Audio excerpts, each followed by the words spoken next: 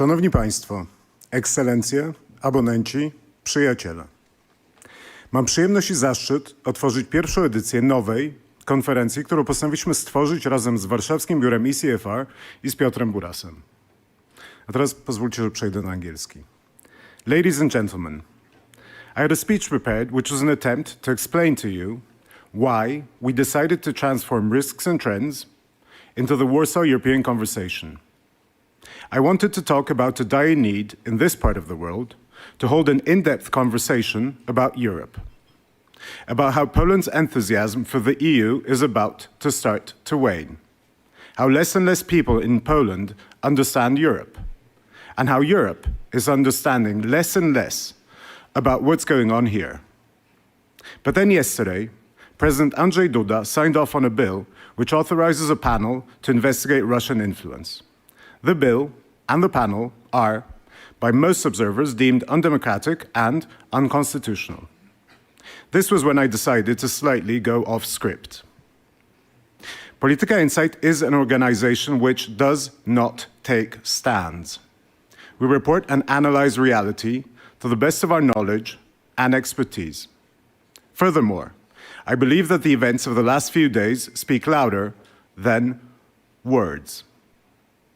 We are heading into an election which, by all accounts, feels historic. But don't worry.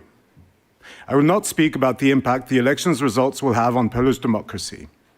There are other formats and different speakers who address this issue on a regular basis.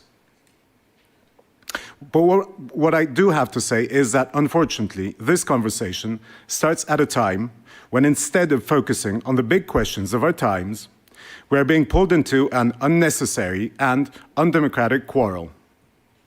A quarrel which, I believe, is unbecoming of a democracy, a key member of NATO's eastern flank, and a proud country which aspires to shape the future of a proud union.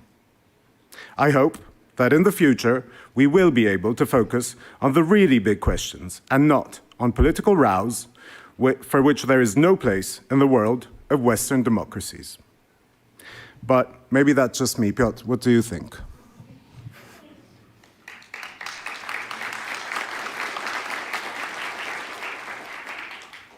Thank you, Andrzej, and very warm welcome also from my side on behalf of the European Council on Foreign Relations.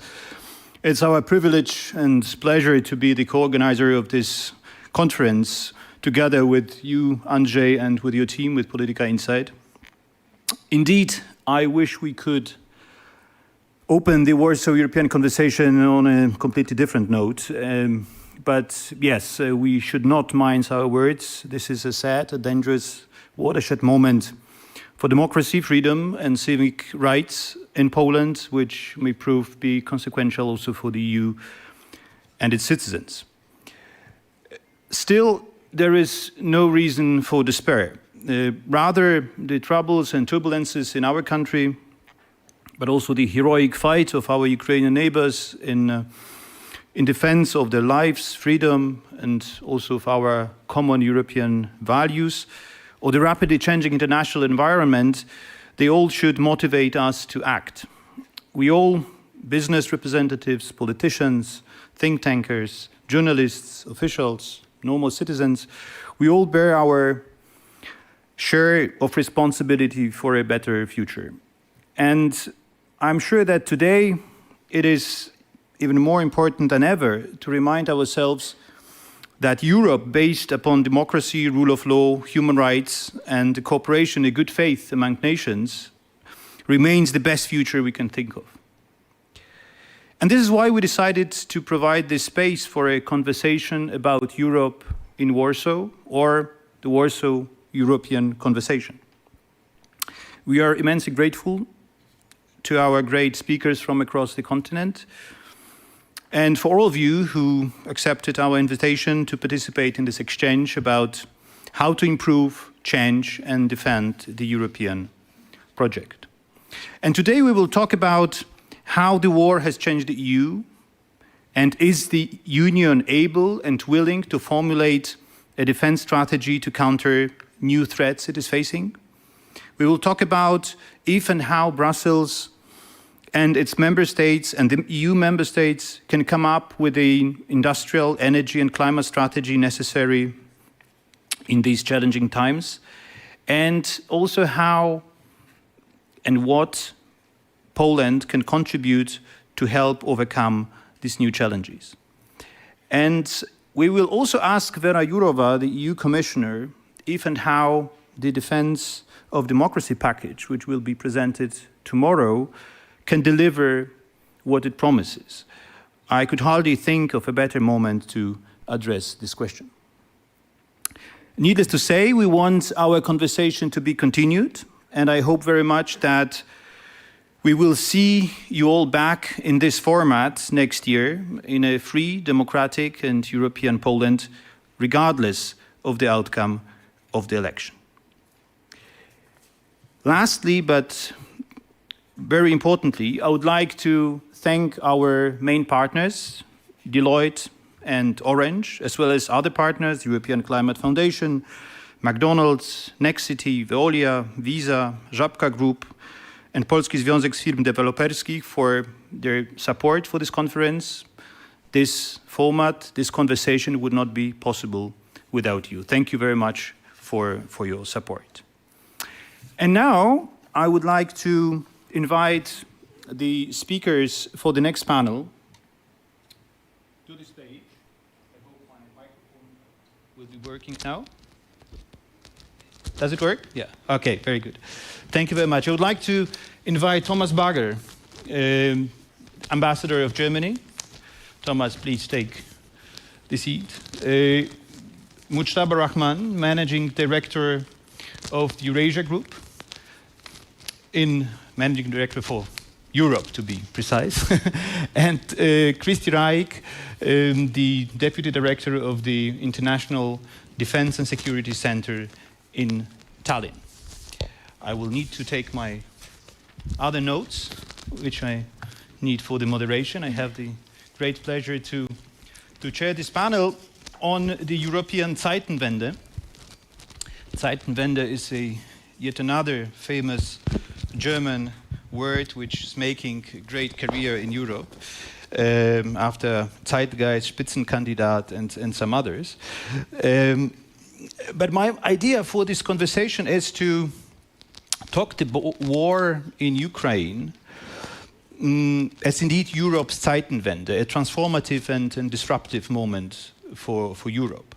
Because I think we all quote very often this famous Jean Monnet saying that Europe is born in crisis, but you will forgive me if I say that this is as right as imprecise, because I think there are, I don't know if you agree, but there are different crises. Some of them, like, for example, the migration crisis, they stir up and change a lot of things.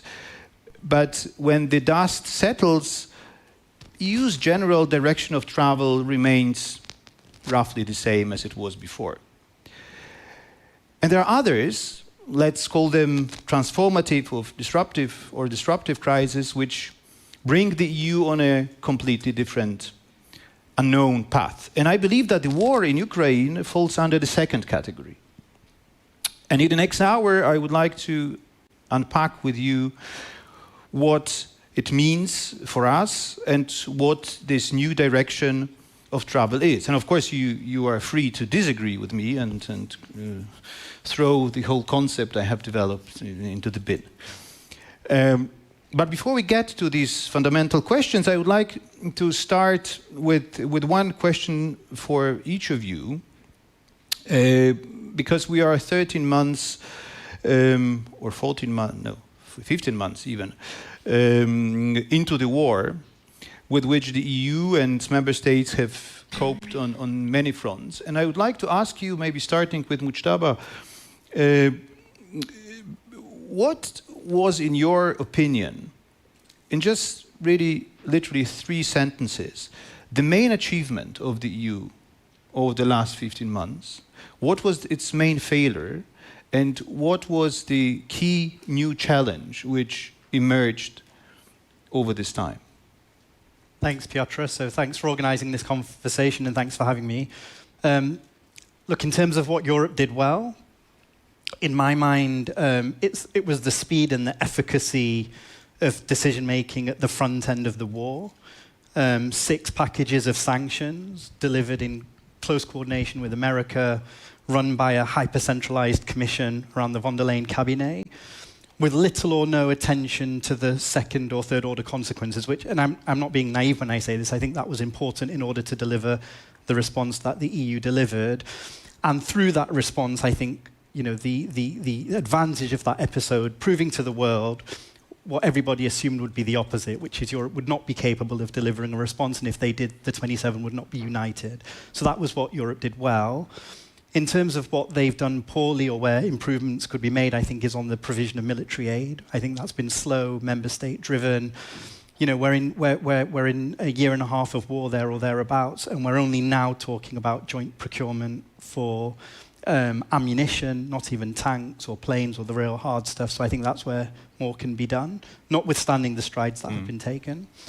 The challenge, I think, is going to be aligning the member states now in the next phase of the conflict. So beyond the counter-offensive, what is the European position on endgame, on the EU perspective, on post-war reconstruction, on security guarantees? I understand a lot of this is endogenous to Ukraine's performance in the counter-offensive, but I don't think those issues are being broached in a serious way, not even in private, and that concerns me. Yeah, thank you, Mitch. And the same question for you, Thomas. What is, from your perspective, what is the main achievement, main failure, main challenge, in a nutshell? Well, I don't disagree with anything Mujtaba has said, but if I would widen the perspective a little, I would say the cardinal failure at the beginning was that this European Union was not able to keep the peace on the continent. That is a failure. Through the mostly regulatory, economic, diplomatic means that the EU has at its disposal. And when it comes to where we are now, I would say we have realized again how existentially dependent Europe, member states of the EU, are on the transatlantic security guarantee and the American provision of assistance, not just to Ukraine, but the existential guarantee for us, which is more acutely felt along NATO's Eastern Front than in some other parts of the alliance, but it's true for all of us. And I think that also points to the challenge ahead of us. If I would say one thing more about the challenge, which leads us, we'll talk about Germany later, I'm sure, but in a way, this Russian all-out aggression against Ukraine has thrown the idea the EU had of itself in a broader international context completely off balance. So in a way, we've lost our sense that the EU represents the future because it is a peaceful way to resolve differences and to expand its regulatory sphere. And so I think in many ways we also have to regain, as Europeans, a compelling idea of the future. And that's not an easy thing because various countries look at it in very different ways, also depending how existentially they're challenged by the war that's going on. Yeah, thank you very much. We will, of course, come back to these questions in a minute. But before we do that, Christy, what would you add to this list, if anything? Kind of along the lines of what has been already said, but I would put it this way. The big achievement and big step which leads to a long-term change is that the EU did experience a kind of geopolitical awakening in February 2022. And this came after years of being in denial about the kind of tightening geopolitical competition over the European security order, where Russia was playing a zero-sum game. And of course, Ukraine was the focal point and is the focal point of this struggle. But it's not just about Ukraine, it is about European order. But for many years, the EU was trying to stay away from this conflict. It was supporting, of course, reforms in Ukraine over a long period of time, but it refused to enter this battle with Russia over European order. I think this is what the EU has actually engaged in now. It has recognized that if it wants to be an actor in Europe and shape Europe's future, this is what it has to do. And it has been amazingly successful at mobilizing the tools that it has in this struggle. Sanctions were mentioned, support to Ukraine, really trying to weaken and undermine Russia's ability to wage war and to shape European security according to the Russian vision. We must deny Russia the right to impose its sphere of influence on any European country. So that's the game the EU has entered now. But then the failure I see is Europe's continued weakness of hard power capabilities. And the EU has started to take steps towards strengthening also this aspect of European power, with military aid to Ukraine, also with the common procurement of ammunition. But these are very early steps, and I'm afraid we lost a lot of time during the first year of the war. It should have been recognized more quickly that we are in a long-term conflict. And in this situation, the EU also needs to play a stronger role in strengthening European defense capability, not taking over the tasks of NATO, but playing its own part and kind of giving a new meaning to complementarity of the EU and NATO. Mm-hmm. And then the challenge. So this is the challenge, probably. Well, this is one challenge, but then I would actually want to highlight enlargement as a big strategic challenge. I mean, the EU took this step to grant Ukraine candidate country status. It was clearly motivated by this geopolitical awakening. But now the challenge is to actually make sure that the EU membership perspective for Ukraine is credible, that it is a dynamic process, that member states can agree on how to get there and can convince Ukraine that this will actually happen. Yes, thank you very much to all of you for, I think it's a very interesting map of achievements, failures, challenges that Europe is facing. And I would like to pick up on some of the issues you mentioned. Thomas said that the failure of the EU was not to preserve peace, basically, on continent. And I think this is perhaps related to something what Mark Leonard recently, our director, recently wrote in one of his commentaries, that the most dramatic shift in European political thinking in the last few months or over the last year has been the reconsideration of interdependence. Because interdependence was a cornerstone of the European thinking about the world, about Europe's place in the world, but also about security, that interdependence is a guarantee for security. And do you agree, Mitch, with this statement that interdependence needs to be reconsidered or has been reconsidered by the EU? And what are the implications of that, if this is the case, for what Thomas also alluded to, the basically identity of the EU, its place in the world, and its understanding of its role? So I do think there has been a reconsideration of interdependence. I don't think that's purely a consequence of the war. To my mind, there have been three distinct phases that began under the Juncker Commission, and that the catalyst for that was really the Trump presidency, because Trump undermined three long-standing pillars of the transatlantic relationship. Obviously, the geopolitics, by affecting the pivot to Asia that Obama wanted to implement but didn't fully muster. And you saw Trump very aggressively tackling Chinese state capitalism, again with no due consideration for the consequences on the EU. So I think that was a rude awakening for many Western policymakers at the time. Obviously on the trade and the economic side, with the steel and aluminium tariffs on the basis of national security grounds. You'll remember the Airbus and Boeing dispute. I think on the economic side again, was a big challenge for policymakers, and then Trump's ambivalence towards NATO. I mean, it was the first time Merkel was saying in public, Europe can't depend on America for its own security, which is a remarkable thing, obviously, for a German chancellor to say. That was the first iteration.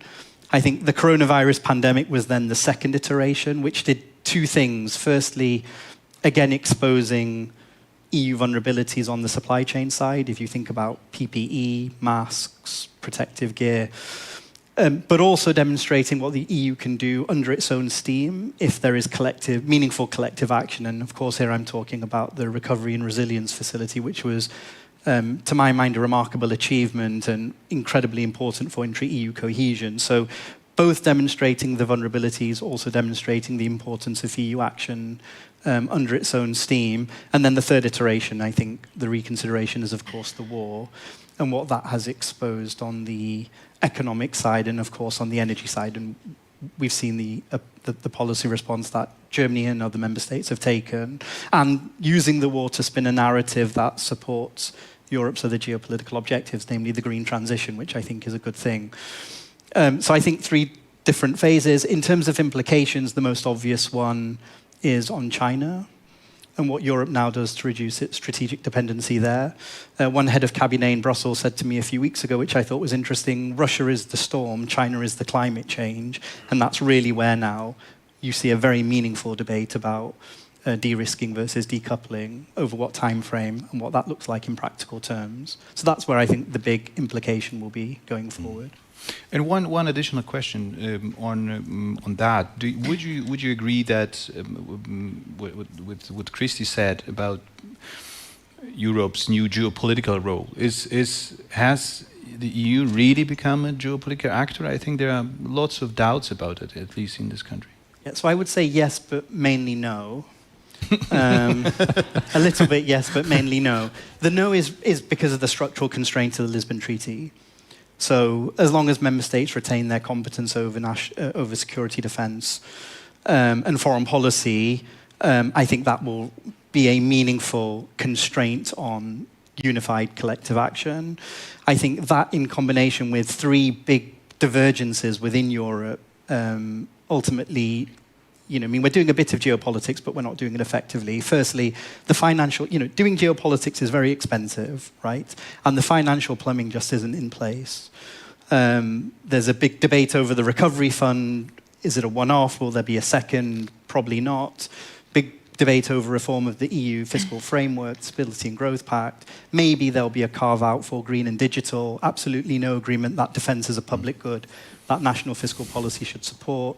We're tinkering with the state aid regime, so on and so forth. So there's no financial, support for these objectives. There's a big problem with rule of law. That's my second point. Internally, with Hungary, Poland, as you've talked about, that prevents Europe, I think, effectively exporting these values in the world. And of course, you have the constraint with unanimity, and we see the way Orban is playing that today. And then the last point I would make, Piotr, is there are divergent foreign policy preferences. So the East, to be very simplistic, the East cares about Russia, the South about migration. Germany, I don't think, really wants to project hard power. France, again, very focused on Africa. And so, Borrell produces a strategic compass, and the strategic compass is just a kitchen sink list of threats the European Union faces. It's not a doctrine. There aren't policy priorities, a ranking of the risks with an effective policy response. And so I think, so that's why I say kind of fundamentally no. At the same time, and this is my very final point, of course, Europe is on more difficult geostrategic terrain, more appreciation for the external environment, the enlargement perspective, what to do with the Western Balkans, the provision of military aid, the EPC. I mean, this is new geostrategic territory, but unless some of those other issues, I think, are worked through, I'm skeptical. Yeah, thanks, Mitch. Thomas, I will just, in a second, I will ask you for the German perspective, because I think this is, of course, Germany is here from the perspective of all these discussions a key country, definitely. But before I come to you, a question to Christy, because you were talking about the geopolitical awakening, about the challenge being Europe not having enough military capabilities. We'll have a separate panel on that. But here, I think it's important to reflect on this. I think a catch-22 kind of situation, which we have at the moment. Because on the one hand, I think this war has shown that the level of EU's dependence on the US is it's really, I mean, I'm not saying unprecedented, but it's huge, and especially in military realm, the US is an inevitable partner. But on the other hand, I think the war has also given a boost to this ambition of the EU to develop its own geopolitical or geoeconomic tools. And some people talk about strategic autonomy. This is a buzzword in this debate. But how would you define it? Is this a strategic autonomy? Is this war a strategic autonomy moment for the EU actually? That we need to go into this direction, or rather a proof that we need to bury this idea for good? Well, first of all, I think this war has really made it explicit that the way we were talking about, or some European states were talking about European strategic autonomy over the past years, was just not credible. And I think that was a key problem from the perspective of countries neighboring Russia, that when France and some other Western European powers talked about European strategic autonomy, they talked about it as if this concept had nothing to do with dealing with the Russian threat. It was about other security concerns of Europe. And of course, we in the Baltic states and Poland kind of contributed to this being the situation, because we wanted to make sure that the threat from Russia is something that is addressed by NATO and requires a US commitment. But if that is the case, so what is the point in claiming that Europe is strategically autonomous? And you can't achieve autonomy by words. And in a situation where Europe lacks the capability to actually take responsibility for its own security and defense, it can be dangerous to make big words about it. We need deeds, and I think that's where we agree, and that's where also the war, Russia's war against Ukraine, is a turning point. But now I think there is more recognition in European states than ever before that we do all need to invest more in defense. And if we can choose in the Eastern flank countries whether to have a strong US commitment or not, of course we always choose a strong US commitment. But it may also happen that a moment comes when it's not our choice to be made, and we have to live with a less strong US role, and we need to prepare for that. And I think this is also something that is recognized in our countries. That's why we are spending so much on defense, that we recognize that we have to do as much as we can.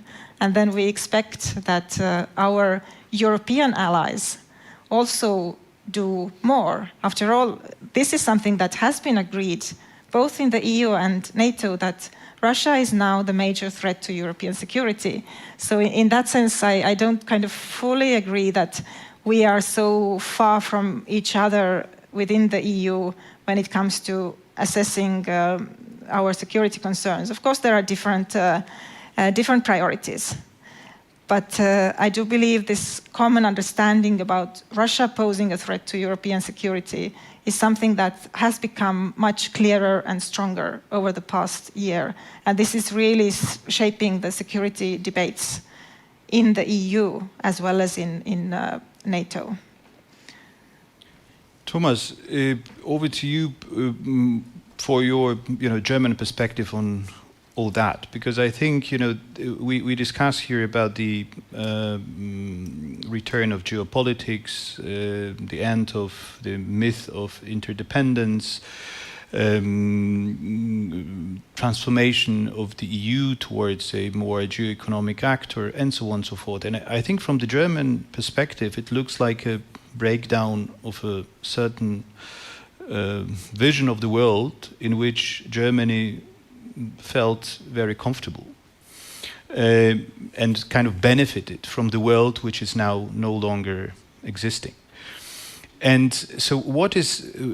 I don't want to ask you about the Zeitenwende, whether it's real or not real. What has happened over this year? We have had this discussion many times, but rather, what does it make to Germany? I mean, what is the state of the German debate at the moment, and what this war has meant for the German political culture, for the self-perception, identity. What is your conclusion after these 15 months? Yeah, that's a big question. But I think, picking up on what my colleagues both have said, I think when you take the military part of it first, the West Germany I grew up in was a heavily militarized state with not only an army of 500,000 men, but an additional 300,000 American soldiers on German soil, and Canadian and British and French and others. So it's not been like this forever, but since '89, there was, and largely because of the entry of Poland into the European Union and into NATO, we had this idea we're surrounded only by friends. So that did two things. It drove the threat perception down to zero in Germany, with the consequence of neglecting over many years investment in our own military strength.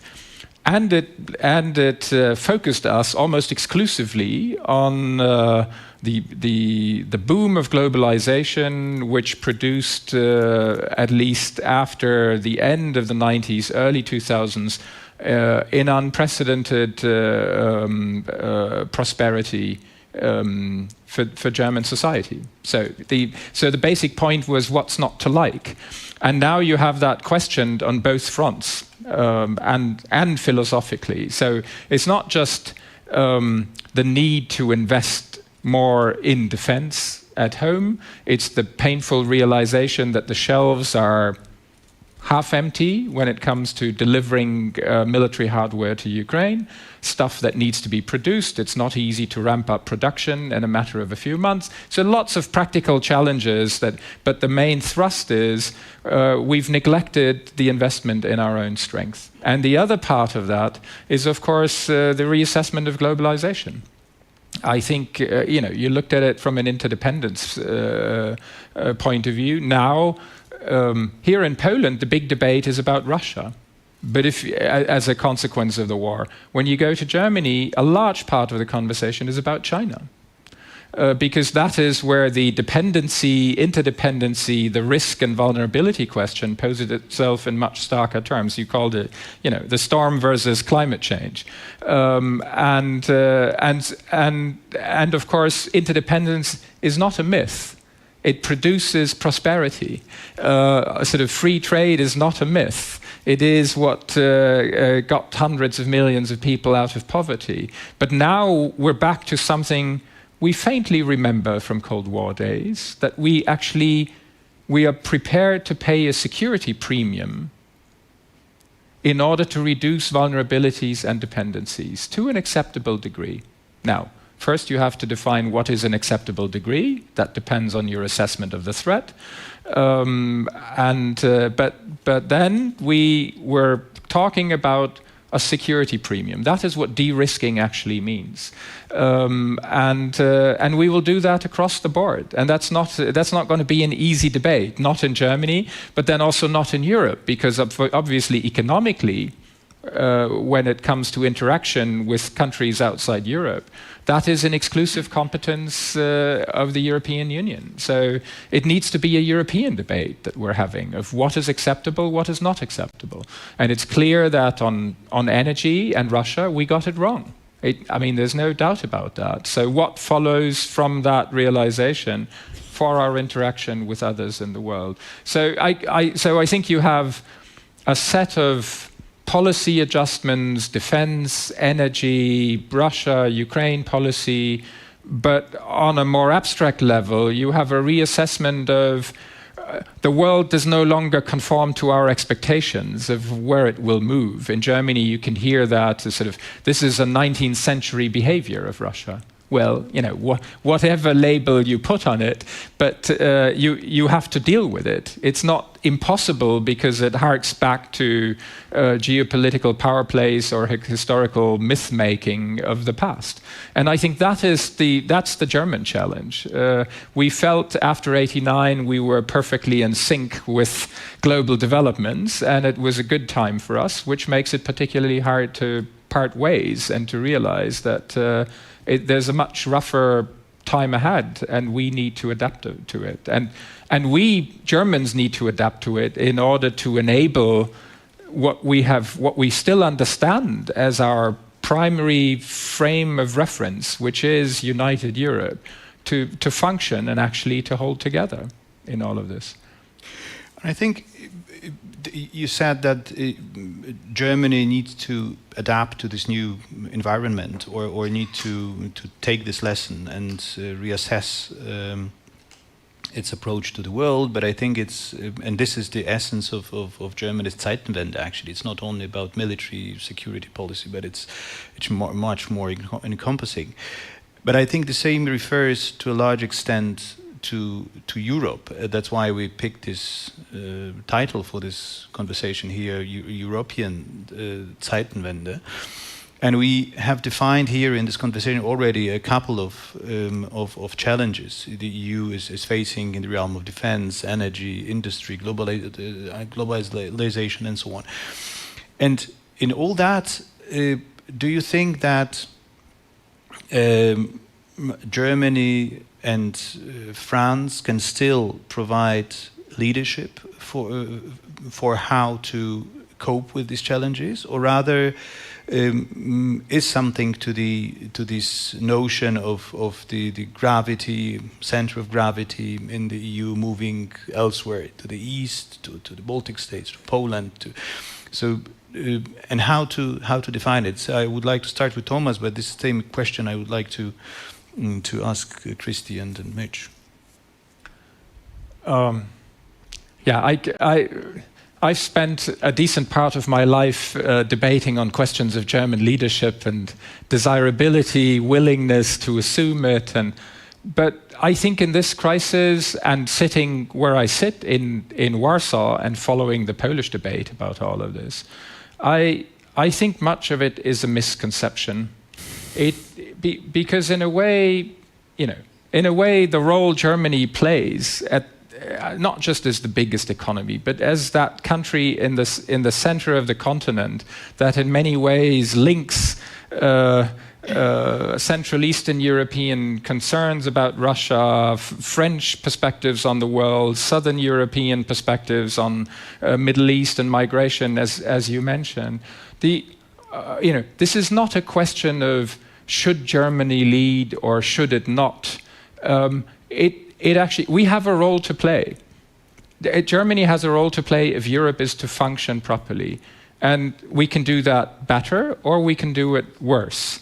But it's not a question of whether we do it, whether we want to do it or we don't want to do it. So that's the way I look at it. We have to do it in a way that actually enables Europe's capability to respond to the challenges outside.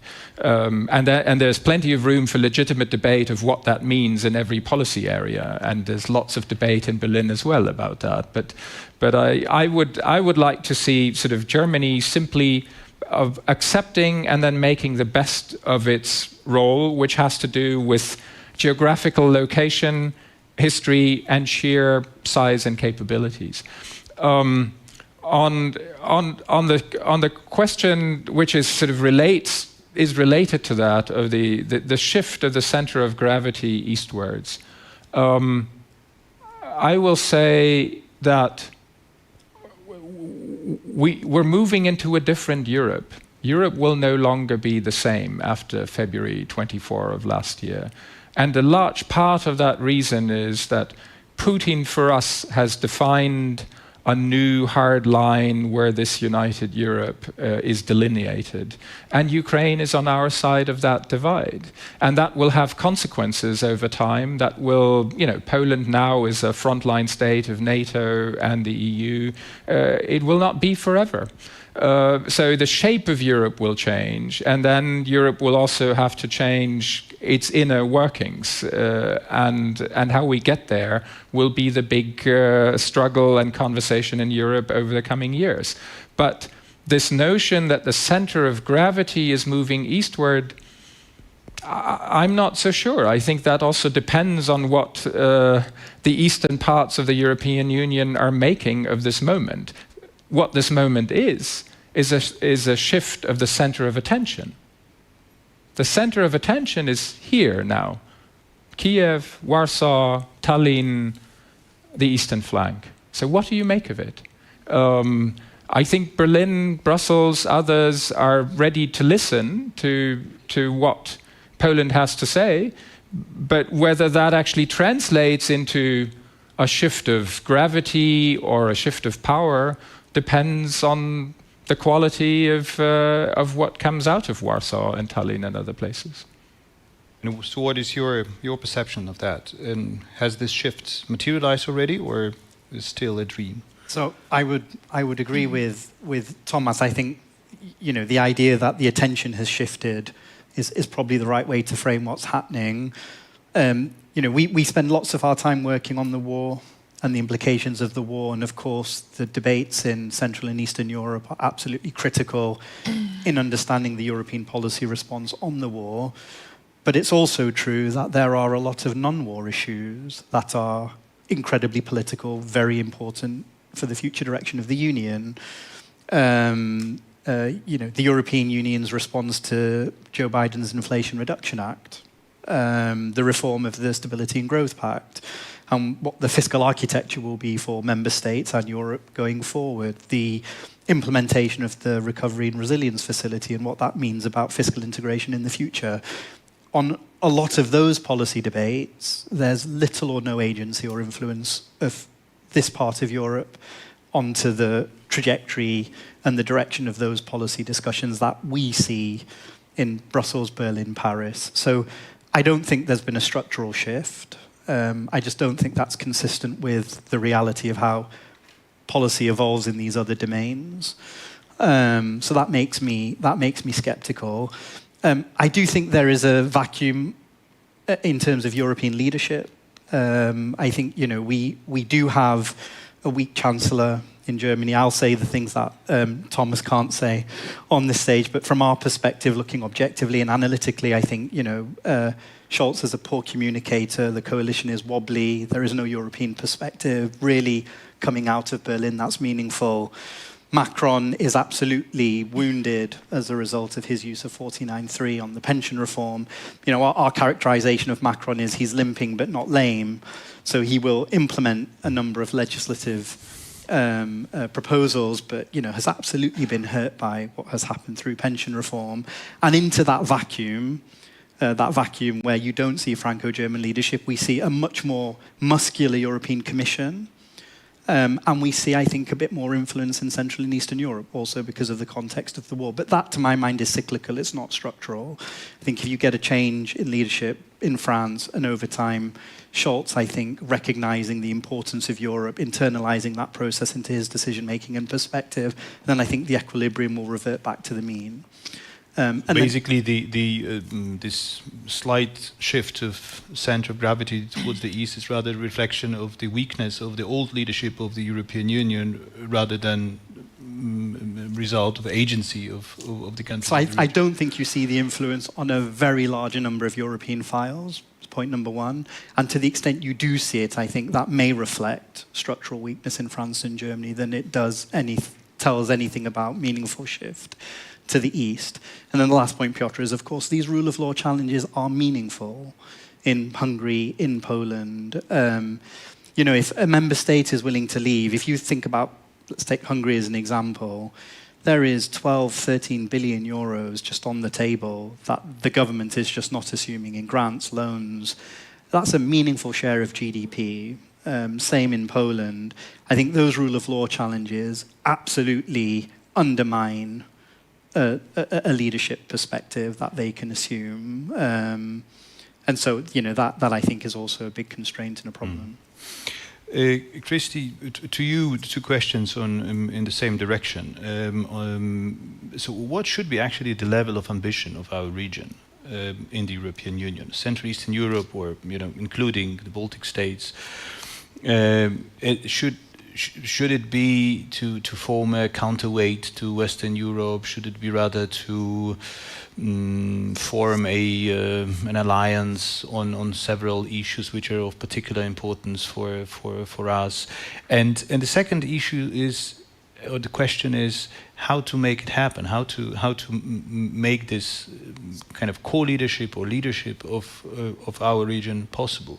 Because we have heard quite skeptical views on that. Maybe you disagree with them, but your opinion would be interesting. Well, indeed, there is a lot of talk during the past year about Central and Eastern Europe having become a stronger player. And I do fully agree that the agency has become stronger. And after all, we have war in Europe. So this is a number one concern. Yes, there are many other issues on the agenda, but as long as we have a major war going on the European continent, this has to be on the top of the EU's agenda. I think there is no other way. Of course, it's more existential for the Baltic states and Poland. The perceptions and the threat level is different in western and southern parts of Europe.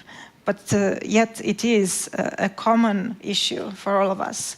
And this is where the Baltic states and Poland have been showing the way on how we need to respond and kind of putting pressure with every decision, whether it is about increasing the cost on Russia or increasing the support to Ukraine.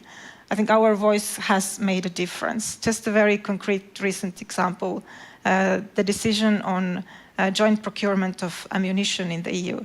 It was Estonia that made the initiative, and it's quite amazing that things like that happen now. We could not have imagined it before the war. But having said that, we don't, of course, have a coherent group of Central and Eastern European countries.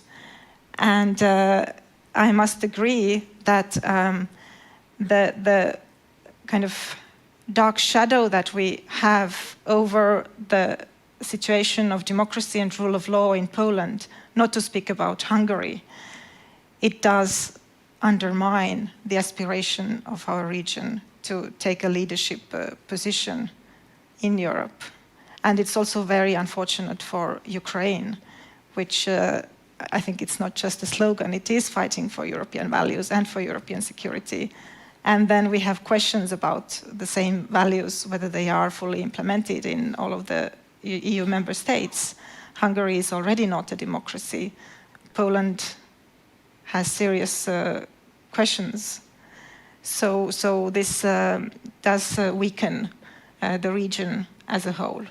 But then what I want to add actually to this discussion about center of gravity in Europe, looking to the longer term future, I think the real big change is actually Ukraine emerging as a strong European nation.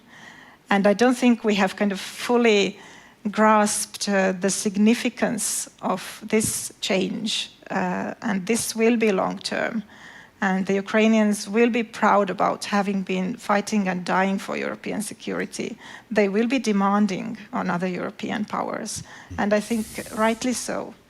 And we used to have this perception, not we in the Baltic states, but in Western Europe, this perception of Ukraine as being almost like Russia. It's kind of the same. Ukraine was not really seen as an independent nation. And now, due to this war, the fact that Ukrainians are actually different from Russians as a nation, they have their own history, they have their own aspiration to freedom, their attitude to individualism. It's all quite different actually from Russia. They have a strong civil society. which Russia never quite had in the same way. And this is now an advantage of Ukraine. And I think Ukraine also has a lot to bring to Europe. We talk a lot about the cost of war and kind of need to support Ukraine, but they are an actor themselves. And there are also quite promising aspects of Ukraine's development. For example, how many people know that Ukraine is very advanced in digitalization?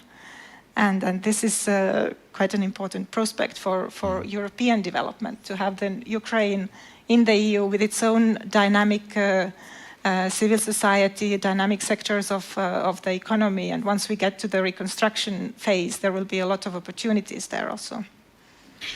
Thank you, and let us spend the remaining 15 minutes of our conversation on exactly on this, on enlargement and its implications for the European Union. Because I think, you know, in Poland we had, of course, a very advanced discussion about the need for the European Union to enlarge, but not so much about what it means for the European Union and what are the basically requirements also on the side of the European Union to be met before the EU can be enlarged. And I think this part of the discussion is somehow missing, and I would like to pick up your brains on that and ask you a very blunt question, Christy.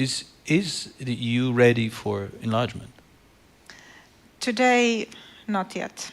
There is a lot of work to be done, and I think now we are in a situation where we have countries that are strong supporters of enlargement, including Poland and the Baltic states. They want Ukraine in as soon as possible.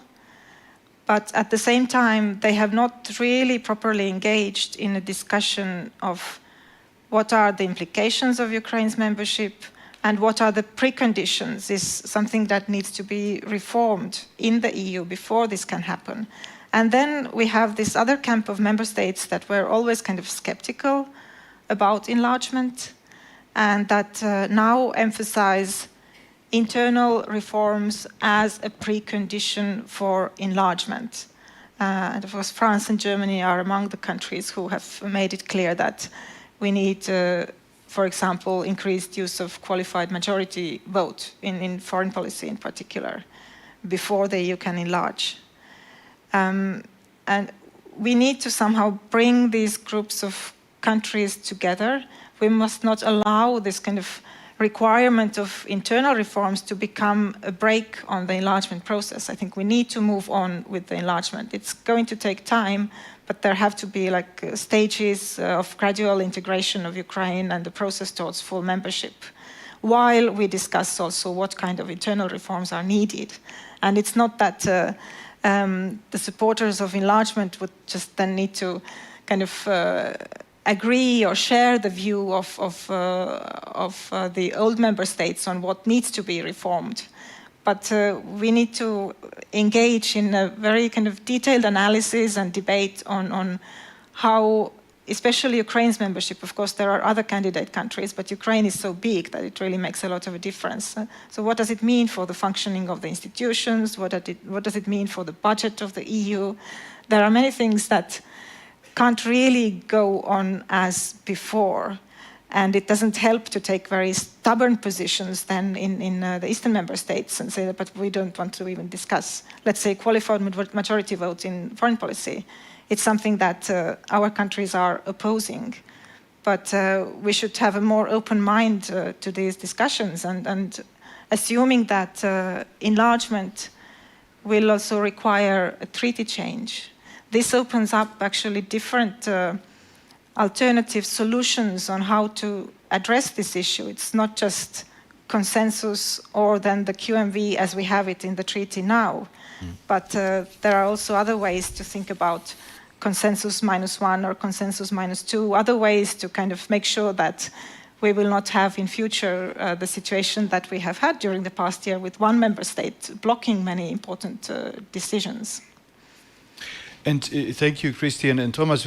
Germany has been particularly vocal on the need for EU reform before the next round of enlargement, and also claiming that the extension of QMB, the voting with qualified majority is necessary in a number of areas, foreign policy, taxation. There is often an interpretation you can come across that this is basically an excuse for not enlarging the European Union. So what is Germany's approach to the enlargement policy? What is the price Germany would be ready to pay for this geopolitical move, which, accepting new members, especially Ukraine, would definitely be? Well, first of all, I think I agree with everything Christy has said. The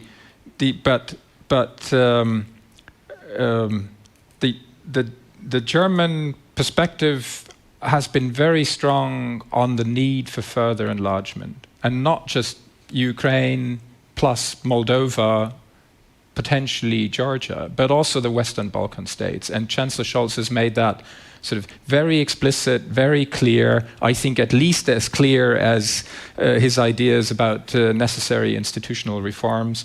And since we have no French participant in this group, let me say that the shift of President Macron's approach to the enlargement question is really significant. I mean, this is a major departure from the French position of all the years since I was posted in Turkey and they introduced the referendum condition for further enlargement. So I think I don't think it's true that you can dismiss that debate as this is just an excuse in order not to enlarge. I think to the contrary, I think that there is the mental shift that the Zeitenwende has produced is also an acknowledgement that Ukraine is on our side of the new divide, and that will have consequences. I can't give you a time frame for that, but it will have consequences. It will change Europe. And I fully agree, Ukraine will be the game changer in this because it is simply the biggest fish in that pond of potential new member states, bigger by far than all the others combined. So that will have the consequences on policies. Does anyone in this country debate what an extension of the common agricultural policy to Ukraine will mean for Poland's net benefit country receiving money from Brussels? I don't see it being debated here in this country, but it is part of the debate. But that's only on the policy level. Institutionally, when I joined the German Foreign Service, which is a long time ago, but after 1989, I started working on EU issues in a union of 12. Today we're 27. Now we're talking about 30-something, 35 potentially. And the German debate has always been this mantra of deepening and widening institutional reform and enlargement are two sides of the same coin.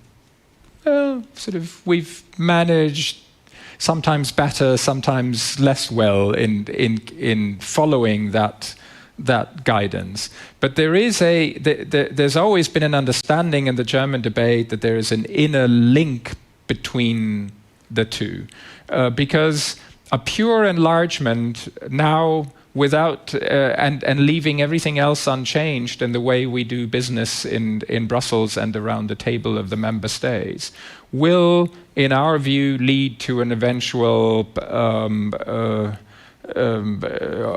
to an inertia in the decision-making process, and it sort of hollows out and dries out the European Union at the very moment when we want to make it more capable, more geopolitical, and more of an actor on the global stage. So we believe that these two need to go together. And there's no sense in making this an ideological debate. It is a practical debate, and we need practical solutions for that. This is not about either or. And I think in that it resembles actually the broader strategic debate that we have that you touched on with strategic autonomy or European sovereignty. This is not an either-or question. Both are right. We can't guarantee European security without the United States in Europe.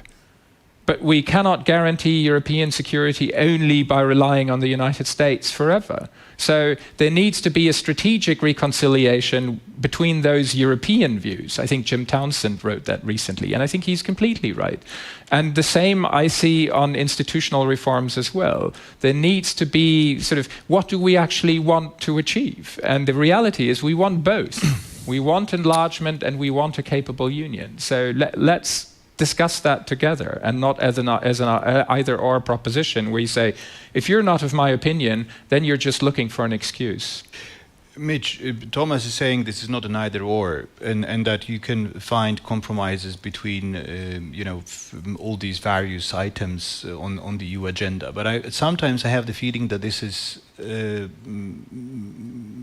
kind of an attempt to square a circle with deepening and widening. That this is, at some point we're coming to a situation where this is no longer possible to have both, and this generates this discussion about the loss of sovereignty, the emotions it produces, and so on and so forth. We need to be mindful of time. We have 4 minutes left.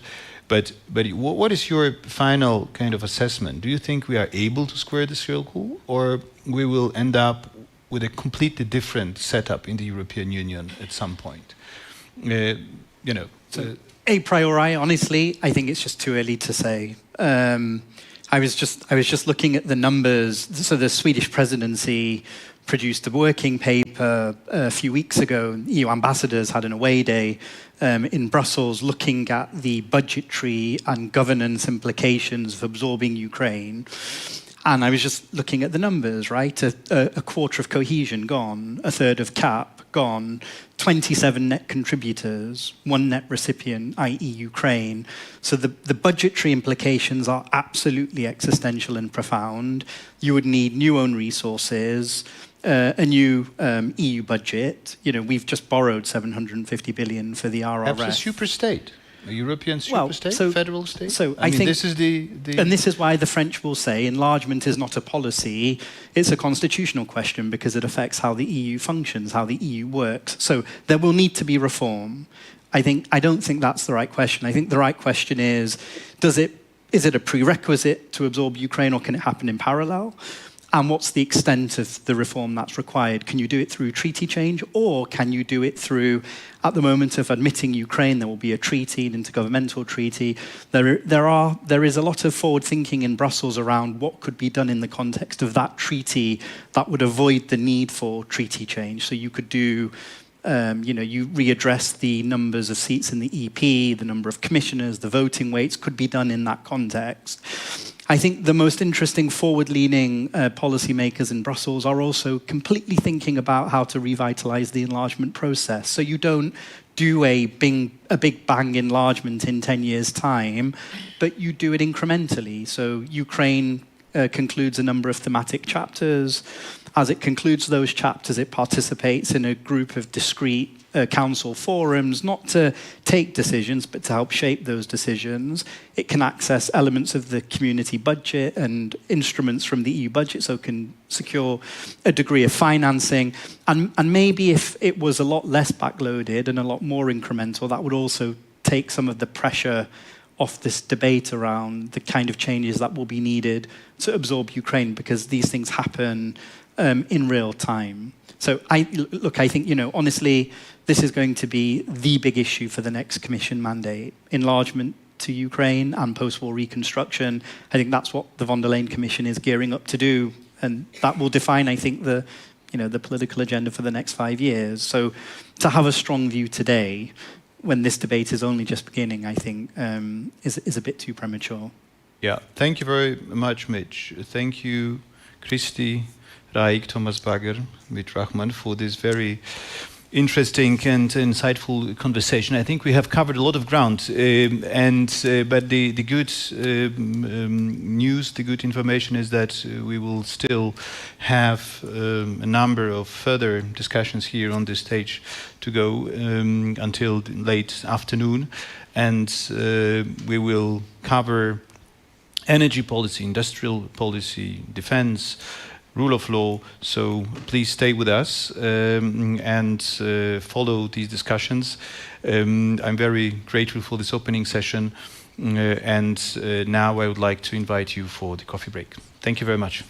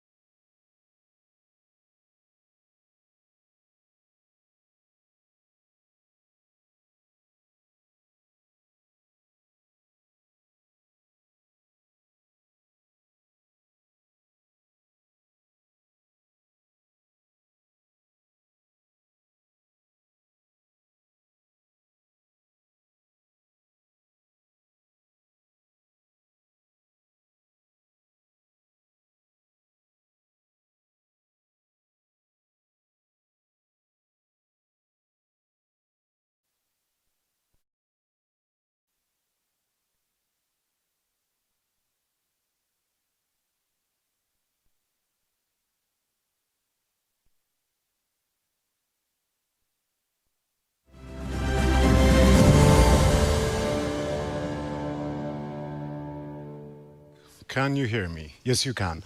Hello, thank you. Thank you for being with us still. Thank you for having coffee and for being back with us for this conversation. We're going to be talking about the Polish elections and what they mean for Europe.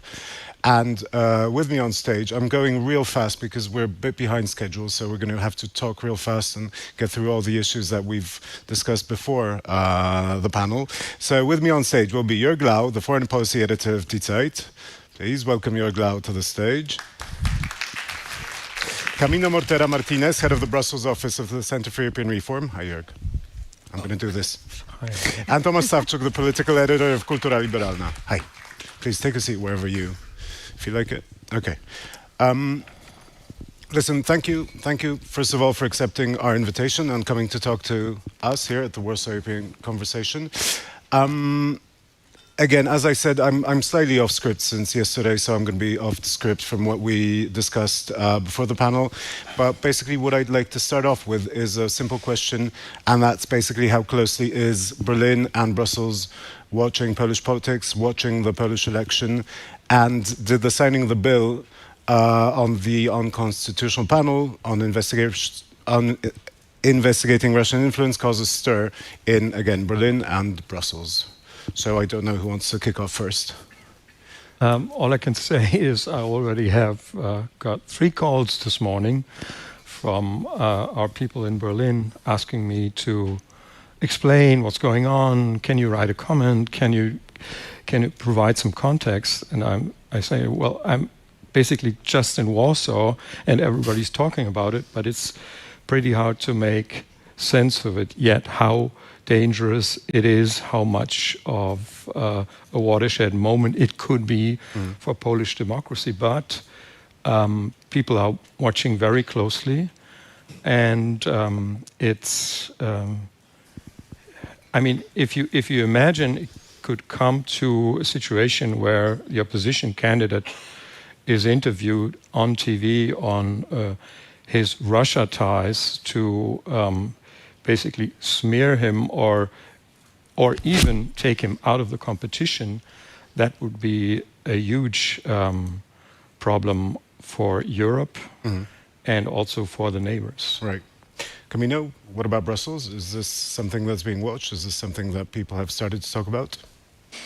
I mean, Brussels is very closely following the Polish elections, and that's not only because the Polish election matter, but also because Poland matters a lot to the European Union for very obvious reasons. One is the size of Poland. It's one of the big 5 member states.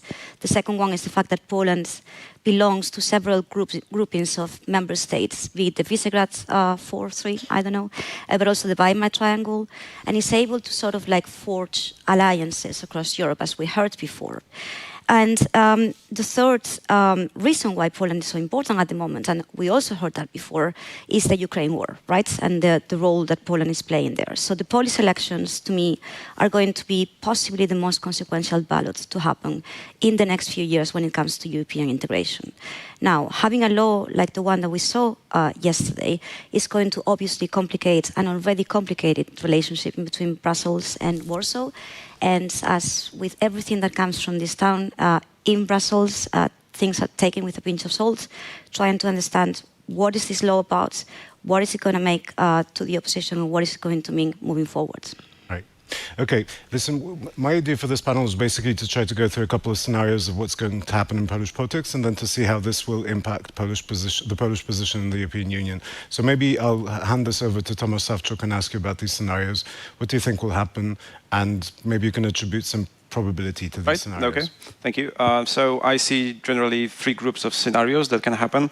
First one is the easiest probably, which is Peace, Law and Justice Party, which is Peace in short, wins majority, and I would say that this is about 20% probability that they have votes on their own to have majority in the parliament. Then the second group of scenarios would be that the coalition of 4 major democratic parties forms government and achieves majority, and I would say that this is around 40% probability based on the polls that we see and the dynamics of the electoral campaign that I can imagine. And then there's this first group of most problematic scenarios, which is kind of uncertainty or deadlock or chaos, and this could go in various ways, which means that Peace doesn't have majority on their own, but the opposition, democratic opposition, also don't have majority on their own. So this means that far-right Konfederacja has the votes to actually, which would be actually needed to form a government, and they could do a number of things then. They could decide not to enter any coalition, which would lead to snap elections. They could also decide to enter a coalition with PiS, and this would be a difficult coalition because they would probably need a lot of accommodation, and from the polls we can see that Konfederacja can win around 30 or 40 MPs in the parliament, so this would be a major player in the coalition. And also, there could be some more chaotic scenarios. For example, the elections could be contested. So this could go to the Supreme Court, or there could be also other ways to disrupt the elections, such as a state of emergency, which would be declared sometime around the elections, after or before, which could, for example, national security reasons, which could be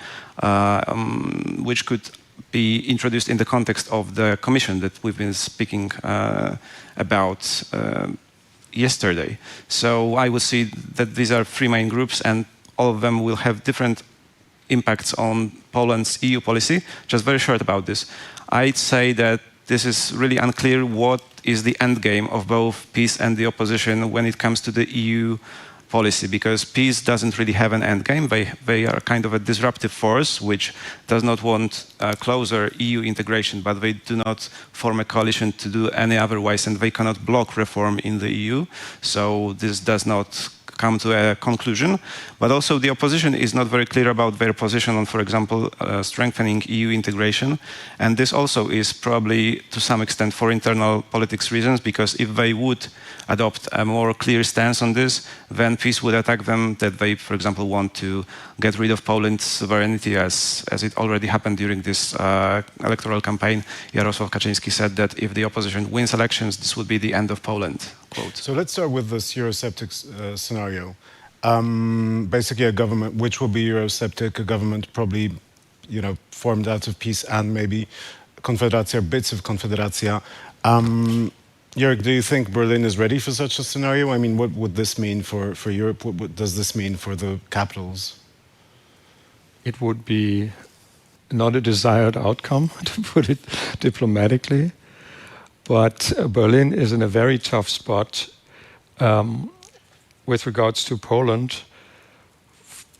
First, because part of this election campaign is about Germany and about supposed German plans to take away Poland's sovereignty, a plot between Brussels and Berlin to undermine Polish sovereignty.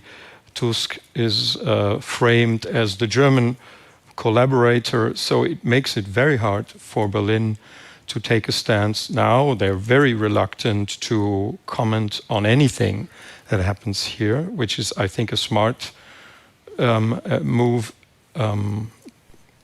until the election actually happens. Then dealing with an even more right-wing government in Poland would be a very tough spot for Berlin. We have similar situations with other important partners. We've had the Trump government, which was also a very tough time. Israel is a very important partner for Germany, and we have basically the same situation there. Turkey might turn out that way, so it's not a one-off if Poland would turn that way. But Poland is, for the reasons that you already mentioned, I think the most important strategic partner for Germany in Europe right now. With the war going on, with the accession, or the planned accession of Ukraine, nothing can be done without Poland, and Poland is also economically a very, very important partner for Germany. It's the fifth largest trading partner for Germany, right after France, and so a lot of attention is turning towards the German-Polish relation, and it would be a very, very hard situation dealing with a government that is that has basically won a campaign against Germany. So I think this would be a very bad situation, not just for Germany but for Europe. What about Brussels? Do you think that Brussels would be trying to start with a reset, or do you think that Brussels would basically get back into the fight over rule of law with Poland if you had a government that would be overtly, openly Eurosceptic, which is a scenario that we're considering? So just to clarify, Brussels is not this mythical place where things happen. Brussels is the European institutions, but also the European capitals. And just to reassure you, Jörg, Morawiecki and friends are picking a fight not only with Germany, but also with France and other EU capitals. That, together with the standoff over rule of law and fundamental rights, is obviously constraining Poland's ability to harness all the potential that I was referring to before, this idea of being a counterbalance to the Franco-German engine, but also to sort of like extend European Union values to the east and help Ukraine, which is a big, big topic, obviously, in the European Union right now. Now, my personal understanding is that in Brussels, the idea of having an even more Eurosceptic government in Poland has not sunk in yet. I'm not sure that lots of people understand or have been following Konferencja. Me, myself, I don't even know how to pronounce the name of the party correctly. But the mere idea of having somebody who is going to be possibly tugging at the more Eurosceptic instincts that peace has, with even less constraints that Ziobro and his party has. And is going to continue the fight not only over judicial reforms, but possibly also over climate change and regulations that go in that direction. I think it's a very worrying prospect for Brussels indeed. And I'm not necessarily sure that the powers to be are ready or sort of understanding very well what they're getting themselves into. So, I mean, they're not getting prepared for this, but what do you think would happen? I mean, how would Brussels react to such a government? I mean, do you think they'd up the fight? Or would they try to... I mean, once again, Brussels being many different things, they will probably, on the one hand... I'm thinking Commission, basically. I'm thinking Commission. The Commission will, on the one hand, probably congratulate the winners, and on the other hand, being gravely very concerned, incredibly concerned, depending on, how serious the situation is. The thing is that the Commission at the moment doesn't really have the power to stop this rule of law brawl with Warsaw, insofar as, and you know this very well, insofar as the Supreme Court bill is not is not happening. So the question to me is not whether the problem is going to escalate, is whether this government is going to be willing to de-escalate parts of the problem by, for example, tweaking at this judicial reform, as opposed of actually making them worse by adding to the whole rule of law fundamental rights question an additional layer, which I think is inherent to all these sort of parties that we're seeing everywhere in Europe, farmer parties, very much concerned with this idea that Brussels are going to force them to drive bicycles to work or, to buy electric vehicles that they don't have the money for. So if you add this layer of complexity to an already complex situation, I can't see how the conflict can actually be less, but actually will be more. Okay. Let's move on to the second scenario, which would basically be fairly simple. I mean, the opposition wins, and probably, and this is most probable today, is that Donald Tusk forms a pro-European government. Do you think that basically Brussels, sorry for the generalization, and the European capitals would basically pretend that the last 8 years was just a bad dream and we'd be back pretty much where we left off in 2015? I mean, is this basically a moment where we say, okay, forget about everything and let's get back to where we were? Is that to me? Yep.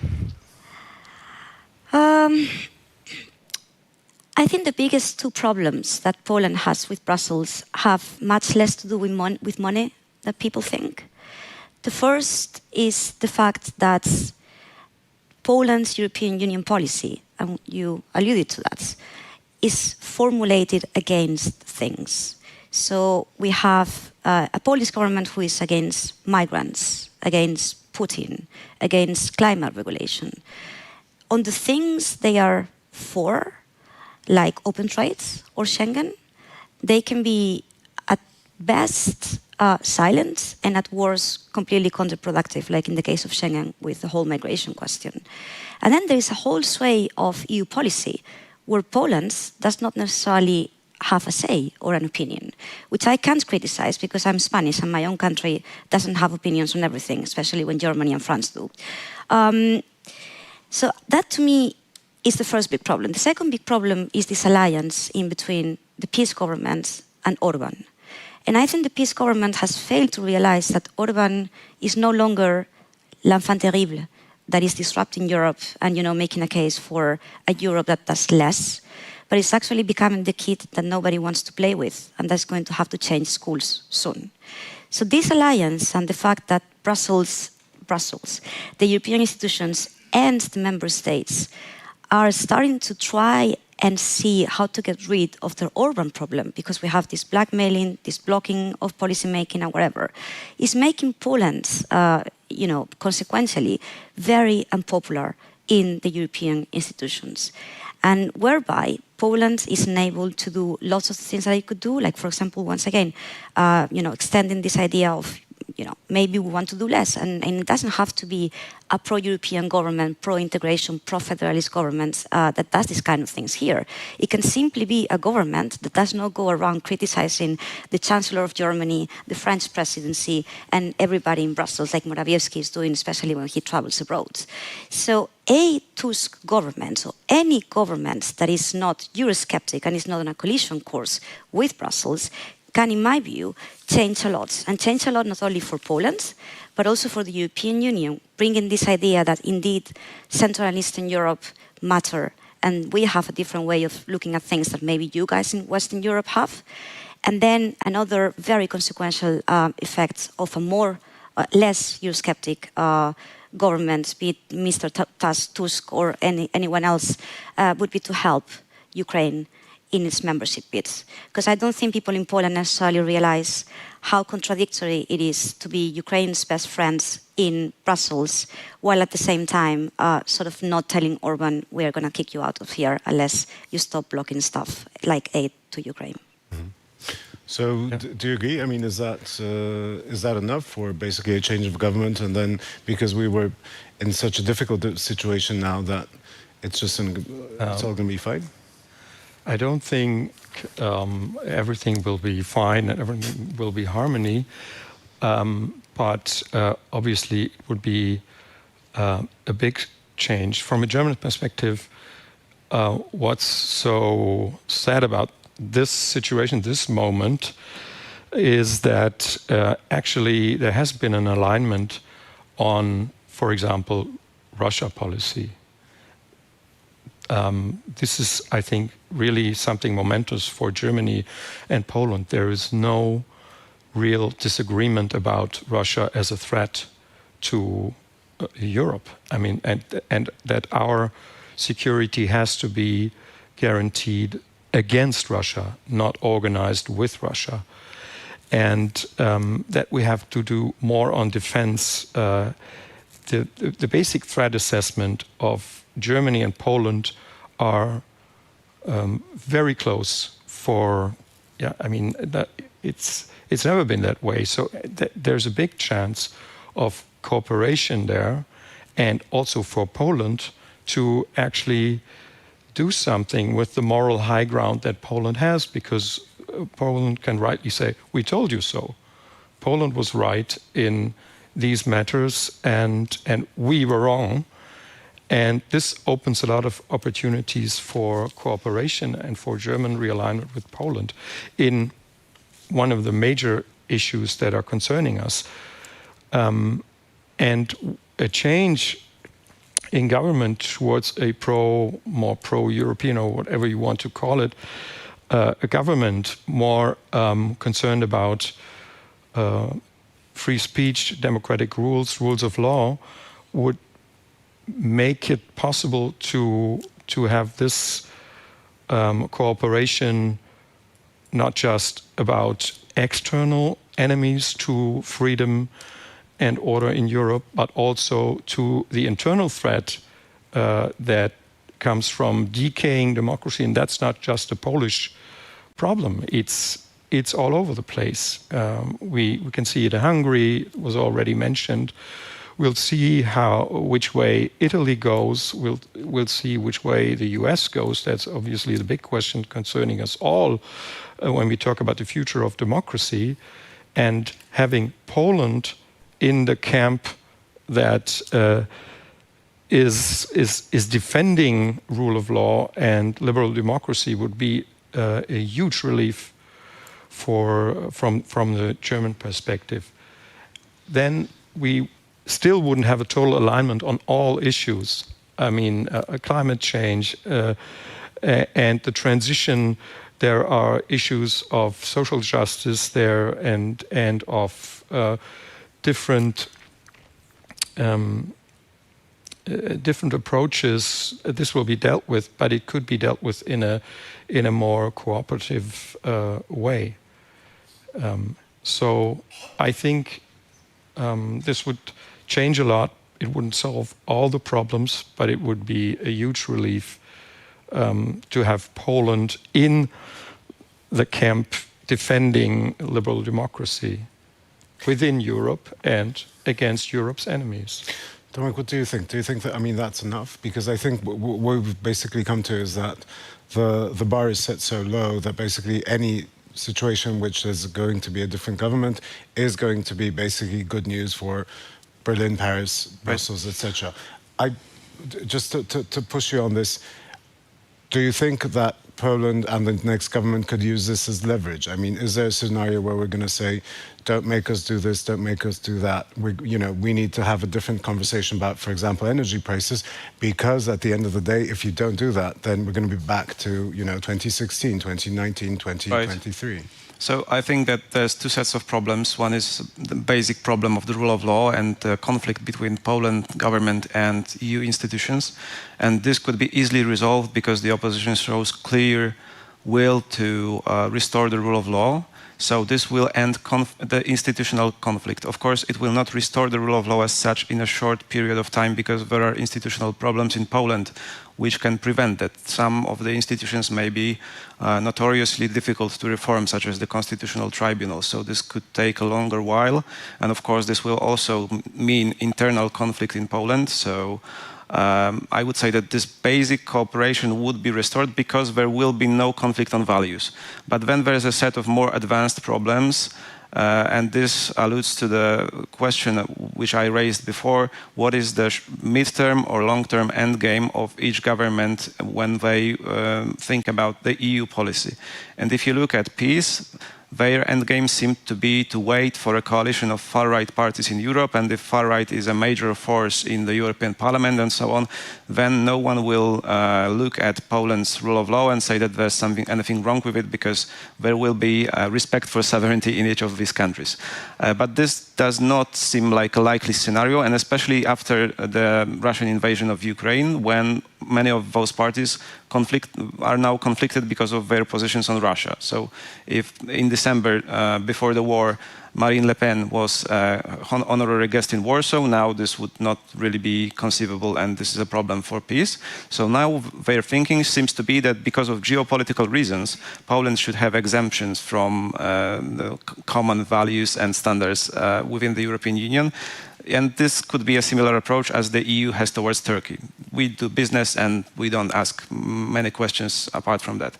But when it comes to the opposition, I don't really see a coherent vision for the future of Europe. And of course, cooperation would be much better because the main democratic parties are very much aligned when it comes to values and standards, and the green transformation shouldn't be a large problem ideologically, I'd say. But of course, on practical things, much of this foreign policy would be contingent on internal affairs, and I think that you rightly point to the fact that many of the policies would need to be negotiated in such a way as to remember that there is a very strong populist opposition in Poland at this point, PiS and Konfederacja, who will be then probably much more anti-European than in the case when they are in government. So this would need to be taken into account, and of course the threat or the accusations that the oppositional or democratic government wants to get rid of Poland's sovereignty would be a large topic in internal discussions. Okay, because when I was listening to the previous panel, I was thinking about what was being said, and I think this is pretty obvious for most people, of this shift of power, this situation where there's been a structure shift, and it feels that Poland is not, playing its role. It's not playing to the opportunity that the situation, however dire and difficult it is, gives. So what I'm wondering is there a scenario in which there is a new government and this can be used, this change of power and the situation, the geopolitical situation, can be used in order for Poland to start even, punching above its weight, right? To get back to the Weimar Triangle, to get back to a situation where you're going to have Berlin, you're going to have Paris. Right. So, don't you see that happening? Just one point on this. I would say that this is contingent on how you imagine your weight, because peace imagines that they have great weight for geopolitical reasons and for moral reasons, but the opposition does have a much more modest view of Poland's weight in the EU, and I would say that they are not very fond of conflict. They try to rather avoid conflict and do things cooperatively. And this means that they would just behave like a kind of standard medium-sized European country, then say that, of course, we need some help because of the situation in Ukraine. But aren't you thinking about the opposition from 2015? Yeah. I mean, hasn't that changed over the years? And couldn't the fact that we were such a problem, the moment that changes, doesn't that add some weight to this country? This is a question of the end game. What do you want to achieve? Do you want to achieve a new European treaty in which Poland would have a kind of larger role, or do you want to form, three countries leadership of Europe with France, Germany, and Poland, who have a common vision for strengthening the European integration? I don't see that there exists such a vision that the opposition could now follow. Maybe it will emerge in time. Maybe after some time this will be a common shared vision. But for now, when I hear, for example, Macron speaking about European strategic autonomy, when I hear German politicians saying that Europe should go in a more federal direction, I don't know if Poland's opposition is actually supporting these ideas. Maybe they do, and I would be inclined to say that at heart they do. But I wouldn't say if they will. I wouldn't guess if they will say it out loud. What do you think? That would be a very interesting discussion to have. I agree that it's not clear what their vision for Europe is as it is evolving, especially with the enlargement, especially with Ukraine, but also the Western Balkans. How can you make this EU actually work? What's your idea about that? And it would be very helpful to have a real conversation about this, because I don't think anybody really knows how to do this. Nobody has a plan, actually. But what the current Polish government communicates is very confusing, because they want to bring Ukraine into the EU as soon as possible, into this terrible prison of peoples that they're suffering from so much. How can you do that to Ukraine? This is a blatant contradiction. And then they throw around these big words like sovereignty. They want a union of peoples that are more sovereign, and the EU bureaucrats should stand off and let them just proceed. It all doesn't really make sense, except if you have that vision that you just outlined, that more and more countries will turn to a national conservative vision, and then this will be just a hegemony of this kind of thinking, and Brussels is basically not needed anymore, because we will deal it out between Budapest and Warsaw and Rome. I have to... But these are actually, I think, the different models that also this election in Poland is about. In a way, I have to disagree, and we don't have a representative of the government, and I'm by no means and by far not a representative of this government, but I think it's not fair to say that PiS does not have a vision of the Europe they want. I'm not saying I agree with that vision, but I think there is a vision there. The problem is that not many people hear about it because there's a fight going on and there's shouting and there is no space for a conversation about what sort of Europe that peace wants. And probably that's a Europe with Ukraine, because that would dilute the powers that be, that would mean a shift of power, etc. We're not going into money, we're not going into, agricultural policy, because there's a number of problems with that. And I think that vision is very, it's not very complex. Mm-hmm. But it's not that there is no vision. Yeah, but the question is if this vision actually makes sense for Poland, but also for Ukraine. I'm not sure. You mentioned the idea of diluting the influence of Brussels and others by bringing in Ukraine. Yeah. That's not the best reason to do such a huge experiment, and a lot of consequences will come with it, also for Poland, for Poland's agriculture. I mean, obviously, Ukraine will be the biggest producer of grain in Europe, mm-hmm. and will have access to a lot of EU funds, more than Poland. Poland will be have to be a net contributor in that kind of Europe. So all these things should be discussed, and it's not yet the case. So. Okay, I don't want to go. We can have that conversation over lunch. But what I was trying to say is that basically it's not that there's no idea about how this should work. What do you think? I mean, do you think there's any scenario in which Poland starts to play a different role in the European Union? I mean, do you think that basically what I'm trying to ask and what I'm trying to find out is if after these 8 years, basically any hopes for, regardless of the politics, regardless of the fact that there is an end game or there isn't an end game, a vision, looking at also the economic development of this country, the geopolitical weight that this region will have to play in the years to come, is there no way, regardless of who's going to be in power, if it's going to be Tusk, Kaczynski, or whoever, that Poland will start aspiring to a different role than it played before 2015? But this is really up to Poland. And I honestly have no issue whatsoever with either of the scenarios that you guys brought about. So the one where, the Europe that does less, the Europe that doesn't entrench into people's life, the anti-federal Europe.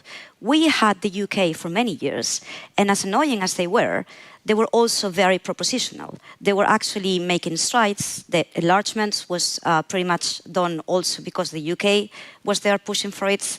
They had opt-outs of things. They had a very clear, in a strange way, European policy, which is not the case of Poland and is not the case of this particular government.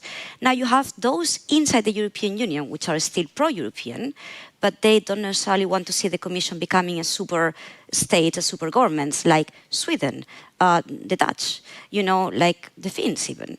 And all these countries have become much more powerful ever since the war in Ukraine broke out. Because as much as I disagree with the idea that the center of gravity of the European Union has shifted anywhere, I still think that the European Union as it is France and Germany primarily, the European Union has become much more multipolar. And that's where Poland or any other member state could actually, be clever and exercise more influence. And now the second model that we talk about, which could be what you said the opposition is perhaps thinking at, is to become a mainstream normal European country where, we have some opinions and, okay, we don't necessarily like Macron or Scholz or whoever, but we go along with what they say. And this is literally the Spanish and Italian model. And again, that's something that exists, and that's something that Poland could be part of. The question is whether Poland or any of these other countries, for what matters, are going to really harness the opportunity that they have at the moment to become more powerful by forging alliances on different topics, which was not necessarily the case before either the COVID pandemic or the war. And in the case of Poland, because it is alienating people left and right, and because once again, it's not formulating policies in a constructive way, and that you cannot pretend to be a leader of anything if you're not being constructive, this has become really complicated. And honestly, the Orban problem is a huge problem for Poland. So insofar as Poland or the Polish government, whoever it is, PiS or Tusk or whoever it comes next, do not realize or do not come to a conclusion of what to do with Viktor Orban, then they're going to be, part of the pariahs of Europe, no matter how much moral high ground they had. And just to finish here, Poland had an incredible pass, in a way, for the first months of the war. And I remember when von der Leyen did her State of the Union speech in September 2022. I think she mentioned Poland possibly 5 times, and it was the only member state that she mentioned by name so many times. All of these times were to highlight positive things about Poland, how Poland had been amazing, how citizens here have been amazing, how, without Poland we couldn't have withstood the whole Ukraine crisis. She approved the recovery funds against the views of many of her own college commissioners.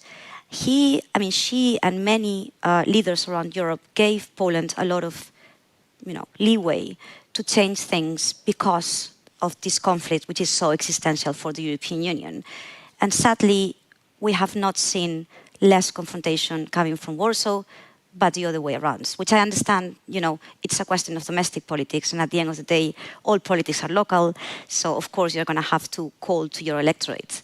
But insofar as that tendency doesn't change, this is going to hurt not only Poland's prospects for being a powerful player in Europe that it should be, but also the European Union itself. Because with conflicts like this and with countries trying to be antagonistic as opposed to constructive, in whichever way you want, you can be anti-European, anti-federalist and still be constructive. We are missing out on a lot of diversity and on a lot of thinking beyond the Franco-German engine and the Western European countries' sort of interest. Okay. Listen, I'd like to take a couple of questions, maybe 2-3 questions. So if you have any questions ready, then please raise your hand. In the meantime, I'm going to ask you one last question and hope that, Michał, just, okay? And my last question is, because you spoke about enfant terrible, a problem child that will have to change schools, and I want to drop the P word. I mean, I want to ask you about Polexit, because nobody's talking about this. I'm not saying it's going to happen. I'm not saying it's in anybody's interest for that to happen. But from my perspective, there is a scenario in which we start heading in that direction. And I believe that when we do start heading in that direction, it's going to be very difficult to turn the train around. And when you talk about Hungary, it seems, from your perspective, as if Hungary is more of a problem child and more of a problem for Europe than Poland is. From my perspective, once we start heading in that direction, I believe Poland will be a bigger problem than Hungary, because our foreign and European policy is very personal and it's very symbolic, whereas I find Hungary to be very transactional and policy-oriented in the sense that they're doing this towards certain economic gains and ends. Whereas in Poland, I have a feeling and I have a worry that the situation could, in a very negative scenario, get out of hand. So, I mean, is this, is this basically in your imagination? I agree with you on the fact that Poland is much more important for Europe than Hungary is, for several reasons, and it's a much more insidious problem. I keep on saying that, and I don't get many friends because of that. But because the duplicitous game this government is playing vis-a-vis Ukraine, we want Ukraine in, but we sort of want out of many things, which doesn't help Ukraine. So for me, that's very important. And B, because in my view, and maybe I'm an external observer, indeed the Polish government, whichever Polish government, has a much more principled view of things than Orban does. Orban wants his money, he wants his blackmailing thing, his clientelism, his cronies, whatever, then you can negotiate with that. It is much more difficult to negotiate with a principled government that doesn't necessarily know what it wants to go at the end. Now, do I believe that there will be a poll exit or hang exit? I personally don't, but I don't live in this country, so you tell me. I think the polls show that the barometers, the Eurobarometers, all these things show that both Poles and Hungarians are very much pro-European, and they would not think of leaving the European Union. And maybe, like, taking this back to my original field of work, I think that after the UK left the European Union in the way it did, there is very little appetite for anybody to leave the EU as it stands. Now, another question, a different question, would be, do we need to have a conversation about what kind of Europe we want? And do we need to start talking about opt-outs, opt-ins, and things like that, like the UK had in a number of areas? I personally think when it comes to migration, for example, which has been blocked at the moment by precisely Poland, Hungary, and a couple of other member states.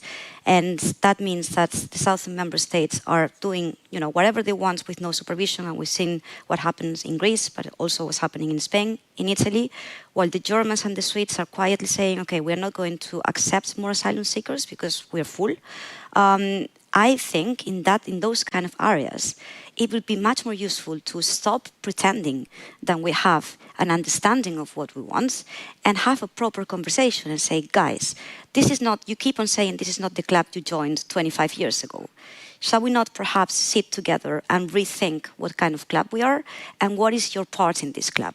And to me, that is essential. And this, it would also have, in my view, the advantage of sort of taking out the values question out of the equation, because in my view, the whole values question poisons a lot of the relationship in between Brussels and both Warsaw and Budapest, since it can be very easily weaponized by sort of more nativist governments by saying, this is cultural wars, Brussels wants us to become something that we are not, etc. Whereas I believe at the very deep of this question, at the very bottom of this question, is the very simple question of what kind of European Union do you want to be?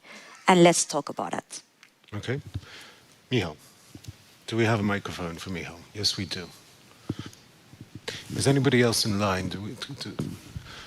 Michał Baranowski, Managing Director at GMF East. Thank you for the very interesting conversation. Congratulations to Polityka Insight and ECFR for a wonderful start of Warsaw European Conversations. And my questions are to Camino. One question to you is, so let's imagine that the opposition wins. How much of an issue will Poland have in the same way that the United States has with Trump? In a way that people will be saying, okay, these pro-European government, they are now in power, but maybe Polish Trump, Kaczyński, PIS will come back. And if I can have a question to Jörg, the expectation or ideas that you could imagine that would be budding in Berlin if there was a change in power. I'm right behind you, I know it's tricky. For pro-European government in Poland, give us 1, 2, 3 ideas that Berlin could put on the table for those two governments to discuss. Thanks. Okay, so I don't know who wants to go first, please. Yeah, thank you for the question. An interesting thing that I think should be talked about and has to be talked about also with a moderate liberal government would be the question of reparations. It's out there. We just had a minister visit in Berlin introducing reparations as this government sees fit to the German public. And there is nothing much coming out of Berlin to talk about. The issue that is actually, I think, behind it is there enough talk about German-Polish past? Is there enough attention about atrocities? Is there enough dialogue going on between Germany and Poland. And I think depoliticizing this question and actually talking about remembrance and attention would be a very healthy thing for a German-Polish neighborship.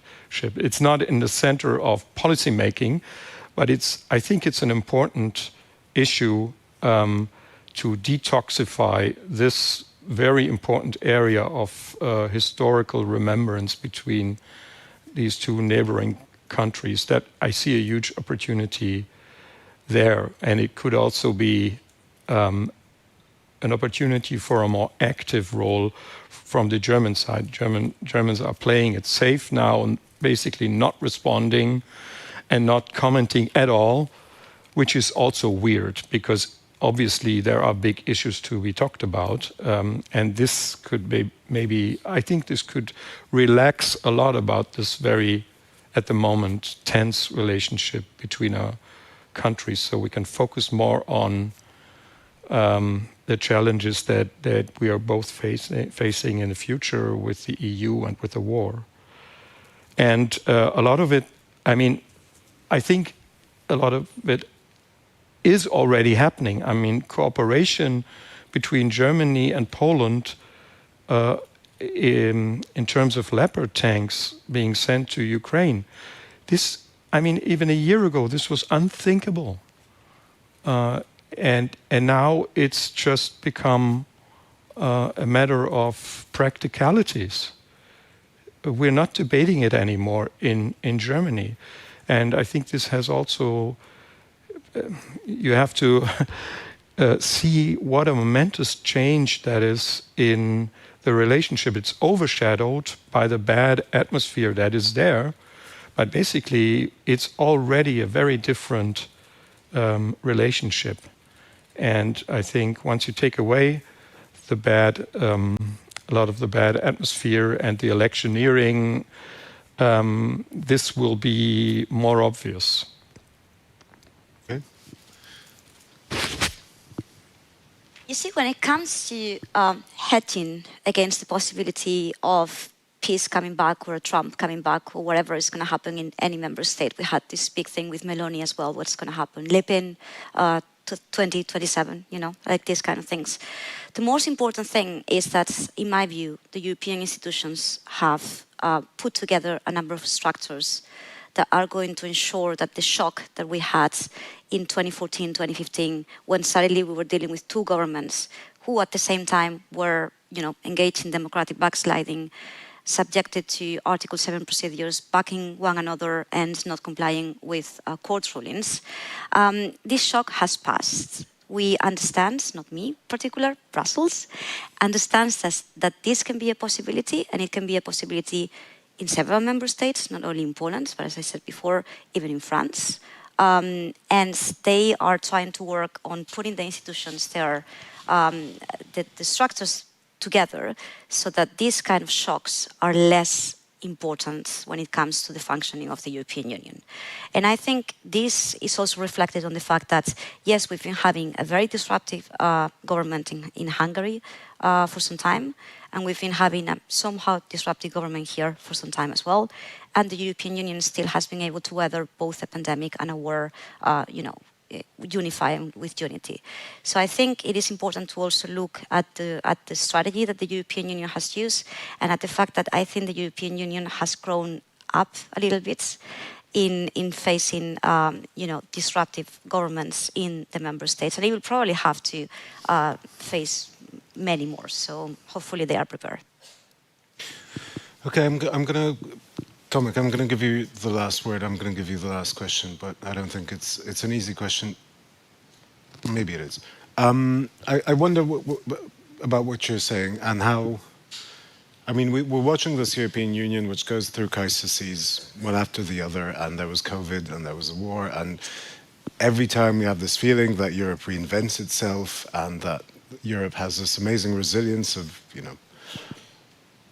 And I'm wondering, will that be the case in this decade? Because what I think is the biggest problem, I mean, I think that basically the European Union, summing this up, is able to deal with outside crises. I mean, anything that comes our way, we're able to weather it. The biggest problem is when the crisis comes from the inside. And we're looking at so many countries where we have or we will have problems. Because, I mean, and we're looking at, you know, this part of Europe, but look at Spain. We don't know what's going to happen in the Spanish elections. We don't know where Italy is heading, etc. Do you think, Tomek, how does this bode for the European Union? I mean, are you worried? Do you think that this is a situation that the European Union will basically take in its stride and will, you know, come stronger out of this crisis and reinvent itself? Don't you feel that maybe we're really at a very difficult and dangerous moment for the Union? Not for Poland, not for Europe, for the Union. Well, you know, I think that if you look at the history of the European Union, it's not very different than it was in the past. I mean, the EU always evolved as a response to some kind of a crisis, and I guess such crises are more by design imprinted in the DNA of what EU is institutionally. It's a very complex structure. It's not a unitary state. It has a lot of centers of power, which means that these centers need to negotiate what they want to do, and this brings risks, and these risks always mean instability. So instability is, I would say, a standard, normal situation in the EU. So I'm not really worried about that. If there are institutions to resolve instability, this is enough for a political entity to exist, and this is also true of democracy. I mean, democracy is also based on pluralism and conflict, but the main thing is to build institutions which make it possible to resolve these conflicts. And I also think that Brexit and the war make exiting the EU not attractive. So everyone will want to stay in, but everyone will also want to go in some other direction. And the only thing that I worry about maybe is that when we deal with this crisis, we only have really legal means to do it. And these are political problems. So in the end, like the thing with the rule of law in Poland, I mean, if the other countries in the EU want to accept it or want to tolerate it or don't want to tolerate it, this is a political decision. It's not really a legal decision, and legal means can only do as much. So I think that one way to resolve this crisis is, as Germany proposes, to decide on a less number of things with anonymity, but this is not something acceptable for Poland. And I guess if the government in Poland changes, this will be a great discussion whether to secure further cooperation within the EU in case there is another far right or far left or whatever anti-European government, whether this is the right moment for such a discussion to avoid future political conflicts. You come across as an optimist. Last question, and just seriously, half a minute. Are you guys optimists or pessimists? I mean, do you think that this is another crisis that just we're going to go through, or is this existential? I think the 2010s were very nice to both the Eurozone, Schengen, and European integration in general. The 2020s so far haven't been nice to many people. Maybe China is an exception. But surprisingly so, the crisis of the 2010s that we saw with Juncker, migration, the Eurozone, you know, all these kind of things, resulted somehow in division between member states, whereas the crisis that we're seeing in the 2020s have resulted in more unity, a more powerful and a more assertive European Union.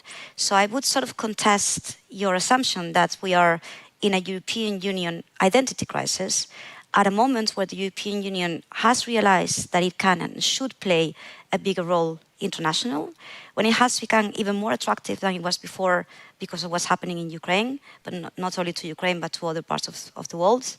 And when it has actually grown up in many areas, trying to set up and establish, you know, what is that we want to be together. So I'm not sure, I mean, I know that we like to say the European Union is at a crossroads.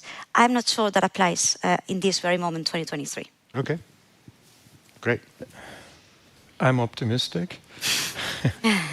Perfect. Because I think the EU has a new reason to be. and it will change. It's already changing. It's more about security. It was just a buzzword to become a geopolitical power. I'm not sure about geopolitics on a global scale, but in the neighborhood, it's obvious that it's needed. And I'm surprised that enlargement is a consensus now. I mean, it used to be. My feeling was it was that was it. It was over. And now, from this external shock, we have a new round of enlargement with lots of problems. But I mean, everybody seems to agree that the EU has a role to play here, and that's a good thing. There's even a talk of a European empire in this new geopolitical framework. So Listen, guys, nobody likes to be wrong, but I have to say that if I have to be wrong, then I hope this is the issue that I'm going to be wrong in. So thank you very much. Thank you for your optimism. Thank you for this conversation. Thank you. Thank you.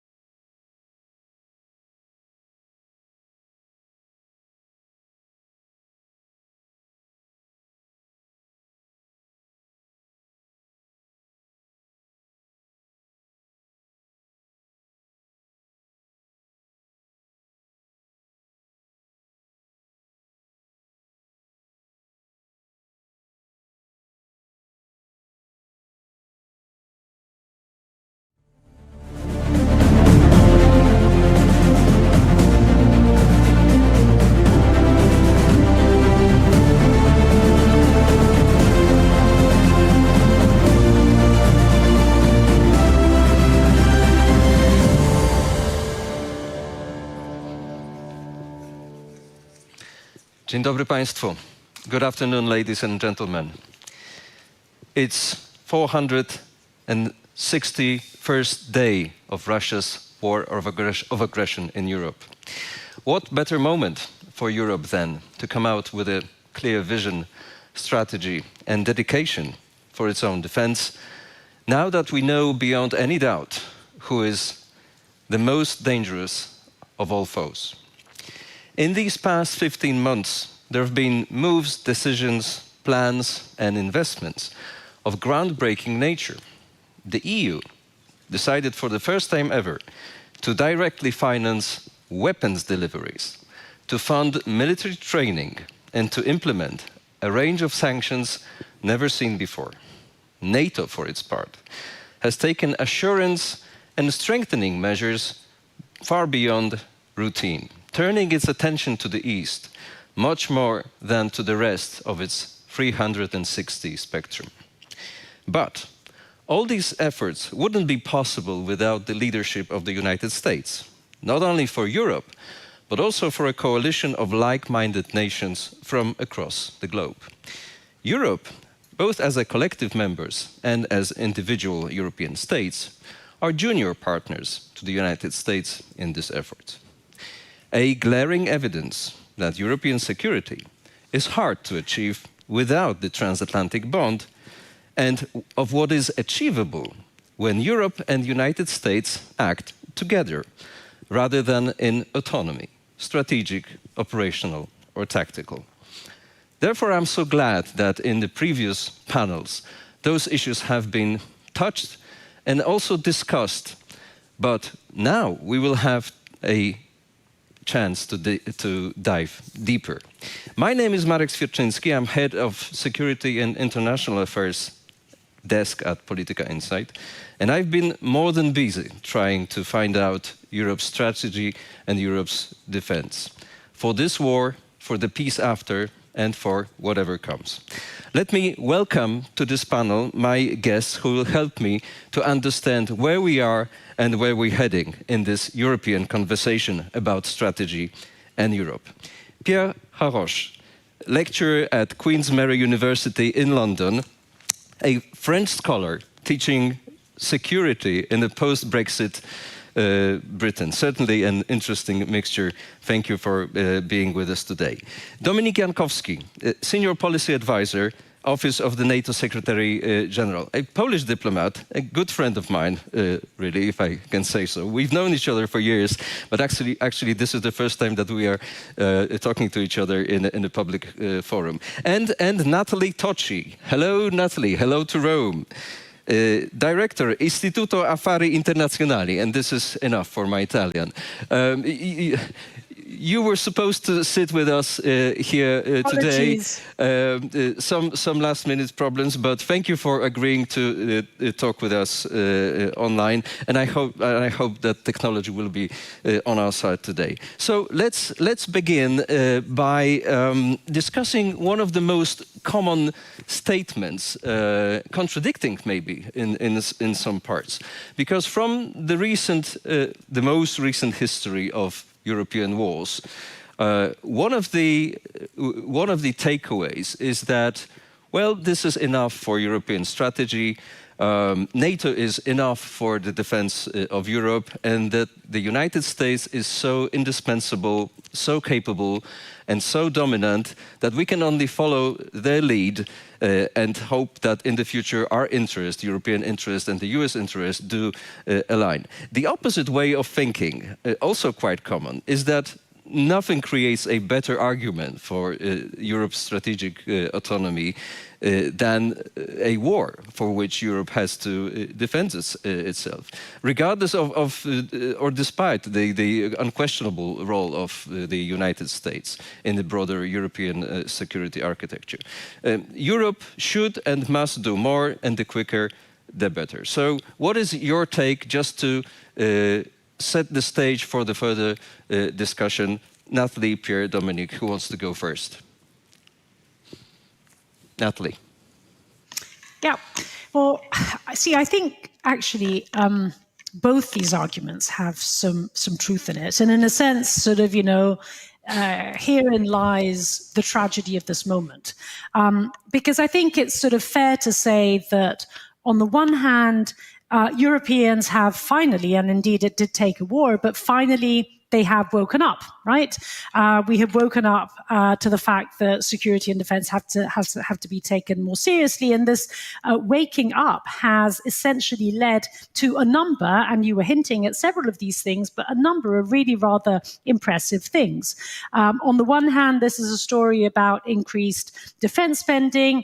In fairness, in some member states like Poland, more than in others like Italy. But I think that the direction of travel basically is upward for, across basically European countries.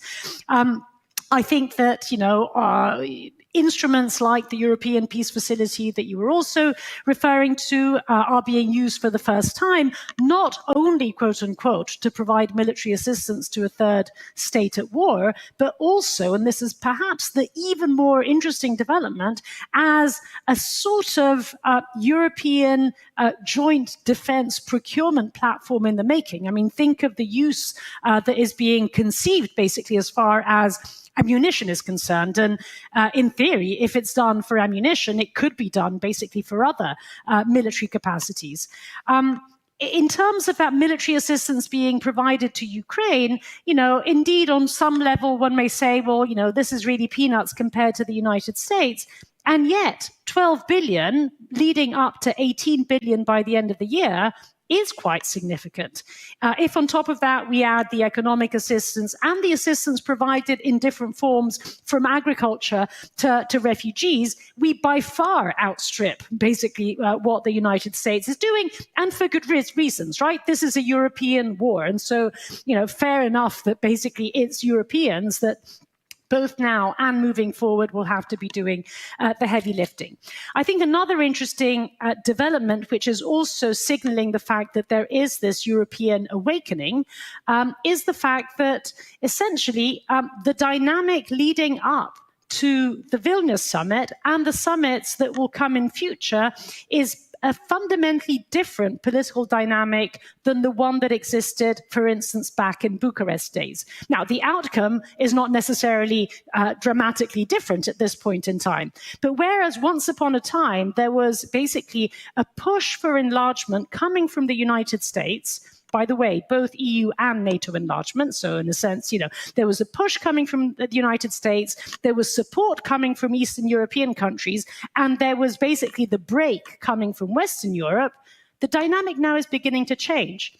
There is the break coming from the United States, support coming from Eastern and Northern Europe, and Western Europe is starting to be a little bit more ambiguous about this question. You see the tilt basically starting to happen across Western Europe, which I think is another extremely interesting signal, basically, of a European awakening when it comes to security and defense matters. So all this to say that, I think that a lot is happening, and far more than what we could have basically conceived prior to the 24th of February of last year. Now, why do I say that all this? Well, firstly, why is this happening? Well, it's happening because there's war in the continent, and it's happening because I think of a fundamental realization that the European security order that was basically built not just after 1991, but beginning really in 1975, which basically saw the development of a European security architecture with Russia. There is now the growing understanding that a European security order will sadly have to be built against Russia. And this is fundamentally because I think there is a growing realization, not just in Eastern Europe, but in Western Europe too, that we have no power over what happens in Russia itself. And given that we have no power over what happens in Russia itself, it is simply safe to assume that Russia will continue to looking something like it does today, i.e. nothing good as far as European security is concerned. So all of this is basically leading to this realization. This realization is leading to action. And therefore, why is it tragic? And I think this kind of speaks to the second argument that you were highlighting there. It's tragic in my personal view, because, you know, if one then asks the question, well, is this actually getting us closer or further away from European, and, you know, here essentially, you know, one can use the term that one prefers, European sovereignty, European autonomy, European responsibility. We kind of know what we're talking about. I mean, Europeans doing more and being more capable to do more when necessary, when alone.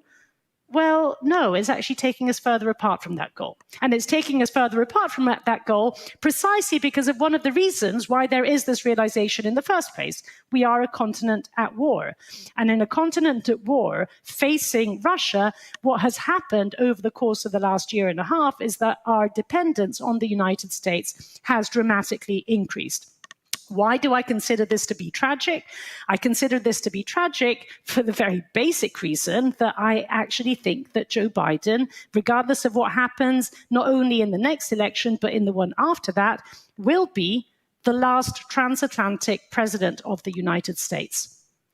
And, you know, given that the building basically of European responsibility on security and defense matters is a matter of years, it's tragic because, in a sense, we've lost so much time over the last decades, and there's only so much, despite the fact that we're doing a lot, there's only so much catch-up, basically, we can do in a matter of 1, 2, 3, 4, or 5 years. Now, you know, does this basically just mean that we have to despair? Are we getting it all wrong? No, as I said, you know, we are getting many things right. We have to certainly accelerate what we're doing so far, but I think a necessary complement to all this is that precisely because we will not be more able to cater for our security and defense needs alone moving forward, the only way to square the circle is for this to continue taking place alongside a degradation of Russia's military capacities. Unless that happens, Europe will end up being in an extremely dangerous place, as I said, given that inevitably there is a structural shift underpinning the development of the transatlantic relationship. Thank you, Natalie. You've already painted a pretty complex way ahead. We will sort of go through the different polls leading to the end in our further discussion. But, you know, Freda, you've mentioned something that somebody else has already said during this conference, that is, Europe has realized that it needs a strategy against Russia, not a strategy for security with Russia. And second, Europe realized that this strategy can only be built on a close partnership with the United States, not against the United States. So it looks like, you know, everything seems rather positive from your point of view, Dominic. An institution which links the United States as a key partner and ally, as well as the institution which still remembers that Russia is a problem and from time to time can be a threat. So, first, many thanks for the invitation. It's an excellent occasion to have that discussion right now before the Vilnius summit. On your question, Mark, I think the picture is not that gloomy. That's at least for the moment our assessment. It's not rosy because there's war, but I think the trend is upwards, as Natalie has also said. So on NATO and EU, I think there's one simple element that is crucial. We need both. You know, it's also coming from NATO, the signal, and we underline it, and we understand the added value from the EU, and I think this is an important element that we probably should be underlying more often. Also praising the EU for doing things that the EU hasn't done in the past, including, for example, training mission for the Ukrainian forces, which NATO is not doing. That's one. But it leads me to my second point, and I think, Natalie, I'll simplify maybe the message a little bit. I think one of the key elements for us is, and I'm just going to quote from Steven Spielberg, Jaws, when Brody sees for the first time the shark. We need a bigger boat. And I think the problem is that we say it, and I think some allies are doing it. And I think this is the moment where we are at least seeing the implementation of some of the elements that we have decided in the past. So if you look at NATO from 2014 and NATO right now, for allies like Poland, this is the NATO that we always wanted to be. A NATO where we are discussing deterrence by denial, when we are implementing forward defense, when we have anchored US presence on the eastern flank for long term. Once again, this is not a job done. It's a job that requires a lot of investment, a lot of long-term strategic thinking, including how to balance the transatlantic and Indo-Pacific theaters. That's going to be a major long-term endeavor for every single ally. But you know, I'm looking at NATO before Vilnius as an alliance on the right path.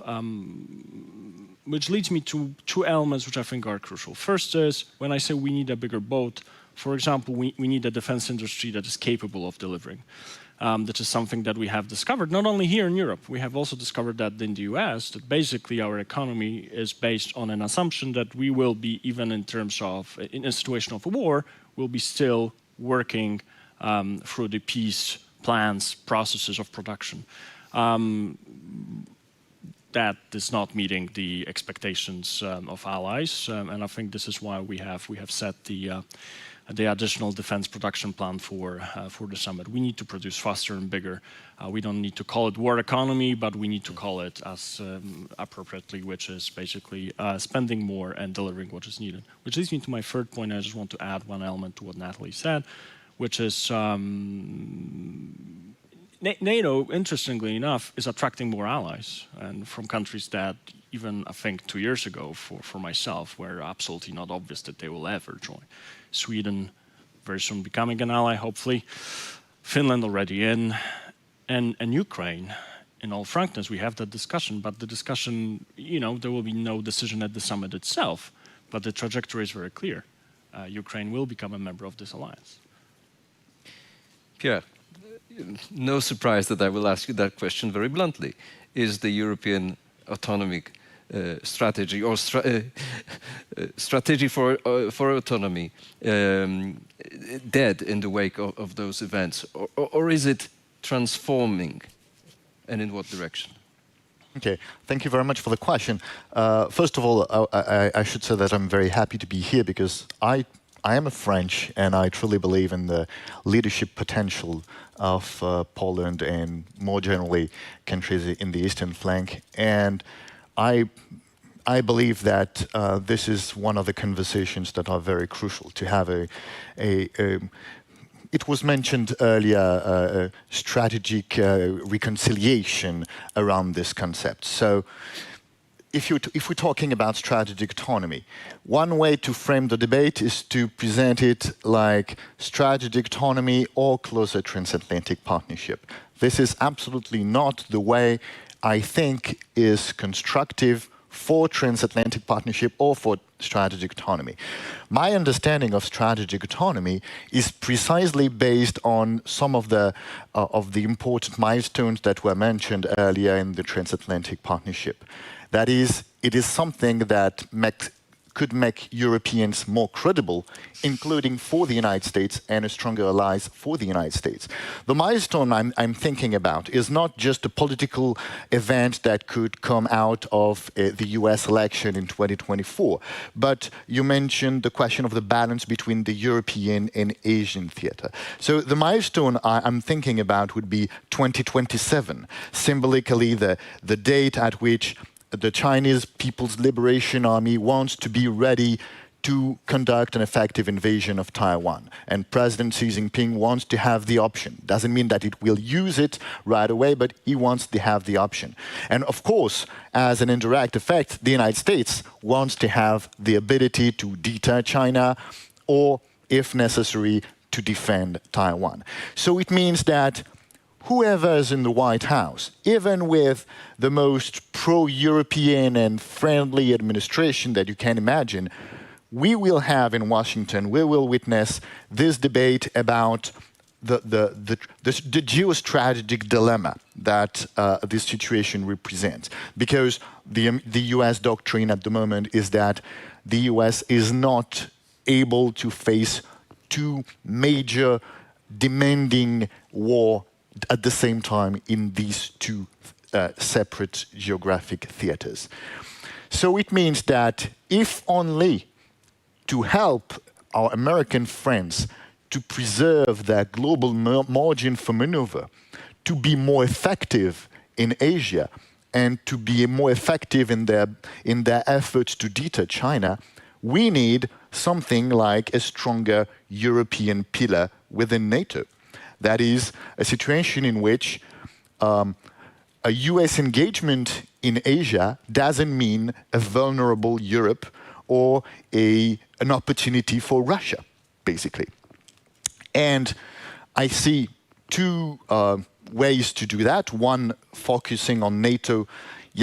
I think we need to integrate this Taiwan factor a bit more in our planning, strategic thinking, scenarios, and not think immediately that talking about a European pillar is a way to divide allies. I think actually it would reinforce the cohesion and resilience of NATO if we were able to say Europeans, even if there is a major crisis in Asia, are able to ensure a strong first line of defense. A second point, I think, is also related to something that was mentioned before, Ukraine membership. I do believe that Ukraine membership would be a crucial contribution to this objective of a strong European pillar, because Ukrainians are strong.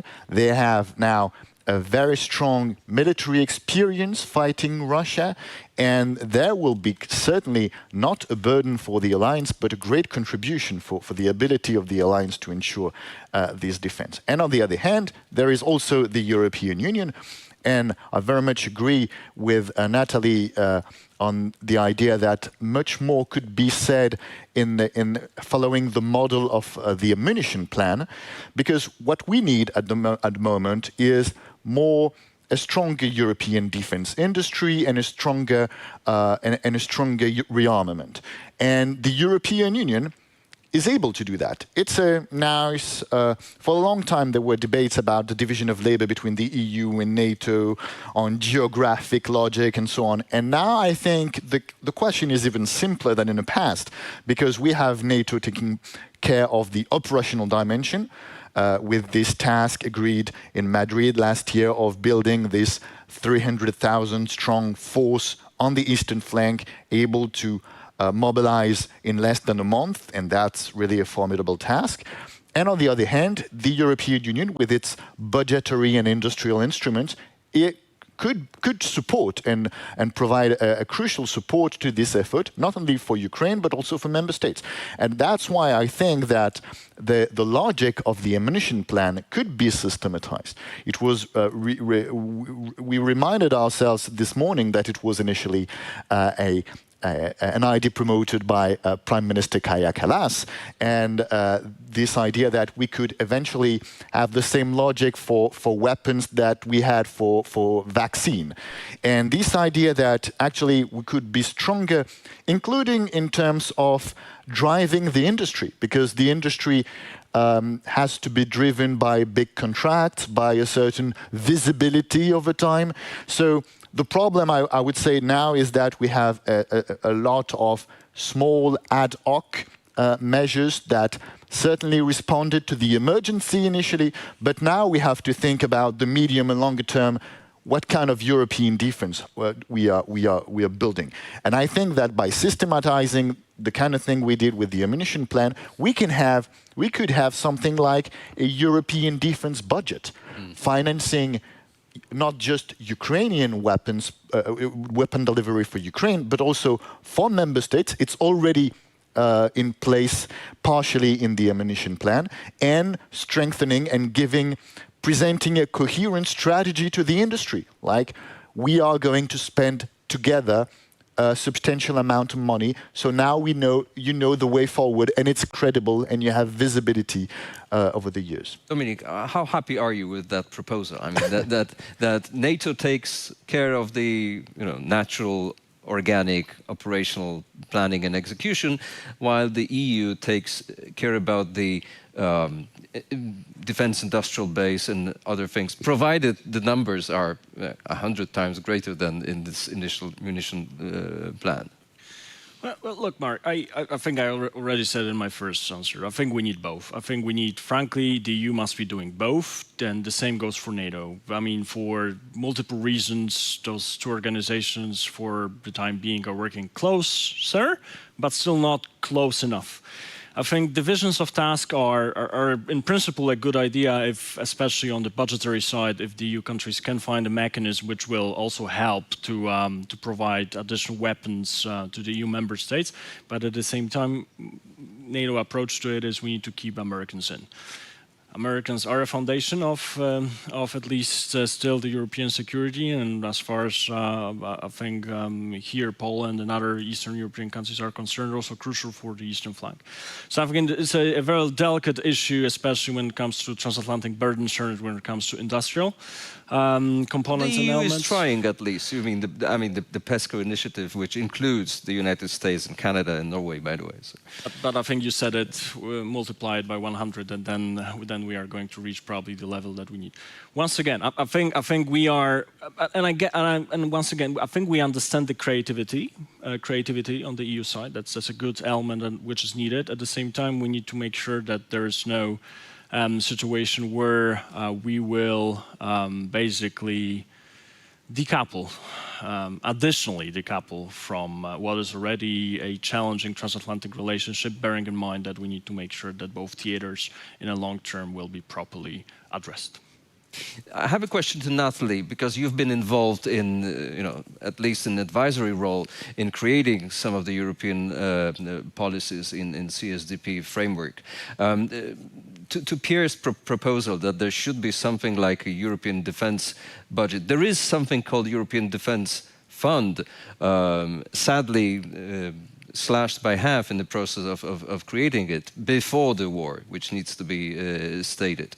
I could imagine that if a discussion like that was taking place today, it would have been, quadrupled at least, based on the initial proposal. But how do you make, from the structural and procedural take point? I mean, is it feasible? Is it possible? Is it needed to have a European defense budget? So, I mean, I think sort of, rewinding back to what was done, all of the instruments that were put in place prior to the war, PESCO, CARD, the MPPC, all of the instruments that were set in place, these were all instruments that in retrospect, were all good ideas, but these were instruments conceived in times, not only in times of peace, which is a kind of obvious thing to say, but in times in which we weren't seriously preparing for war. I mean, I think in retrospect, and this is why I'm saying, the tragedy of this moment is that we kind of saw it coming, but we didn't act on that basis. We kind of pretended that we were acting on that basis. And so, even things like, indeed, the European Defence Fund that were constituted prior to the war were simply not equipped and are still not equipped, basically, for the challenge at hand, which basically leaves member states now in a situation in which, sort of trying to figure out where is it that they can sort of find more money. And hence the discussion about using, or the proposal coming from the Commission about using cohesion funds, of all funds, basically, for defense industry. Now, this is really a Copernican revolution, basically, in EU institutions. And I think it really speaks to the fact that there's an understanding, a very deep understanding that money is needed and that industry needs to be equipped in times of war. And that this is actually the real contribution that the EU can make. And I really like sort of conceiving it also as essentially the EU contributing to the realization of that European pillar within NATO that was always, in a sense, part of the NATO talk, but no one really actually knew what it meant. Yeah, it never really meant anything significant. And I think now it could end up meaning something significant if we basically provide it with this funding and industry, basically, twist to it.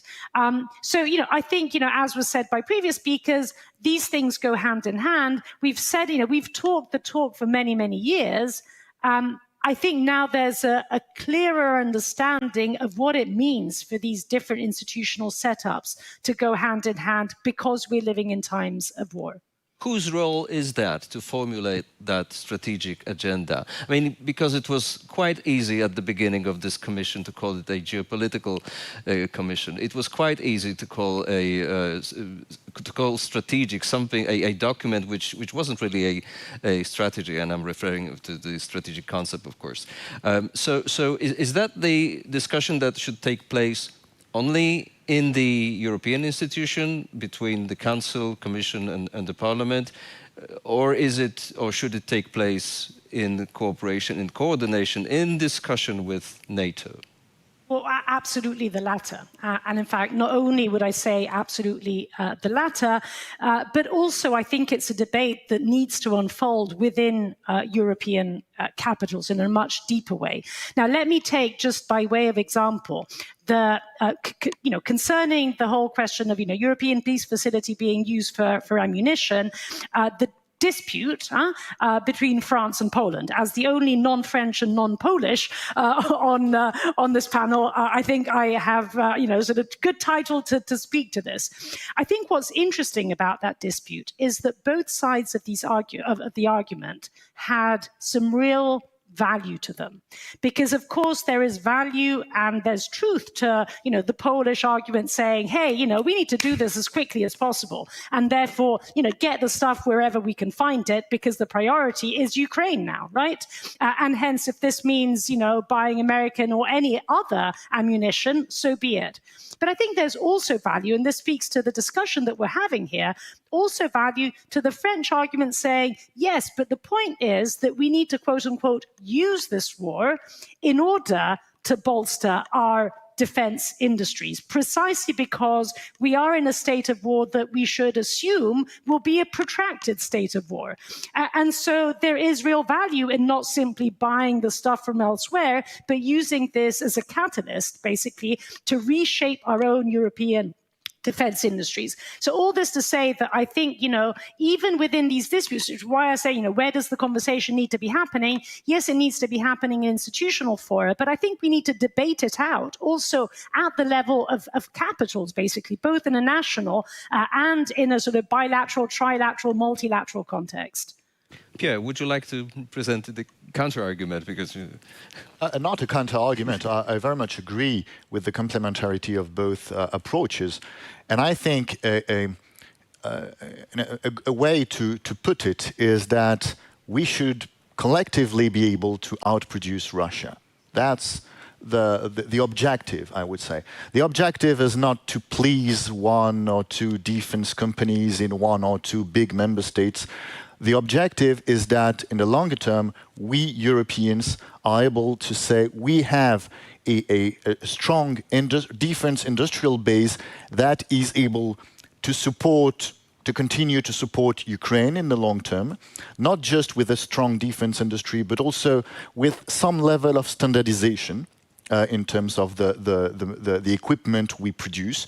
Because in the past, we used to say standardization, joint procurement, that's good because it produces economies of scale or facilitate interoperability. That's still true, but now we have also seen that it's also much easier to send those weapons to Ukraine. We have seen that with the main battle tank question. And for instance, in my country, I supported the idea to send Leclerc tanks to Ukraine, but it's true that it was much more challenging to do that because it was not a European standard. And it was just, for practical reasons, much easier to do that with a coalition of Leopard owners. So we should think about this in the future, and also how buying the same equipment has a much stronger effect on the ability of the industry also to project itself, to increase its production capacity and so on. So instead of just seeing this question in terms of national visions, and I completely agree that the Polish perspective that it's necessary to buy weapons that are available right away because the war is going on now and not in a few years from now. It's completely correct as well. But yes, eventually we have to strengthen our collective ability to balance Russia. Mm. To what level are those discussions, those ideas represented between NATO and the EU, seen from your perspective? There have been 3 high-level declarations between NATO and the EU in the recent few years. The first one not far away from here at the venue of Warsaw NATO Summit. But have they really produced any concrete mechanisms, procedures, and effects? Well, you know, I think when you look into very concrete elements, it's always very hard to measure due to the formal difficulties between the 2 organizations. So we need to keep that in mind. One of those is that we, as NATO, we cannot share classified information with the EU, which is still a major problem in practical day-to-day operational elements. So, you know, I'm always skeptical to look for a concrete mechanism because they're very hard to measure. But at the same time, what I have seen in the last 6, maybe even 7 years, there is a growing appetite, interest, and on both sides, ability to deliver more on NATO and EU. It does not translate into concrete operational mechanism, apart from, of course, some of the missions in theaters where both parties are present, including Bosnia and Herzegovina. Industrial plans are still being kept aside, but I think at this stage we are at least trying to compare those plans that we have that are in the making in the EU and currently in NATO. In all frankness, in the recent few months, we have concentrated both in the EU and in NATO on the undersea critical infrastructure, where a high-level task force was created. After the sabotage against Nord Stream 2, where an understanding that the critical infrastructure on the seabed is absolutely fundamental for functioning of both the EU and NATO in terms of both military and civilian systems. So by the summit, we should have a first document coming from both organizations with more or less concrete ideas for the way forward. Mm-hmm. The previous projects of importance were obviously military mobility, were protecting of critical infrastructure, cyber defense, and the hybrid threats, that is misinformation, disinformation, fake news, whatever you name it. How deep do you feel is that NATO-EU cooperation in these softer areas? It's becoming deep. I think once again the critical element is there's a political willingness both on the EU and NATO side to have a deepened cooperation, which I think is fundamental for taking it forward. Concrete example, I was assessing recently military mobility throughout the 24th of February 2022 until right now. Have you ever heard about any major problems in transporting weapons, systems, tanks, any major choke points at the borders? No. It's interesting, we are not talking about it, but in practical terms, military mobility is functioning. Ukraine is getting, on a short notice, everything that allies and member states are willing to deliver, including, very complicated, to transport systems like tanks. So once again, I think it's always difficult to show on paper, yes, there's progress, yes, we are going to do this and that. If you look in practical terms, military mobility has been a success, at least since 24th of February 2022. But I wonder, is this the result of this situation and the pressure that hangs in the air on everybody's heads, rather than procedures and measures put on paper? Yeah, but Mark, in the end, this is about that. In a situation of a real war, everything functions. I mean, everything. Maybe there are tiny little things that are not popping up here and there, and of course, maybe there's a lot of work that logisticians are putting into that. But politically, you cannot say we have not delivered, which I think is a critical element to take into consideration when thinking about that NATO-EU cooperation is moving forward. maybe not at a satisfactory pace from time to time. Maybe we could do better, faster, bigger. But I think at least in NATO we are pretty satisfied with it. So maybe we don't need a big, thick, complicated strategy. Maybe, you know, it's when things are left to, you know, the situation in which people feel the pressure, then people can talk, people can organize things, people can get their money from whatever, you know, peace fund now funding the military supplies. Natalie, what do you think?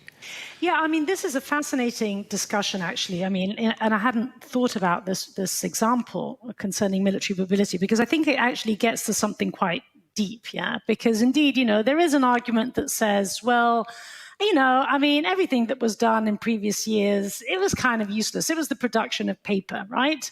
You know, how much of this was kind of real stuff? And of course, the real stuff only happens when events happen. It is, you know, going back to Macmillan's events, dear boy events, you know, strategy is you know, that is the moment when things happen. That is the moment in which strategy is parked. So, you know, one could be very cynical in a sense about, you know, the usefulness of these things. And yet one can also look at it in the completely opposite way, in basically saying what those documents, what those discussions, you know, what that seemingly at times meaningless, certainly very frustrating, you know, sort of processes were useful for, is to ensure that there was the progressive coming together of strategic cultures in these different organizations and across different countries, so that when, you know, excuse the diplomatic language, so when shit happens, yeah, you know, things actually get done. Now, perhaps they would have got done anyway, and this is a, you know, typical counterfactual situation. We will never know. And yet I think there's a reasonable argument that basically says, you know, all that seemingly frustrating production of paper actually served precisely to the purpose that we're living through now. Especially that, for instance, our big partners across the ocean, the United States, they do have strategies and they do implement strategies. And it's very, very difficult for any issue not included in the strategy to be implemented, especially in the strategic environment.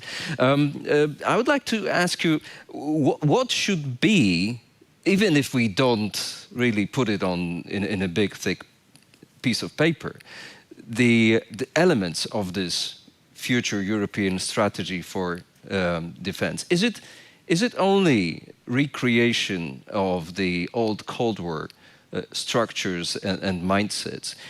Do we need something more? Do we need maybe a more networked approach to security? Pierre? Yeah, I would make a difference between those questions that can be addressed by raising awareness through a common culture, like we mentioned earlier, and those problems for which you need very strong instruments well in advance so that something is eventually done. So, for instance, in terms of threat perception, it's true that in times of crisis, it can converge much more effectively than by just thinking about it and producing a joint paper. Or if we talk about administrative burden for mobility. But if we're talking about industrial capacity, this is another story, because there is a huge problem of collective action.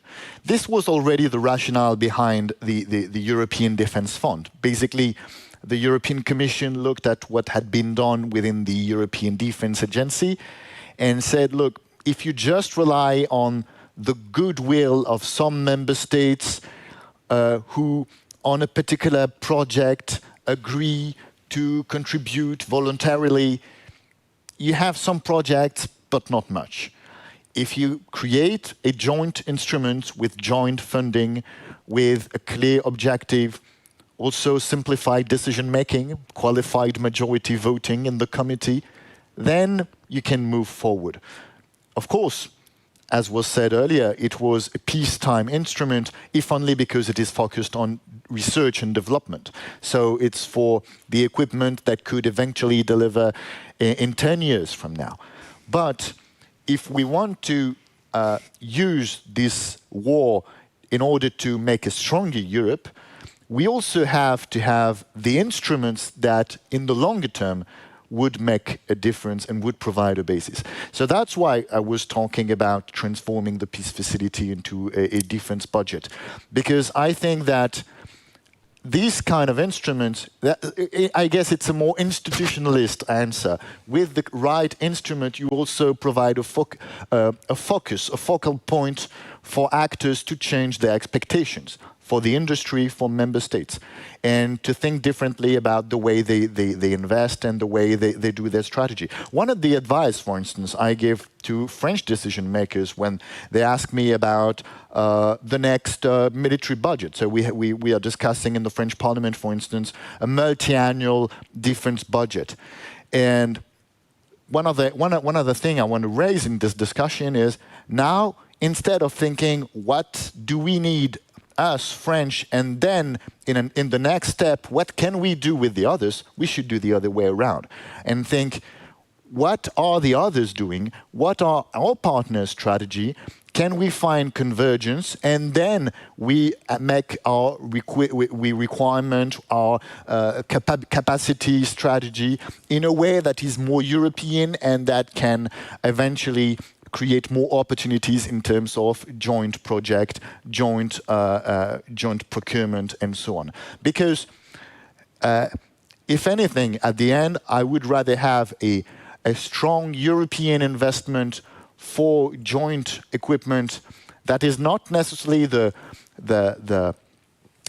best or the more fitted equipment for the French army, but I would rather have this than a situation in which the French army would have the best equipment in the world, but that only the French would have, and that would prevent them from cooperating effectively with their allies and friends. Mm-hmm. Dominique, coming from Madrid with the strategic concept, with the idea of defense by denial, implementation of it towards and through the Vilnius summit, we already see that this is not going to be repeating the Cold War posture, if you like, of NATO.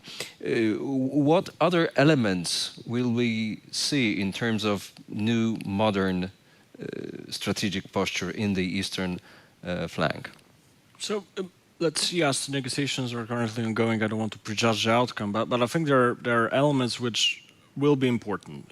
One of them is, of course, a new defense investment pledge, which underpins the entire concept of having a bigger boat. I mean, if you don't have money or you're not spending money, then we are in a situation where basically there is not enough resources. The concept currently is that 2% becomes the floor, not the ceiling.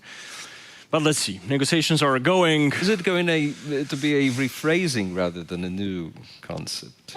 I think every single ally has to decide whether they want to spend more defense or not. I think the current circumstances are very clear. There's a clear expectations from not only the United States, but also countries in this region, most of them spending 2% GDP or even beyond, which I think is setting the right example. We did agree that we are going to spend 2% GDP in defense, whether we like it or not. So once again, I think this is not something that suddenly pops up and everybody is surprised. I think we did not, some allies thought it's not going to happen. We don't need to spend that much money. And I think, of course, it creates structural problems because if you need to boost your budget by 50%, then of course you need more administration resources and so on and so on. My point is, but coming back to your question, it's not only about money. I think the second element, which is going to be crucial, is once again not going into specific details, but we have made capabilities commitment in NATO, where I think the capabilities and targets are set. Now it's time to basically meet those targets. And it goes across the spectrum. It goes also for the United States. There are some targets which are still not being properly fulfilled and met by numerous allies. So I think, once again, from time to time, we know what we need. it's on that piece of paper, which we basically calculated what is needed and where it's needed. I think the element which is currently being discussed is how quickly and rapidly we can meet those goals. And my third point is we need more infrastructure, which is a little bit to what you've said, Mark, the Cold War thinking. It's not about thinking per se. It will not replicate exactly what was done in the Cold War, but we need pre-deployed, forward-deployed infrastructure which will be ready to host troops which will be basically flying in from the US or other countries or moving across the European theater. This infrastructure, and we have seen it, and currently most of infrastructure on the eastern flank is being used, for example, for training purposes of Ukrainian soldiers, which is a noble and long-term investment. At the same time, we see that there are shortages. So I think we need to do a little bit more. My final point is we need to start on standardization. We need to make sure that Ukraine is going to be fully operational with NATO throughout the necessary process which will be set in place. I think they've received a lot of equipment more or less standardized within a broader NATO framework. Now we need to move that into one coherent kind of standardized process. So in the end, this transition plan for Ukraine will make them fully operational in terms of becoming a military member of NATO once a political decision is taken. Natalie, as NATO has been struggling with reaching the 2% collectively since Newport Wales summit, and will not reach it by the deadline next year, do you see any EU mechanisms that would actually help NATO in that financial dimension? Because in many respects, the EU has greater experience in collecting money and managing funds for policies it requires. So maybe defense policy is something like that the EU needs to add some financial mechanism in the support of European defense. Yeah, I mean, I think the instinct is absolutely right. I mean, I think, basically where we're converging also in this conversation is the idea that if we're thinking about European defense, and we have these two institutional frameworks, rather than the old concept of one does soft and one does hard, I think that a new and more promising framework is one which basically says one is the institutional framework that is the operational beating heart, basically, of where things happen, but the other can provide fundamental resources in terms of funding and in terms of incentivizing. I mean, sort of industrial policy is a big debate, not just on defense, but, and it's not just in Europe, right? But it's applicable to defense. And that is an EU conversation in the same way as it's a US conversation. It's not really a NATO conversation, right? So it is very clear that if there's an operational beating heart on the one hand, there's a financial and industrial one on the other. But as to your question, it is clear that for this to materialize, at the moment, we're obviously operating at EU level within a set budget, a set multi-annual financial framework. I don't have, great expectations as to what the midterm review of the MFF basically can deliver. So essentially, I think what we're talking about is, where does this all lead us? These conversations that will develop over the months and over the years, as far as the next multi-annual financial framework basically is concerned. And so I think at this point, rather than this being an EU debate, really has to be a debate amongst European countries, which then need to converge on this understanding of basically it is up to the EU, but the EU needs to be equipped in order to provide those financial incentives to bolster European defense industry. Thank you very much. We have reached the 10 minutes boundary, in where, of course, I can only encourage you to think about questions from the floor. In the meantime, you've mentioned it, but we didn't really discuss it, the big elephant in the room, that is China and Taiwan, and the possibility or perspective of a Chinese-US conflict in the Pacific, which will be, and this is a question to you, will it be a European war as well? So there is a political question and a military question. I think if you hear what the Americans are expecting, they certainly expect a political coherence among their allies, whether a transatlantic community or in the Pacific. So a political cohesion, in particular, if something happens in East Asia. And this is something, an area in which Europeans can have an important role. In a debate, I'm just recalling the words of the French president. Of course, but I think they can have an important role and something that we should think in advance also, if only for the question of sanctions.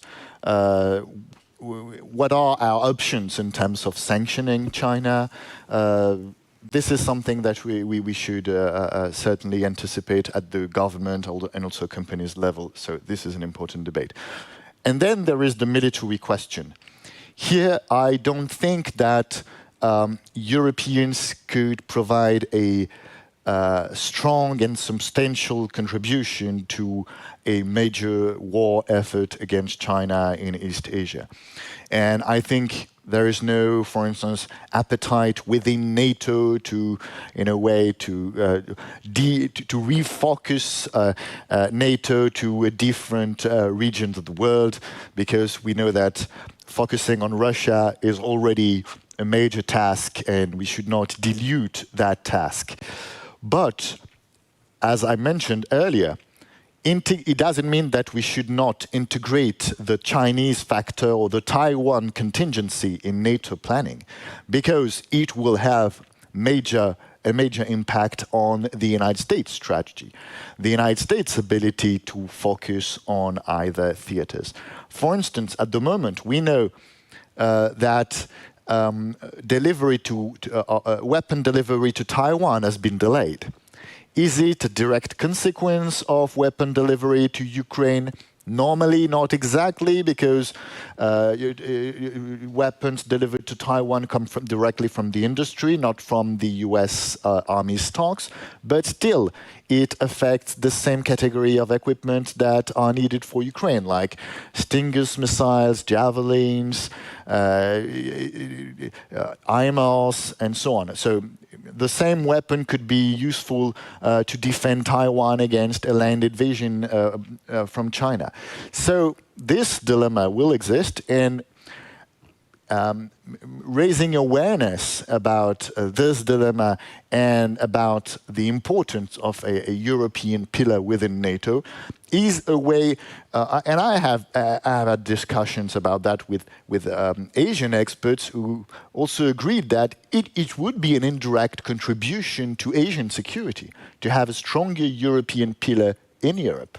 So that's the way I think we can be useful not only to our American allies, but also to our partners in Asia, who also think that some indirect support would be needed in case of an aggression in their own region. Well, NATO institutionally has been rather anxious and rather delicate describing the China contingency, the Taiwan contingency. But I can only imagine that, you know, in the corridors of the HQ and in the margins of different summits, the discussion is boiling. What would happen if? So, let me start by saying, of course, there are two defined threats, which is Russia and terrorism. China is not defined as a threat by NATO. It's a challenge, strategic competitor, and all those elements which are basically being also used to some extent by the EU. I think we do have a different approach. I think we don't talk that much about the war. because I think it kind of creates an impression that it's a self-fulfilling prophecy and it's going to happen. We rather concentrate on looking how to deter that threat. And there are multiple ways, and I agree, you know, there will be political elements, economic elements which go beyond NATO, including sanctions, export control regimes, and other elements. But of course, there is an important component of what militarily can European allies do. So for the moment, there is no contingency planning for that particular region of the world because NATO is a transatlantic alliance.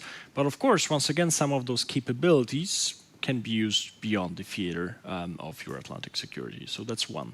My second point is, this is why NATO is also reaching out to partners, new partners, global partners, including, of course, Asia-Pacific countries, Australia, New Zealand, Japan, and South Korea. There are discussions about increasing politically the visibility of that presence in the region. No final decisions have been made, but you've of course have heard about the intention to open a liaison office in Japan. Let's see what the final outcome and decision by allies on that is going to be.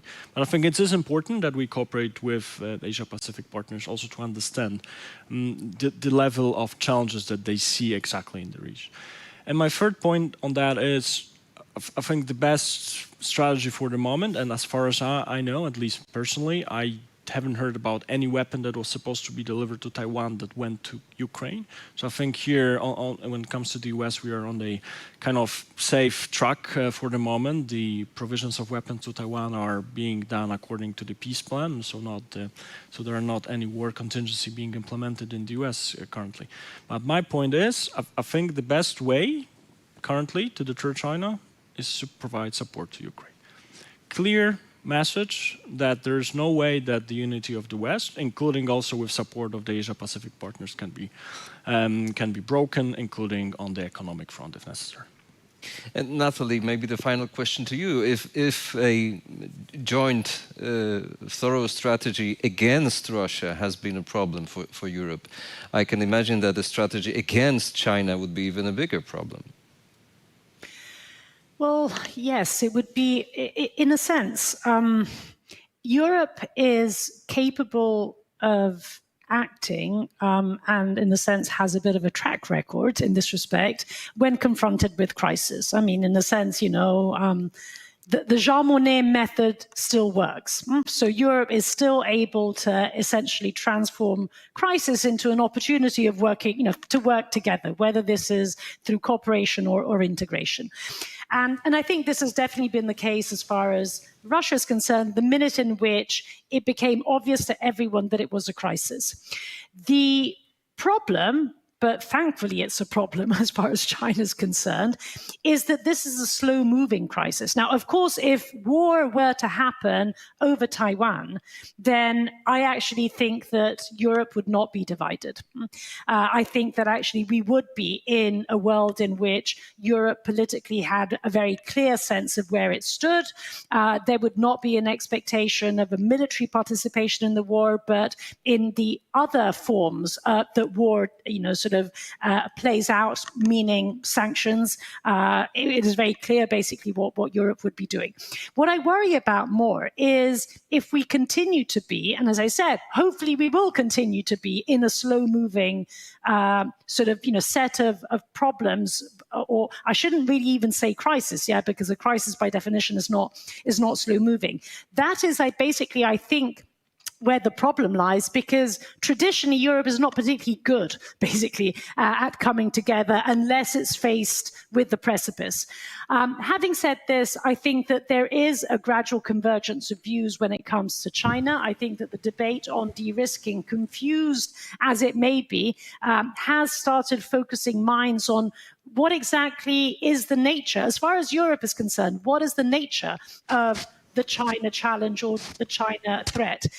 Is it a question of what we sell to China? Is it a question of what we buy to China? Is it a question of what China does and the threat that it represents to our political systems? Is it about what China does elsewhere in the world? So it is kind of a bit of everything, but I think the fact that we're beginning to have this discussion, at the very least, is beginning to focus our minds as to the nature of the challenge that we face. We've almost reached our time, but I guess we can take 2 or 3 minutes of your time if we have a question from the floor. I need to look around. If we don't, thank you so much. Natalie Tocci in Rome, thank you so much for being with us online. Thank you. Dominique Jankowski, NATO. Pierre Aroche, a French lecturer in London. Thank you so much for being with us, the audience. And let me finally announce the true highlight of any conference, that is lunch break.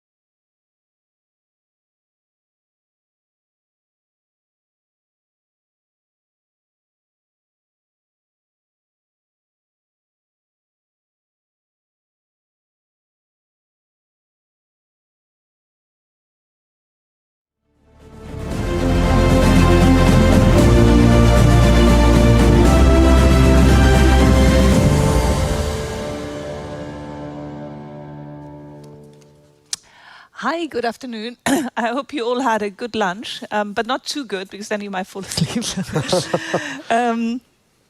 Because we have a really interesting topic that we're discussing, we're ashamed to miss. As you can see, it's between China and the US, the European search for an industrial strategy.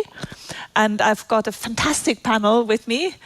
I've got to my left, Adam Czarniak, who's the Director of Research and Chief Economist at Polityka Insight. Then I've got Shaheen Valeh here, with the Deutsche Gesellschaft für Außenpolitik, right? Based in Berlin. I live in Paris, but You live in Paris, but the DGAP is based in Berlin. Right? Yeah, no, I know them quite well. And then I've got Julia Patorska, who is with Deloitte here, a partner, and we were just joking. Julia doesn't have very far to go, because you probably see the big Deloitte tower is right next to the hotel. So if you forgot anything in the office, it was very easy. And last but certainly not least, Philipp Jäger, who is with the Delors Institute, based in Brussels? Based in Berlin. Based in Berlin, okay. There's a Delors Center in Berlin and an institute in Paris, and a sister institute as well in Brussels. So it's easy to get things confused. Okay. All right. Okay, fantastic. So without much further ado, what I think we'll do, we'll have a little less than an hour, just a panel discussion, and then we'll have about 15 minutes for question from the audience. It will probably not be enough, but we will try and be very efficient. So I wanted to sort of kickstart the discussion and basically put it to the panel and whoever would like to respond.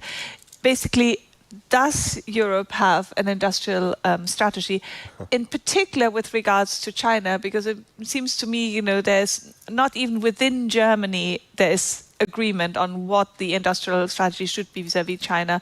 And, we've been waiting for the famous China strategy paper for months now, and it keeps getting postponed.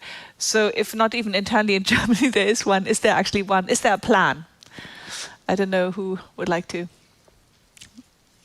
Adam, would you like? Okay. I think I would say that there is no one industrial strategy. Yeah. There are many industrial strategies. Yeah, that's exactly the point. Yeah. The European Union has a different plan for different parts of the industry, and also in different times of the EU history. Yes. So there are different strategies that are competing with each other. So there is the strategy of EU-China cooperation, of FDI flows from EU countries to China, so massive offshoring of production, at least until the pandemic period, from German companies, French companies. Then we have also the idea of strategic autonomy. In turn, no, let's keep our industry here safe, especially in those parts of the industry which are vital for the functioning of the European Union, and that something like that is needed. The pandemic and then the war in Ukraine has vividly shown that this kind of industrial strategy is also needed. And now I see there is a huge competition between all those ideas and the strategies, and looking at different interests of different countries within different industrial branches, you could hear another industrial strategy, really. Mm-hmm, mm-hmm. And which country in Europe do you think has the most pronounced, has been most, or maybe there isn't one, because they are still talking about it, right? Yeah. Yeah. Yeah. Okay. Great. Well, I also wanted to ask you, all of you, a little bit about, because we are talking not only about China, but also America. And there is, of course, the IRA now, and billions, tens of billions, hundreds of billions, basically, in green subsidies. How should Europe respond? What should Europe do? I mean, it's hugely difficult, and I think there are various ideas. But what, in your view, what should Europe do? I don't know if Europe should do anything about it. I mean, I'm really surprised how Europe is surprised that somebody is also introducing some industrial policy and subsidies, as European Union is doing that for so many years already. So this is, I would say, just a reflection or mirror of what is going on over here. And of course, we are surprised because US is usually perceived as a totally free market with very little intervention of the government. But as we see, things may change. I would, on the other hand, try to see what could be the consequences of this. And we've been so much benefiting here in Europe and in Poland even more from the free world, free trade, from the globalization. And now with this protectionism both in the US, within the member states of the European Unions, in China, this will lead to the fragmentation of the global world, and of course lowering the possible efficiency and productivity. So in a long run, it will probably not do that much good as it could be without that. But I'm not sure if there is any alternative right now. Any alternative in what sense? I mean, if we can. Right now, we, as here in Europe or states, behave any other way, knowing what's going on, understanding the geopolitical issues that we have right now. So I'm not sure if there is alternative, and if the alternative is better than the way that we see. Philip, thank you. Yeah. Yeah, I just wanted to comment and perhaps qualify this a little bit with my view. I think the IRA does pose an issue and a problem. There are certain business cases that now don't work in Europe anymore, and there's a certain pull effect if you look at the specific sectors for certain industries. And so I think because of that, Europe does need to respond to the Inflation Reduction Act, and we've seen a flexibilization of state aid rules already on EU level, and now we've seen the Net Zero Industry Act. And I think they don't really present a solid strategy yet. And so the Net Zero Industry Act is very broad and should be a bit more focused and take into account the strengths and weaknesses of the EU. But to zoom out again a little bit, I think if we do want to stick to the ambitious clean tech manufacturing targets that we have now, or that are set in the Net Zero Industry Act, 40% of deployment needs in 2030 to be manufactured in Europe for solar, for batteries, for wind turbines, for all sorts of technologies, then this needs to be, then there need to be subsidies also on the European level, or on the European side, in order to prevent companies from investing mostly in the United States. So in some ways you're saying Europe should match, should have an equivalent or similar program in order to prevent European industries to leave, or your big European companies. I mean, it's already started, right? I mean, to some extent, this is already in motion. I mean, we're asking what should the EU do. In fact, the EU has already done quite a lot since the IRA has been announced, and maybe not only good things. I think there's been an excessive focus on subsidies. When in my view, actually, the real strength of the IRA is not so much the subsidies, but much more so the local content rules that are attached to these subsidies. And I think the European response first focused on the subsidies, try to create what we've called matching exemptions, which basically allow each individual member state to match the subsidies of the IRA, and that is not subject to competition rules, which I'll say a word about this after. I think it's a very important shift and potentially opens up avenues to deploy large amounts of subsidies in Europe, even larger than what we have already, and we didn't have nothing in the first place. And then I second what has been said about the Net Zero Industrial Act, which is kind of the European version of local content rules. We don't want to talk about local content rules in Europe because we continue to argue that local content rules are contrary to WTO rules, and in fact we threatened the US around the IRA to take the US to the WTO dispute settlement mechanism precisely on account of these local content rules. But in effect, we're trying to do the same by setting the targets that you've mentioned. We're basically hoping that we will be able to produce domestically the electrolyzers, the photovoltaic panels that we need. The reality is that is potentially doable, but at a huge economic cost, and potentially at a cost also to our transition. I mean, if we are no longer importing PV from China, we will build photovoltaic panels in Europe, and maybe we should, but they are going to be more expensive. And I would stress the last point that you've mentioned, which I think is the most important. Right now, the European response has been, even though it's been, designed by the EU, it's effectively implemented at the national level, and it's financed at the national level, which I think creates a very important risk, which is basically that only those member states that have an industrial base to start with and that have the fiscal space to support that industrial base will be able to do so. And I think this is what's happening now. So basically, countries like Germany, the Netherlands, and others will be able to support their green manufacturing sector because they have one to start with and because they have the fiscal space to do it. But in the absence of a European budget instrument to finance that, which we don't have at the moment. Initially, the Commission has talked about a European sovereignty fund, but it's disappeared from the agenda. In the absence of that, I think the real danger is that the response to the IRA transforms what was a transatlantic friction into an intra-European industrial war. And I think this is the real risk that we are running at the moment.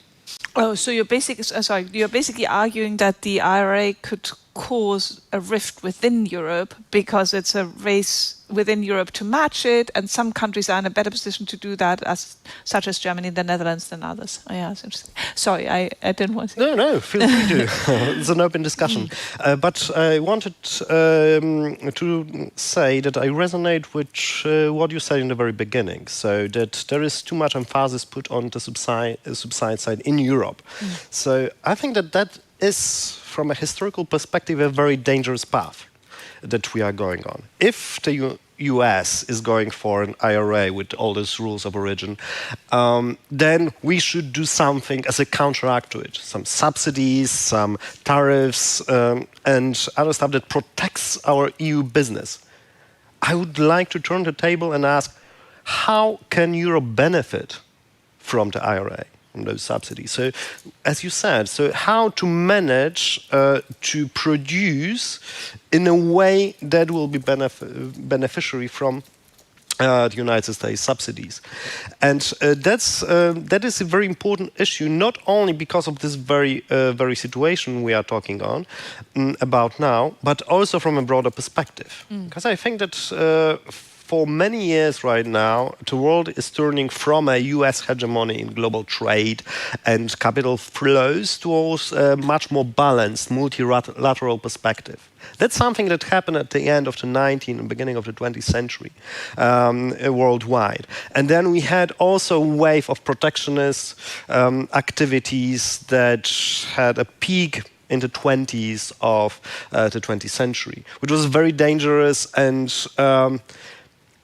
I don't know if you know the numbers. At the end of the 19th century, global trade openness, measured as the sum of export and imports to GDP, global GDP, was at about 50%. Right now we are at 60%. But in between, we're much lower, at 30% at the end of the 30s of the 20th century. And we had a period where there was heavy protectionism when the UK, United Kingdom, lost its hegemonic power, and many countries engaged in counteractive measures. And the French are doing this, so we in Germany will do this, and so on and so forth. And the kind of policy, beggar thy neighbor policies, were very, very popular. And I'm very afraid of the same rhetoric, the same way of thinking, even here, is being made, being followed. And I see the dangers of that, following that kind of path. That's why I very like the word you said in the beginning. Let's look at ways of benefit from countries engaging in even protectionist measures and not thinking about counteractive measures. So you're basically warning of a sort of more protectionist attitude. Yes. Yeah. Yes. If we think about a EU strategy, it shouldn't be a EU strategy that imposes tariffs on China, subsidies that are countervailing measures to what the United States does, but a industrial strategy that uses our strengths to make the best of the current global institutional world order. Interesting. Yeah, you both. Okay, ladies first. Well, I totally agree with what Adam said, not mentioning what happened with the protectionism at the end of 30s. So we need to be afraid of that. You know, it's not a political panel that much, but definitely there is this this story that we should be really afraid of. But what I wanted to mention is again, maybe focus on the barriers that we have right now in Europe that, for example, many enterprises see and are limiting them for their potential growth, rather than from the governmental point of view, looking for subsidies or some interventions that in the long run are not the most effective. They may be effective in the short run, but not in the long run. So definitely looking for optimization in easing maybe some of the regulation could be much more beneficial than looking for the measures that will just protect us. Interesting. So basically try and reduce red tape rather than throwing more money at the problem. Yeah. Right. So I just wanted to second what you said about being cautious about the protectionist elements. And I think oftentimes the Inflation Reduction Act is a little mischaracterized. And at the beginning, when it was published, media attention and the focus was very much on those few protective elements, especially in the automotive sector. But I think that the true force of the Inflation Reduction Act is actually not in those elements. I mean, they do play a role, and we shouldn't pretend they're not there and they're harmful. But I think that the actual power of the Inflation Reduction Act is in the tax credit, in the subsidies for production and for investment. And I fully agree that there are many factors in that are important for competitiveness, and red tape and approval and planning procedures are a big factor, big factors. But I do think we need to be mindful that yes, the Inflation Reduction Act is putting a lot of money on the table, and that doesn't mean we need to mimic this program or put up the same amount. And in the EU, fortunately, we have this much broader toolbox of instruments also to manage the green transition. So we don't need to mimic the program, but I think we need to acknowledge the sums that are being put on the table. And if we want solar manufacturing, and that's a big if, because maybe it's better to just cheaply import them. But if we do want solar manufacturing, we do need to subsidize it. Right. So if we want to compete with the Chinese in particular, right, on that one. I think oftentimes when we say, oh, we need solar manufacturing in Europe, two reasons are mushed together a little bit. And that's one, the economic side of it. So people saying, oh, this is a big market and there's economic opportunities going forward, and we subsidize this market now, and in 5 years' time, we're going to make profits. And then the other reason is security of supply. I think oftentimes these reasons kind of get mushed up together, but if you analyze them clearly, for instance, for solar, I think there isn't a big risk in either, or that there's not a big economic opportunity in solar, it seems to me, because of the likely overcapacity in global manufacturing and the resulting low profit margins. And there doesn't seem to be a risk of security of supply because China at the moment dominates solar, but going forward, India and also the US are going to produce them. And so I think it's important to look at the individual sectors and think about what risks and opportunities are there, and then to respond accordingly. Right. So speaking of opportunities, I've just been looking at the electric vehicles, at electric cars, and they are seen very much as an opportunity for Europe, because Europe has been, an early adapter. You've had subsidies. Some governments, or most European governments, are subsidizing the electric car industries, and. But at the moment, what we are seeing is the Chinese are buying up, or establishing battery production in Europe, are starting to really produce electric cars more cheaply, all, I think, aimed at exporting them to Europe and basically dominating the market. Now, we can see that at the moment, Europe is still the front runner, or at least, was the earliest to jump on the bandwagon. But, should Europe now try and keep that lead, or just sort of accept that probably the Chinese will become the dominant players in the electric car industry within a few years? There's one point to it. I would like to extend your question. Okay. I don't know if I can answer it because it's very difficult, but to extend it. Europe has one problem, and we have seen that both in the solar industry and the electric vehicle industry. So that we are the first group of countries that invest in a given project, and then we struggle to get benefits out of those investments. So Germany was the first country that was having huge amounts of subsidies going on solar panels and their production, and they created our capacity. But then the China producers came in and said, okay, we have all you need.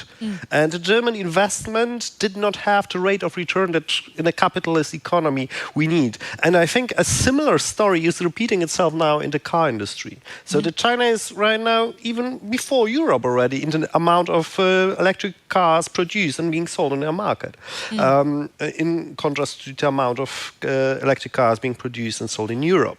So we started first, and now we are losing this competition. Is it good from a global perspective that Europe started? Yes, wonderful.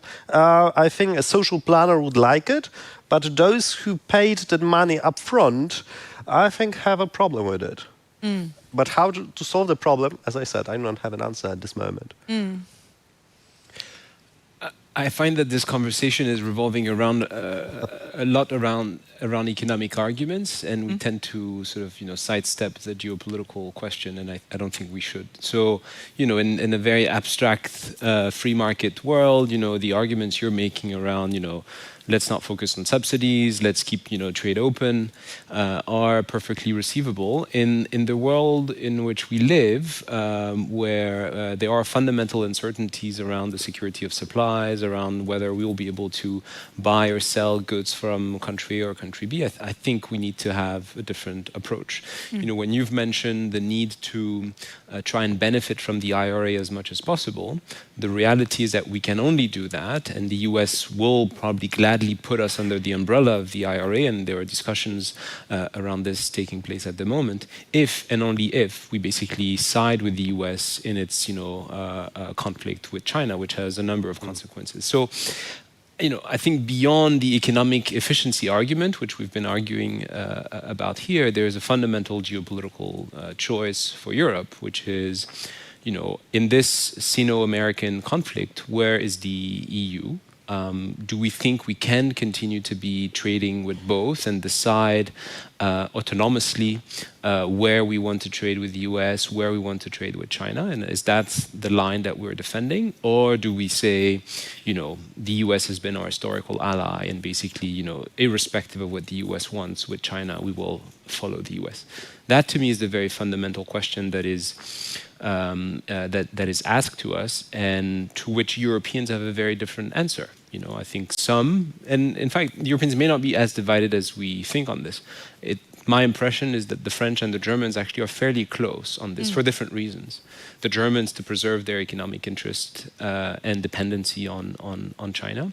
The French, I think, more maybe for philosophical or political reasons, want to stay independent from both China and the US, and that converges to a fairly independent position. The question is this fairly independent, autonomous position sustainable? At a time where you need the US for your security, and at a time where you probably need the US for your economic development to some extent as well. That, to me, is the central question, from which derives what sort of industrial policy do we have, what sort of response to the IRA do we have, how worried should we be about EV in China or not. But what is the other option than getting together with the United States? Do we have any? Yes, the other option is the one I described, is to basically hope that Europe can stay strong enough on its own to continue to have a deep trade relationship with China and a deep trade relationship with the US, but be politically independent from both and tell the US, no, we're not going to impose export controls on China the way you're asking us to do. No, we're not going to reduce inbound or outbound investments to China. Or if we do, it's going to be only on our terms and when we decide so. No, we're not going to do what the Netherlands has done, which is basically to follow the US in imposing export controls for semiconductor lithography, because we don't think it's in our interest to do that. So, I think, so the argument that there is no alternative to me is not very appealing. I think there are alternatives. There are pros and cons to each, and we should debate that. No, it's good that you lifted the discussion on a higher level or more big picture, because of course, well, we are talking about an economic argument about industrial strategy, but ultimately it all is related to how will Europe position itself between, one emerging superpower and one possibly declining. I think we talk a lot about the Thucydides trap at the moment. But there's another thing: is China actually still rising, or is it stagnating? I mean, there are all these sort of different permutations to the argument. But basically, where should Europe be? And I think what most countries are trying to do, they will always say, well, yeah, of course, America is our most important ally, and but still they would like to be. They see themselves almost as a mediator role. But I'm not sure whether that's actually working. Because from an American point of view, they say, well, we don't actually need a mediator. If we do want to talk to the Chinese, we'll talk to them. And we're not talking to them at the moment, for various reasons. So it's, I don't have an easy answer. I think it's a very, very difficult and maybe the most important question of our time in terms of geopolitics. And of course, everything will derive from that. And if I may add one word, also everything derives from what does the US want from China really? I mean, is the US really headed towards a confrontation with China, which is a possibility? Or is it just a rivalry that will never be as confrontational as an armed conflict? And that makes a big difference, because if the US is headed for a real confrontation with China, I think it's clear that it's not in the EU or in Europe's interest to be part of it or to be party to it. Now, if it's a friendly friction or a friendly competition between rivals, it's a different matter. And that is also very unclear, and that depends, and I think the US is unclear also internally about this, and probably depends on who wins the next presidential election in the US as well. Yeah, I mean, if you listen to some Republicans at the moment, right, on the sort of, it's very hawkish. It's quite aggressive, But then, of course, the Republicans are the opposition at the moment. If you talk to people in the Biden administration, it's much more conciliatory. So no, you're right. So a lot will be also decided by the. Even though the Biden administration has done more, in escalating the tension against China than the Trump administration had. De facto, yes, they've been, yeah. I don't know. I think I got the impression, Philip, you wanted to comment. Just a quick comment. Yeah. I think that those people or those strategies that recommend that Europe distance itself from China, they overlook the very obvious and simple facts that we of the goods we export, I think 9% goes to China. Of the goods we import, 20% come from China. And so, if we do want to distance ourselves and in that sense follow the US to some degree, I think then those strategies need to come up with a plan how to fill those gaps. And because that currently it seems very difficult. The EU has landed on this de-risk, not decouple slogan. And of course, it's a very ominous term and no one really knows what it means. But I think given the dependencies we have currently towards China, it's the only way forward. And I think we should be cautious not to mimic the somewhat more aggressive stance in that American industrial policy embraces.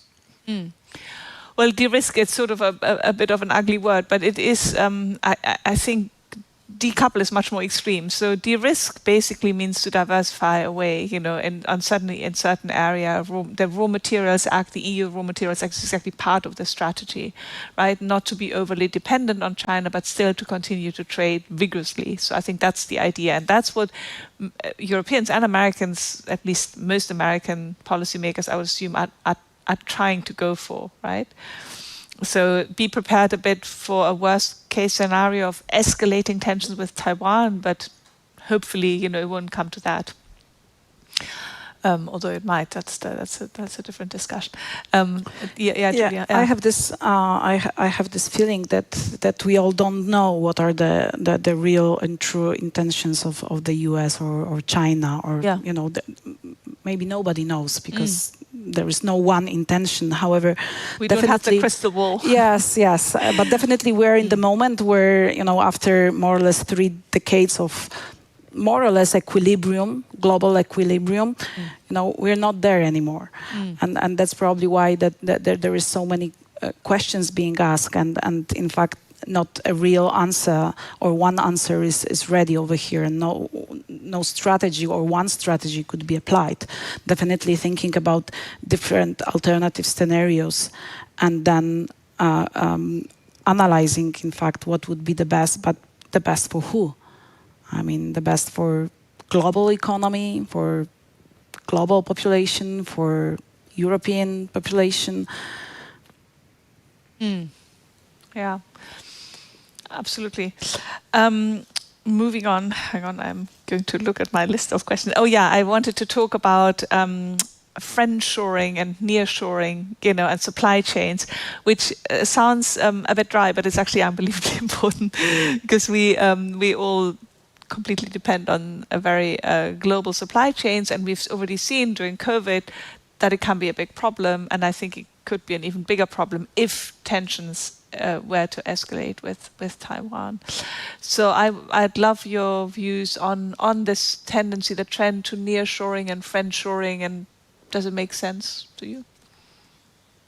I think that friendshoring and nearshoring are very interconnected terms. It's happening, but it's happening at a much slower pace than we assumed. That we assume, and we have foresighted before. Because it's not that a German-French company will, from one day to another, shut down its factory in China or India and bring it back and build it in Eastern Europe. It's not the way it happens. It happens in a way of business thinks of new investment and the development of their current business lines and business opportunities. So here is a switch, here is a change. And we won't see it in rough data from one quarter to another. That, there is war in Ukraine, Russia attacked, we need to build factories not in Ukraine, but we need to build factories in Poland. That's not the way it happens. It's one of many factors that needs to be taken into account. So it's taken into account and it has influence on data, but it's not that kind of influence that we could expect. However, very interesting data from China was published recently. I looked at FDI inflow to China. In 2023, in the first quarter, annual sum of investments, so from the second quarter of 2022 to the first quarter of 2023, inflow in nominal terms declined to a level not seen since 2005. So almost 20 years. Hang on, FDI from China into Europe? No, to China. To China, sorry. Global foreign direct investment to China. Declined to levels not seen for almost 20 years. Which is quite symptomatic. And this might show that this transformation of not investing into China is going quicker. But there are maybe some one-off anomalies connected to the pandemic effect still in place. But no matter, it's an important trend, and we need to take a look at it, but it won't change our global landscape from one day to another. If I can add to that, definitely supply chains are driven and were driven by the cost. The difference that we see right now is that different costs are being taken into account, and especially those related to risk that can happen. And definitely last 3 years with pandemic first and war showed that things that we never thought that could happen and are just impossible in our world are really ready to to take place. So I agree that those things don't happen overnight, and it will be still cost-driven. However, if we are incorporating the risk and the cost of risk that we have while having businesses, and when we want to build on the resilience of our companies, that means that we will be looking for limiting those risks and mitigating those. Yeah, I think go ahead. Yeah. I wanted to second what you were saying and on the importance of cost. And I think a lot of the supply chains start with energy-intensive goods at the very beginning. And energy, of course, is currently quite expensive. And given the overall renewable potential in the EU, probably energy is going to remain more expensive here than elsewhere. And of course, you have other structural cost drivers that are higher in Europe than in many other places. And so if we want to get these early stages of the supply chain to Europe, or to keep them in Europe, it's going to cost us. And so there's, I think, this trade-off between security of supply or this friendshoring and the economics of it. No, and just to add, because on these friendshoring issues, it's important to remember that we are basically short of energy in Europe, and we're short of critical mineral materials. So, the two sort of beating hearts of an economy is something that Europe fundamentally, needs to import. Unless we move to a fully renewable energy system in Europe, which we may at some point, but not immediately. And so that means that the friendshoring that we're talking about is deeply rooted in things that are taking place now. So critical mineral material club, for instance. Are we going to be part of one? If so, and if it's a US-led one, what does that mean with respect to our relationship with China? So I think, again, these issues of friendshoring or protection of supply chains are not disconnected from very fundamental geopolitical choices. And I don't think we can pretend that, friendshoring can be done, at the company level on a sort of, basic protection of supply chain basis. The real hard questions will be fundamental security and geopolitical issues behind. And it's not only about friendshoring, it's also about simply shortening the supply chains, right? I mean, it's not even, it's really the distance that is an issue. And you talked about you mentioned the price of energy. Of course, as far as I can see, the price of energy will remain higher in Europe than in other parts of the world, quite permanently, or certainly for the foreseeable future. And that is something European industry has to grapple with, right? It's just sort of a new environment that we live in. Yeah. Higher and more volatile. Higher and more volatile, exactly. Yeah. I have a more general comment on that, because I think it's very important. Because if you look at those kinds of decisions that Europe needs to make, you can either play by the old rules and try to maximize your benefit, or try to work your way around and create new rules, new global rules, and try to influence how the stage is set. Here within this discussion, we set the stage that there is the US, the China, and Europe somewhere in between, and needs to find its way, whether cooperating or not, or with China or with the United States.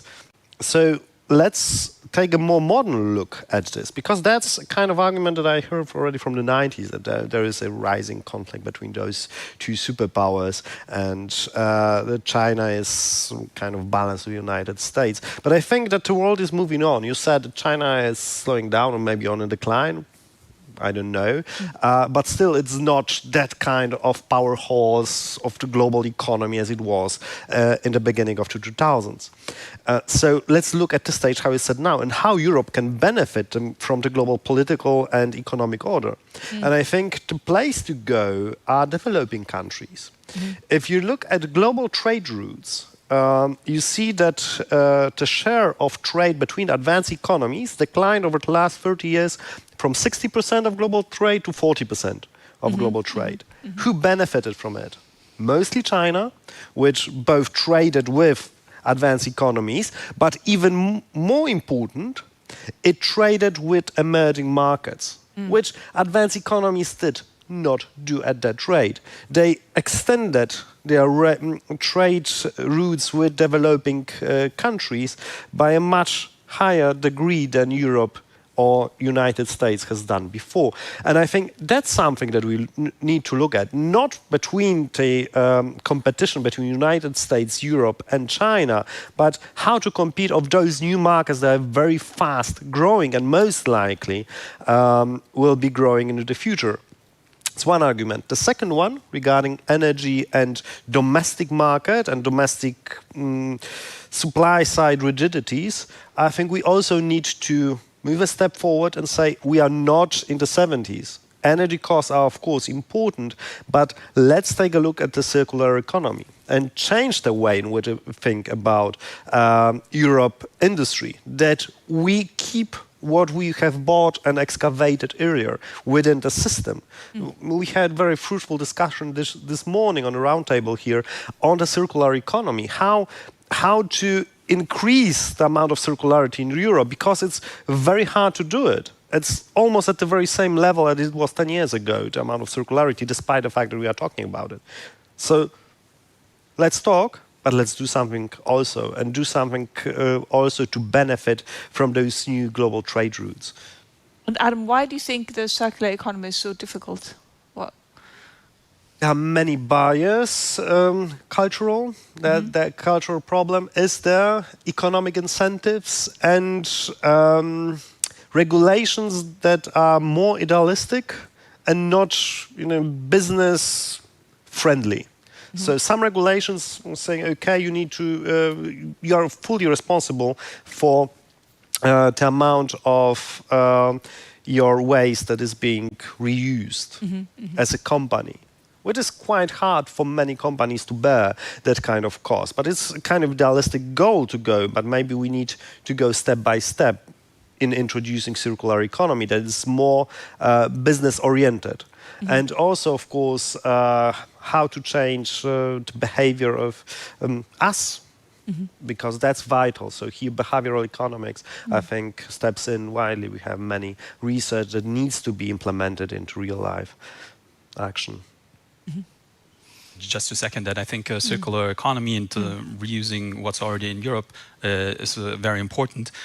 And I think we need to do more on this. However, given the vast amounts of rare earths and all kinds of materials needed going forward, doesn't present a solution on its own, and we will be dependent on imports from abroad for certain materials for the foreseeable future. Yeah, for some raw materials, right? Some rare earths, we depend to 80% on imports. Even higher, or I think even higher. Yeah, that's why we're working on how to keep them. So how to reuse what we already imported. From your mobile phones, laptops, and all those rare minerals that we have at our hand, and we do not recycle too much. Yes. It's also very important. I see. Point. Yes, I see what you mean. Yeah. So to it's not kind of waste them. Turning the table. Because we still try to play by the old rules. We need to set our new rules in that kind of environment that we are. Well, plus on the rare earths, they are actually not rare. Right? I mean, it's just that the mining happens, but I mean, we could really diversify on the origin of the rare earths. I know it's dirty and it's difficult, but it's not impossible to do another. I want to talk a bit about investment screening, which is already done, certainly in Germany, but in other countries too, when it comes to inward investment from China. But now there's a discussion about outward investment screening, right? And it might be part of the new German China strategy, but I think on the European level there's also talk about it. How does the panel feel about that? How do you feel about that? Maybe I'll start.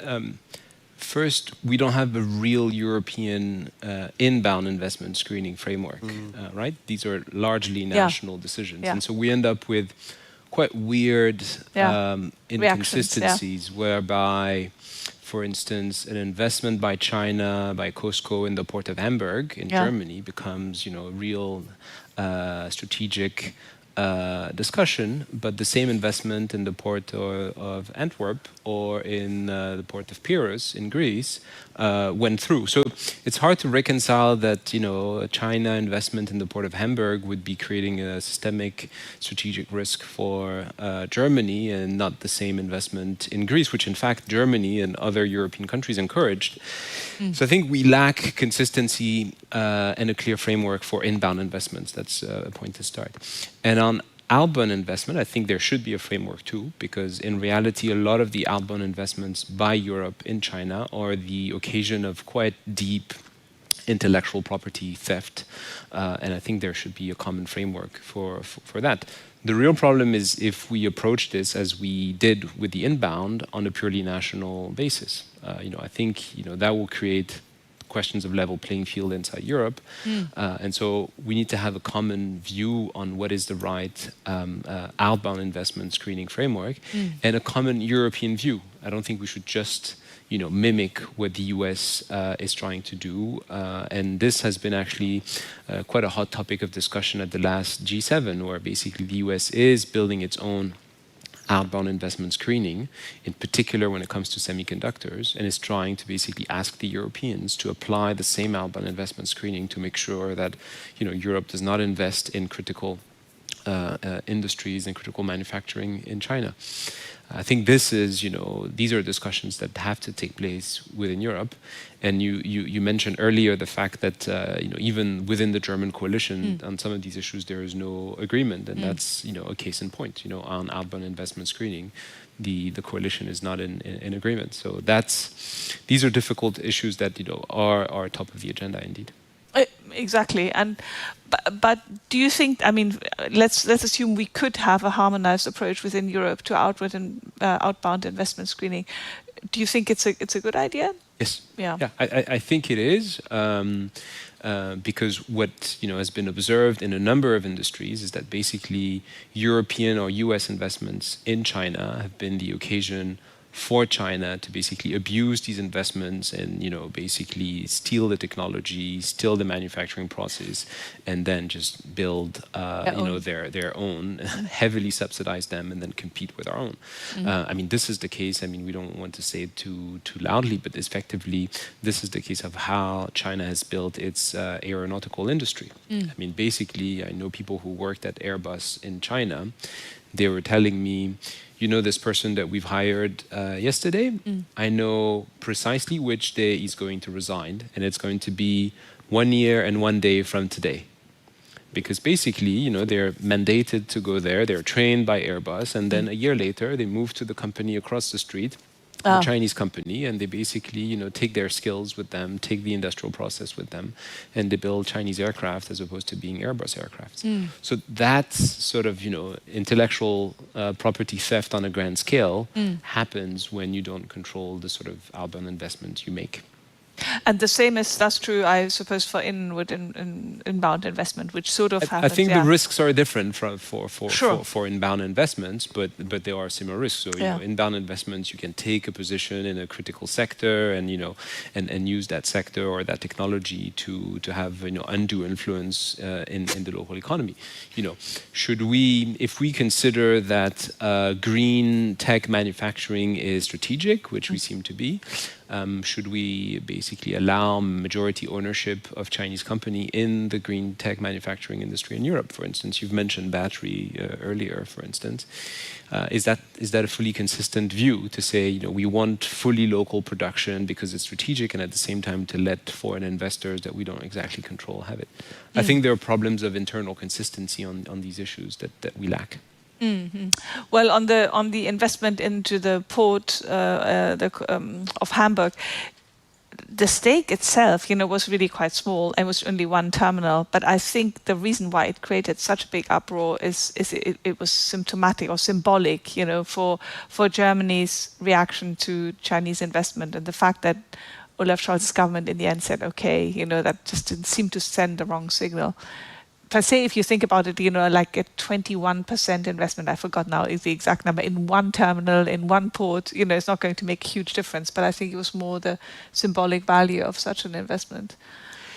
right? Yeah. Potentially, but you had, I think, a number of German ministries, the national intelligence services that all advised against this Against it. No, investment, no, no. right? So but I think there was more than the optics of it. Yeah. That was problematic, at least in the views of intelligence services in Germany and the views of a number of ministries. So all I'm saying, I don't have a strong view as to whether this investment in Hamburg should take place or not. All I'm saying is that we don't have a consistent framework for looking at this. Basically, and one country does one thing, the next country does the other, and within one country you have basically different views, and you end up deciding potentially on the basis of the wrong reason, which is perception. I mean, we shouldn't decide on such a large investment in a critical port, in a critical infrastructure, just on the basis of whether it looks good or not. That should be secondary. Maybe just to add that Europe has taken a small step towards screening foreign subsidies flowing into Europe with the foreign subsidies regulation. Only a small step, and would prevent competitive distortions. So it doesn't really cover the geopolitical side that we're just talking about with Hamburg and so on. But I think this is a tool that can be built on to then also screen other types of investment. Interesting. Is there anything you particularly want to talk about? Otherwise, I can come up with more questions. I think the questions from the room are not... Yes, you know what? Why don't we start a little earlier? We have 20 minutes for the questions for the room. Yeah. Wouldn't that be a good idea? Because we're nearly out of time with ours, but then we'll have... I think that the questions will fuel our discussion here once again. Exactly, yeah. I mean, I have I more, see one person that will... Exactly, yeah, let's get that's going. Why I'm asking. Yeah.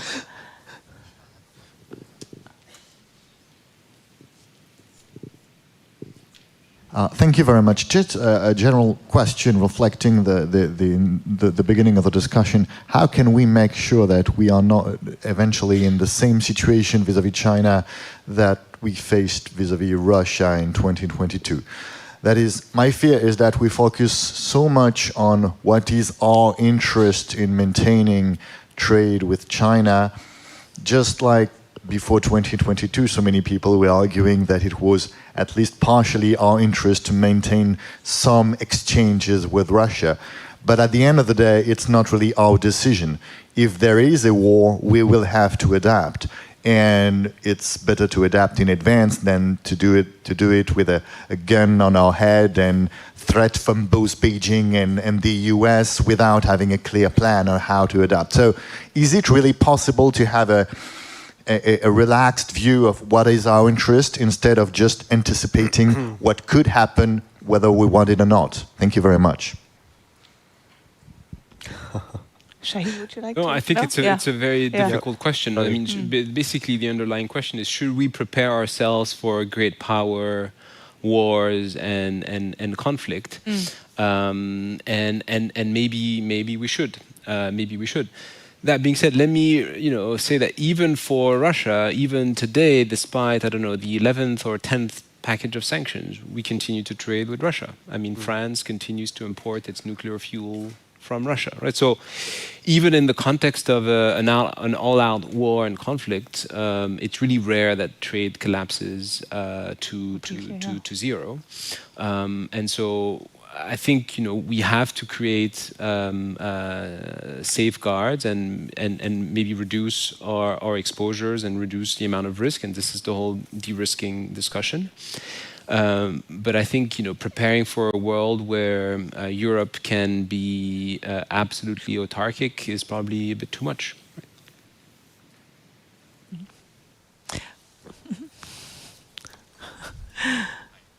Yeah, I think does it work? No. Yeah. No. Thank you very much for all that. I have a bit of a problem with the title though of this panel because there is I was just thinking Europe manufacturing is 25% of the economy. I'm off the top of my head. US is half of that. China is almost double that. And then now the US has come up with the IRA, which is setting a stage. Oh, we have to do something. And here you have a country that can subsidize a lot, which is the US, and here you have a country that steals a lot. Intellectual theft, which is China. I mean, how can you compete with that? And isn't the answer, considering all that you said, yeah, okay, they may be doing the green stuff better or worse, we don't know. Why don't we go the other way? Why don't we invest in our new manufacturing strategies, basically defense and military?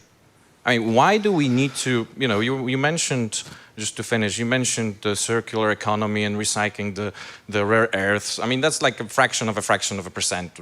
Obviously, it's a feel-good factor, but it doesn't matter on the greater scale, right? If all those risks geopolitically come true, then how can we compete with two industrial powerhouses that are completely different approaches, and we're really lacking on the defense? And with that, maybe other things happen. I don't know, a common question, but just phrasing the panel a little bit differently. Thank you. Who'd like to take that? I'm not. I think Adam is very keen. No, totally I know. not I'm at just all. joking. Totally not at all, because I'm a progressive pacifist. So I think every gun that is being produced has to be eventually used. So that's why I'm not into that direction. But still, I agree that we need to search for our own path, and that's very important. And I think, to some extent, that's what we are doing. Whether putting it between the United States and China is a good question, whether this is the right title. I think that we could name more countries in front, but then the title would be too long. So that's why we decided for US and China. And I think I wouldn't take such a radical position and just point out that investments into defense and strengthening our capabilities there don't come at the expense of strengthening our manufacturing abilities, right? Of course, to the extent that we need the financial volumes to do that, there's a trade-off. But I think we can both strengthen our defense and military and strengthen our green manufacturing, and I think both is needed.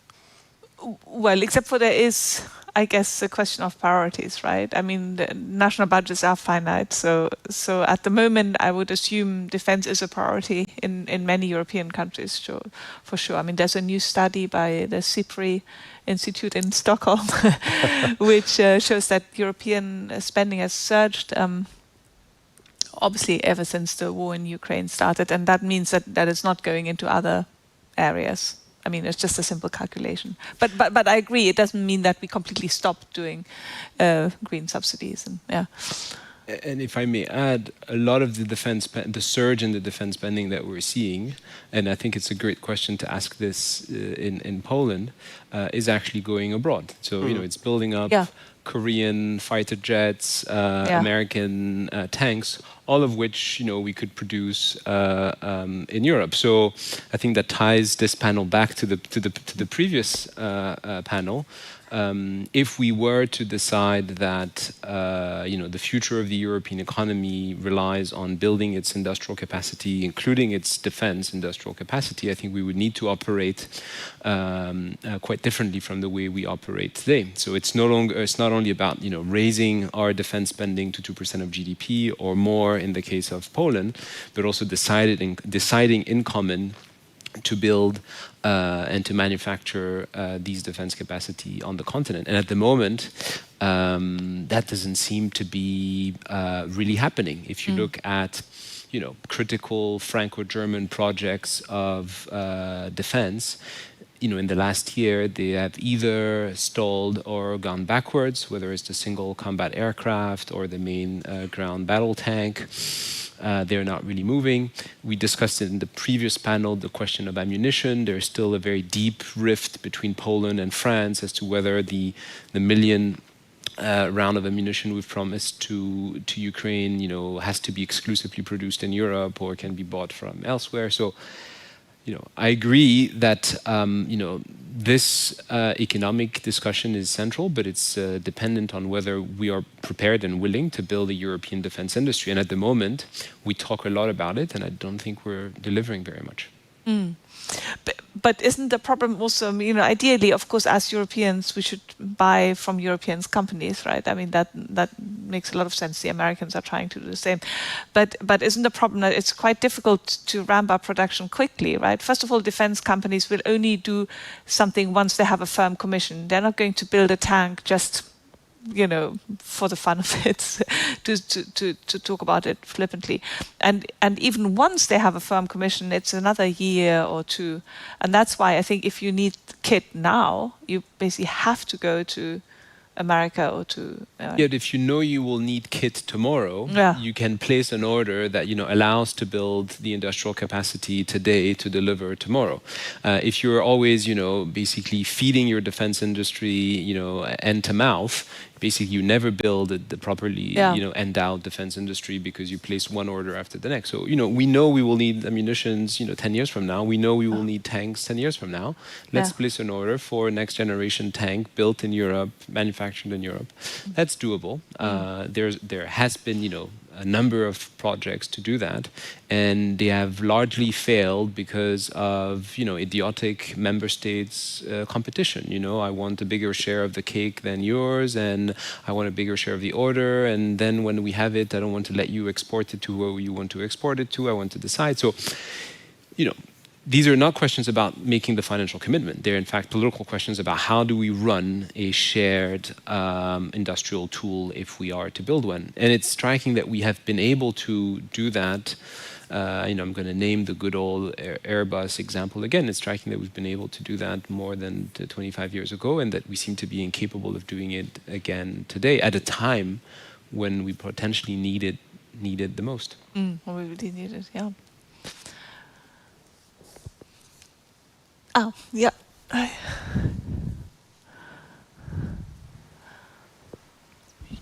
Thank you very much. The question that I keep asking myself, I have no answer at all, is to what extent actually do all those different instruments help us towards a higher external competitiveness?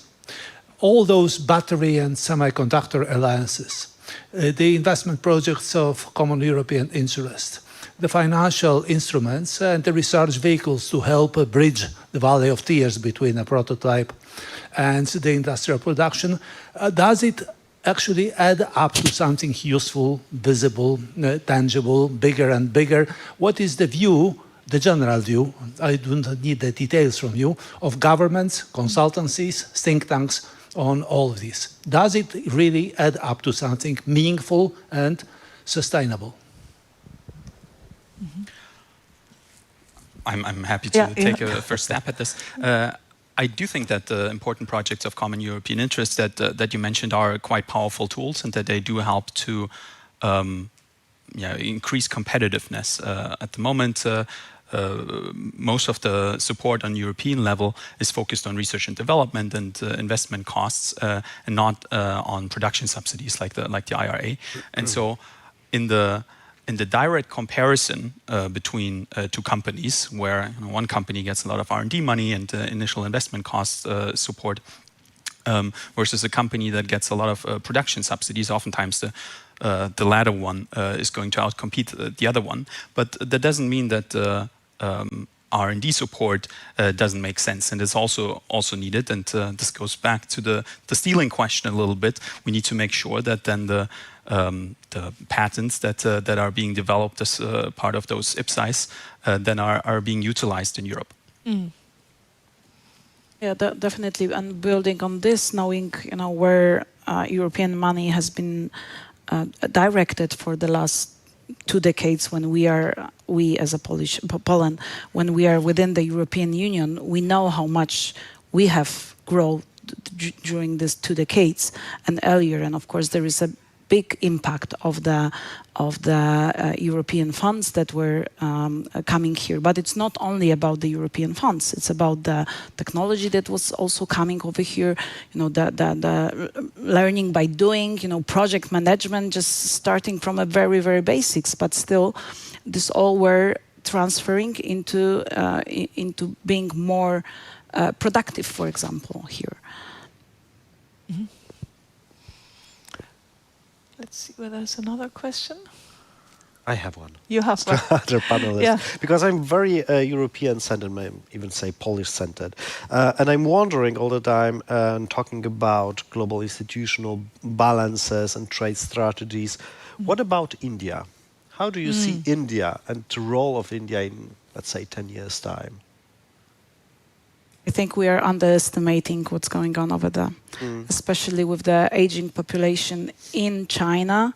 China already hit its peak with regards to the working age population. and India is still not there. I mean, they will have a huge advantage related to the population that they have.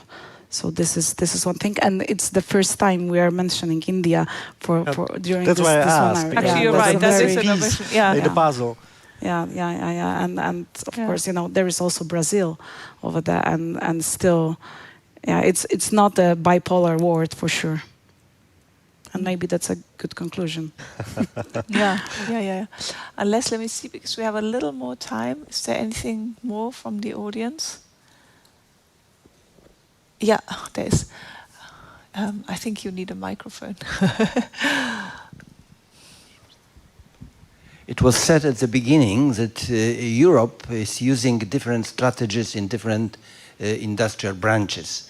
Maybe we could hear about one strategy in any of the branches that could be European. Oh yeah, okay. That's a good question. Yes. Does anybody want to pick that up? I actually wonder whether such thing exists. I mean, well, there is a European Chips Act, so there's a beginning of a strategy for manufacturing chips in Europe. Ironically, it's actually started before the American Chips Act. Yeah. So that's one sector where there is a strategy, where there are European champions, and where there is, I think, a real hope of bringing, substantial capacity to the European continent, and that combines, regulation, subsidies, R&D investment. So that's one sector where there is one. Defense is also another one where there is the beginning of a sectoral strategy deployed at the European level with funding and with subsidies. It's less successful for the reasons that we've exposed earlier. And if we go back, and I've mentioned it earlier, to me maybe the pinnacle of Europe's industrial policy, and a fairly successful one at that, is really the aeronautical industry, with the creation of a European champion like Airbus, which had a number of consequences, including military consequences, that are not insignificant. And that, was sort of the first time we really realized that letting that to free market competition would not work, and that we needed to basically address market failures if we wanted to sustain and keep capacity to produce civilian aircrafts in Europe at a time where basically the risk was that we would be entirely overtaken by Boeing.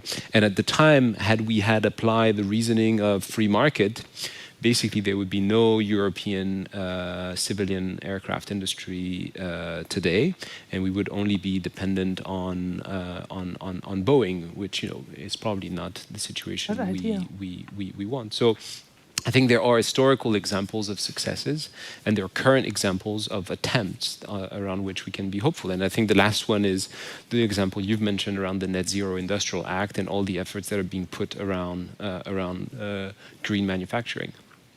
I think a good example here would be renewable hydrogen, because in that sphere a lot is happening, and I think Europe has been one of the leaders already in the last few years, reflected in the highest share of global patents coming from Europe. And so there are the IPCEIs, the important projects of common European interest for hydrogen that were mentioned earlier already, with a volume of, I think, over 10 billion, so quite substantial. And so, again, IPCEI is more for the research and development and initial investment costs. And now the IRA happened, which subsidizes each kilogram of hydrogen. And so now Europe is responding with also trying to lower the cost or price of hydrogen, with actually a smarter tool than what the US is putting on the table. So the US is just giving a $3 subsidy for produced hydrogen, whereas in Europe now there's going to be an auction. It's a bit of a complicated setup, but it results in with a more efficient system of lowering the cost differential between fossil hydrogen and green hydrogen. And so I think hydrogen is certainly one of the examples where Europe has been one of the leaders, and with the right sets of policy measures, we can continue to be leading in that field. Yeah, very interesting. So we had the CHIPS Act, we had the example of the aeronautical industry, we have hydrogen here, and I'm assuming we will, because they are under such pressure, we will see something like an industrial strategy for both the car industry and the chemicals industry. The car industry, because of the electric vehicle revolution, where Europe is still hoping to have a leading role, but is under siege from China and Chinese producers. And the chemicals industry is very energy intensive. So for the chemicals industry to survive and to have a meaningful presence in Europe, they have to deal with this new environment. And of course, it is in government's interest to keep at least a big not maybe the biggest, but a big chemicals industry in Europe, and avoid them all going to America because energy costs are so much lower. So I'm assuming that's the next two industries, or at least two of the ones that will be much more strategic and much more organized in their strategy. If I look at common patterns of joint European industry strategy, because when mentioning European industry strategies, I meant strategies that are placed in Europe, not all together, that all countries are agreeing on a given strategy, because that's much harder to find. But if we look for those industrial strategies that are common or that have common traits in different countries in Europe, there are two important factors to look at. First, the intra-industry trade. The more intra-industry trade is happening between EU member states, the more likely it is that the European Union will eventually design a common industrial strategy, and automotive industry is one of those. And then the second thing is the newer the industry itself. If an industry is being created at this moment, it's already being envisioned at the EU level in Brussels. So it's a topic there. And all countries are much more willing to cooperate on creating a common strategy than working on it by itself. And in other industries, those older industries, you see a huge path dependence. So when you had an industrial strategy in the 50s or 60s, then it's much harder to get together and propose one common strategies, even now in 2023. So here I think just air industry. That's something that's an exemption, because it's quite an old industry. But I think that it's easier because here it's concentrated in only a few countries. That's why I think it's easier to get a common strategy, because there are just a few producers, global producers. Of course, they're using much resources within their value chains, but still it's much easier to create a cooperation between just a few partners, with a huge benefit for Europe, of course. Great. Well, I think we have actually now, it's lots of zeros, so we've come to the end. Thank you very much to a wonderful panel. I thought you complemented each other really well. So thank you, Adam. Thank you, Shaheen. Thank you, Julia. Thank you, Philip. And also to you for not falling asleep and asking fantastic questions. And I hope you enjoy the rest of the afternoon. Thank you.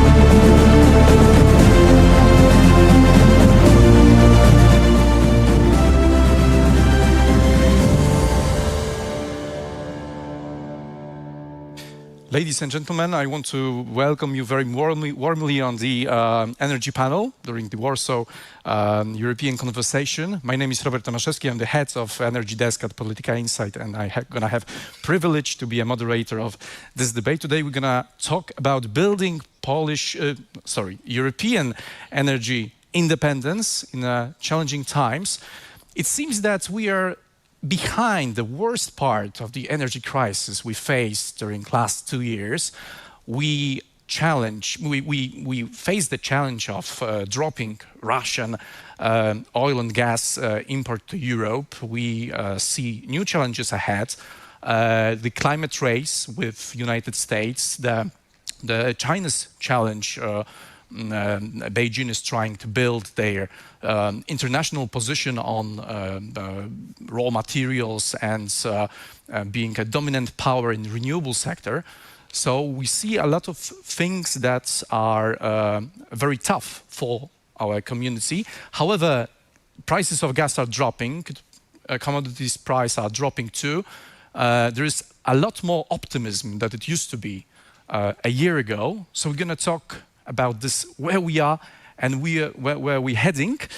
And we try to find, in this fluid geopolitical reality, answers to 3 questions.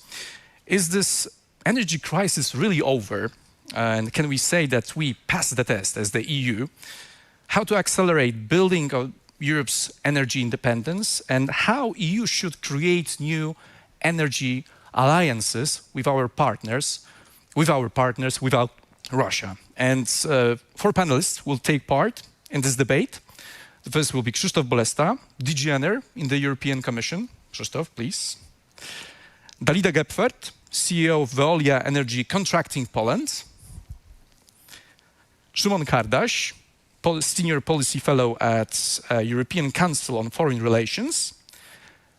And last but not least, Federico Santi, Senior Researcher at Eurasia Group. We have 55 minutes for debates. After us, there will be a conversation with Commissioner Jourova. So it's not the last panel. Krzysztof, I want to start with you. And I want to ask you where we are with European climate policy, facing so many challenges, and the point where we can be a little bit more optimistic than we were. However, so many unknowns lies ahead, especially if we talk about Fit for 55 package, the implications of it, and the building through energy union in the EU. What's your position on this? Well, I think that it's good that you feel optimistic. I don't. I think it's fair to say that it's a very difficult position to be in. I think many people are lost because we have a number of things that are unknown. For example, okay, renewables are increasing. We had just an agreement a couple of months ago between the Parliament and the Council and the Commission to increase the renewables target by 2.5 percentage points. So now it's 42.5 by 2030. So this is an acceleration of energy transformation. We also, because of the war, we also have a switch away from fossil fuels from Russia to fossil fuels from other countries, which impacts the price, and it's not over by a wide margin. So these 2 things are happening. On top of that, we have legislative diarrhea because, so many things are happening and politicians are trying to address the situation because public demands it. So what you do, you legislate, you just snap on new proposals, you try to put on tariffs. So there's a lot of things going on. And then we have a price level of natural gas, for example, that reached at the Dutch market the level of price from before the war. So that gives some politicians an argument, hey, it worked. our legislation worked. So, you know, you have so many new things in this unique situation where you put the Russian aggression on Ukraine on top of the ongoing very difficult energy transition, and these two combined, creating a very difficult cocktail. So I think that we still don't know where we are. I think it would be very good to wait with new legislation until we know how this last wave of stuff really works. Of course, some people say this is precisely what the legislation delivered. The prices collapsed again, so it's all good. It worked, but I don't think that that's the case. I think this correlation is not causation this time. I think that you said something really important. This legislative diarrhea, as you described it, it shows us really great resilience of the European Green Deal. It was not killed by COVID. It was not killed by the energy crisis and war in Ukraine. And we still are speeding up the process of transformation for some reason, believing that it's going to create in the final stage of this process a truly independent continent. So let me elaborate my optimism, why I'm more optimistic than a few months ago. I remember the discussions that we're going to face breakdown of the European market in the electricity way.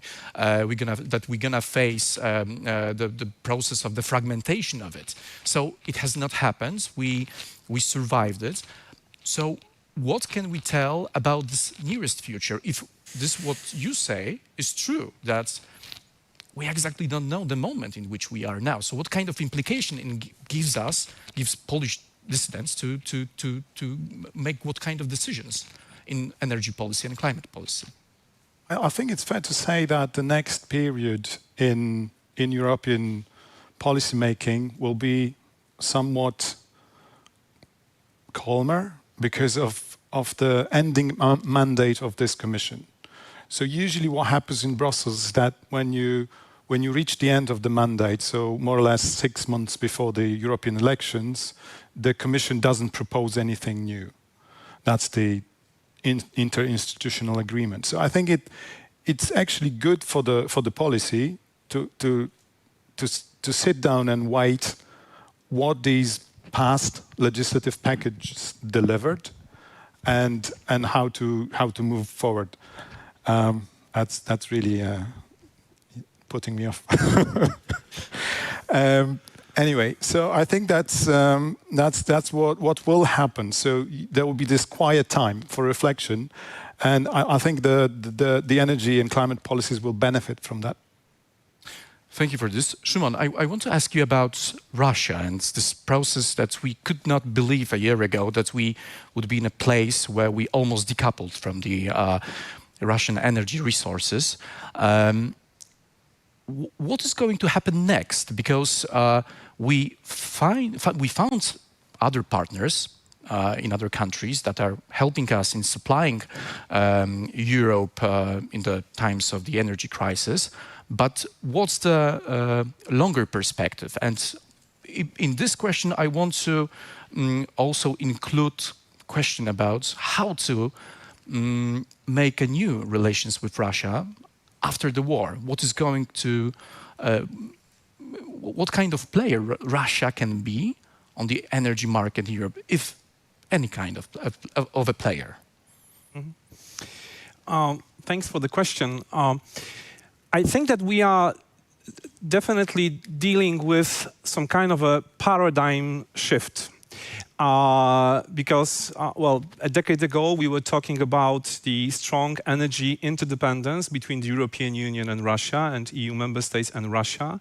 And now we talk about the energy decoupling from Russia. So from energy interdependence to energy decoupling. And it seems like, I mean, this new paradigm, I'm not saying that we are already there, but as a key goal, the energy decoupling, I assume will remain as a point of reference.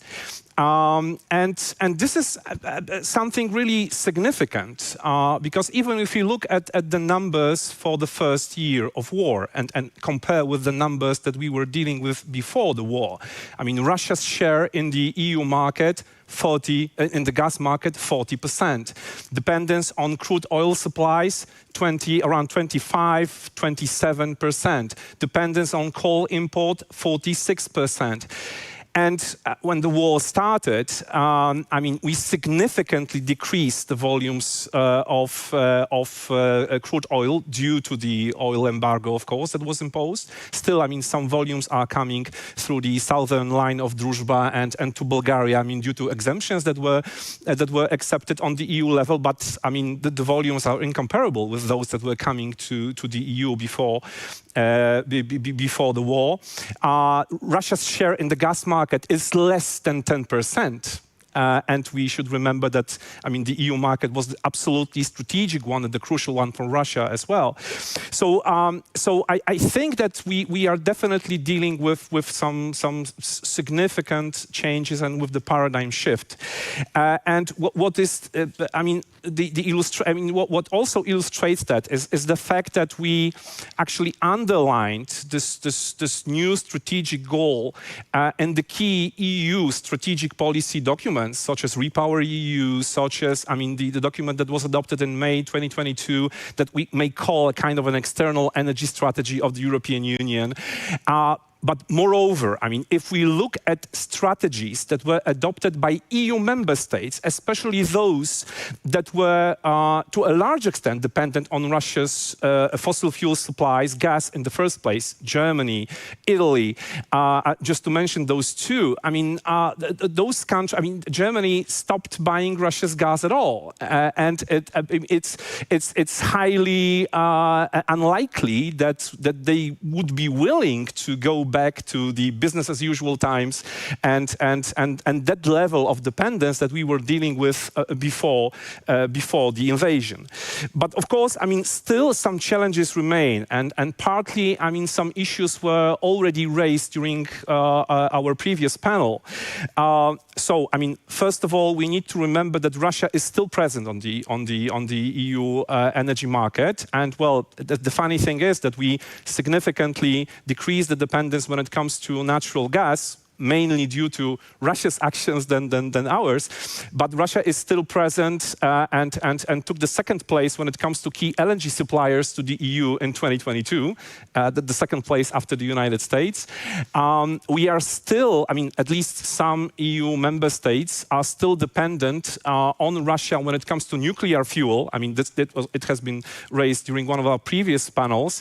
And we are, well, 18 reactors are working on the Russia's nuclear fuel right now, still in 6 EU member states. The EU is also dependent when it comes to uranium import at the level of around 20%. So of course, Russia is still present. And your question, I mean, how the relations might evolve when the war ends, well, I definitely assume, I mean, sticking to the point that I made in the beginning, that since we are dealing with a paradigm shift, there's definitely no risk of going back to business as usual model and to the state of play that we were dealing with before the war. But of course, we cannot exclude, and of course, the Russian Federation will try to somehow, let's say, tempt some EU member states to of course, increase the cooperation with Russian energy companies. But, well, considering that risk, I still think that, I mean, we will be moving forward to a completely new paradigm, and that kind of energy interdependence that we were dealing with before the war is very unlikely. That was a strategic perspective, and I would, in a follow-up question to you, I would move on a tactical one, because in Brussels we are still facing the challenge of negotiating 11 package of sanctions against Russia. So it's basically trying to fill these loopholes which we have in the sanction packages we had before. I want to ask you how big will we should have to push forward legislation to make those loopholes filled. It is basically a question about the grey market. We see that a lot of flows of Russian oil, not only oil, fuels are coming to Europe. We see that Russian LPG is still there. And Russia is, of course, using the Indian refineries to sell later their fuels to European Union. So how forcefully we should go with filling these loopholes? Or it is a moment that we have to agree that markets needs to be stabilized and sanctions are working in the long-term period. So let's not harm ourselves and wait for the in longer perspective that it is going to hurt Russia. So what do you think we should do as EU?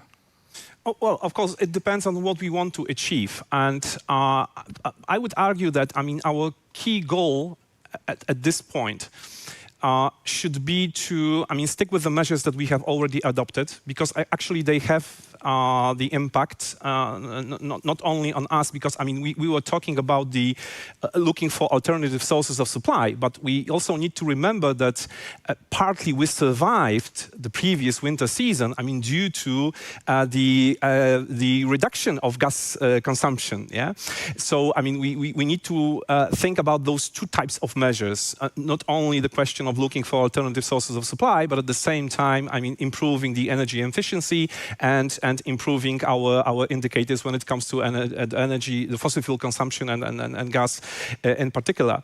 So having said that, I mean, if we argue that our key goal is to hurt the Russian Federation and the Russian budget and to raise the cost of continuing the war, I mean, I think that sanctions are working pretty well, because if we look at the numbers for the first 4 months of 2023, actually, and the revenues for Russia's budget coming from the oil and gas sector in total, I mean, the decrease is around 52% year on year. So we already see an effect, which is partly due to the decreased volumes of natural gas that is coming to Europe, and partly due to lower prices that Russia is selling its crude oil at other markets.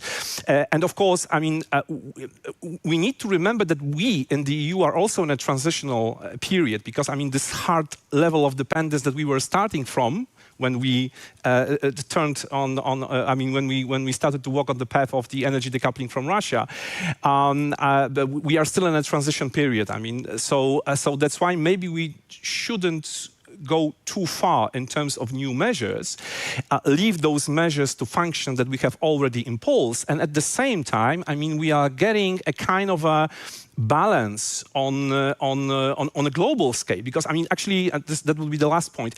I mean, one of the biggest risks that we were considering before imposing especially the sanctions on the oil sector and the crude oil, the ban on crude oil, I mean, and the price cap. I mean, one of the key risks and one of the key challenges was, I mean, how will Russia respond? Whether Russia would decide to cut off the output that might have a significant impact on the let's say global energy market, and it didn't happen. So Russia is still actually producing its crude oil. It's selling it on the global market, but at lower levels, so it's earning less. But it does not affect, I mean, the stability of the global energy system. So of course, I mean, I know that we might feel inconvenient with the fact that, well, India is buying more Russia's crude oil and producing more oil products and selling it to the EU market. So we are, I mean, somehow partly linked to let's say, importing the oil products that are coming from Russia's crude oil. But at the same time, I mean, when we consider that we have the stability on the market and we are affecting Russia in the economic terms, I think that, well, the regime that is in force, I mean, the sanction regime that is in force is actually working pretty well. Thank you, Szymon. I will switch to Polish for a second.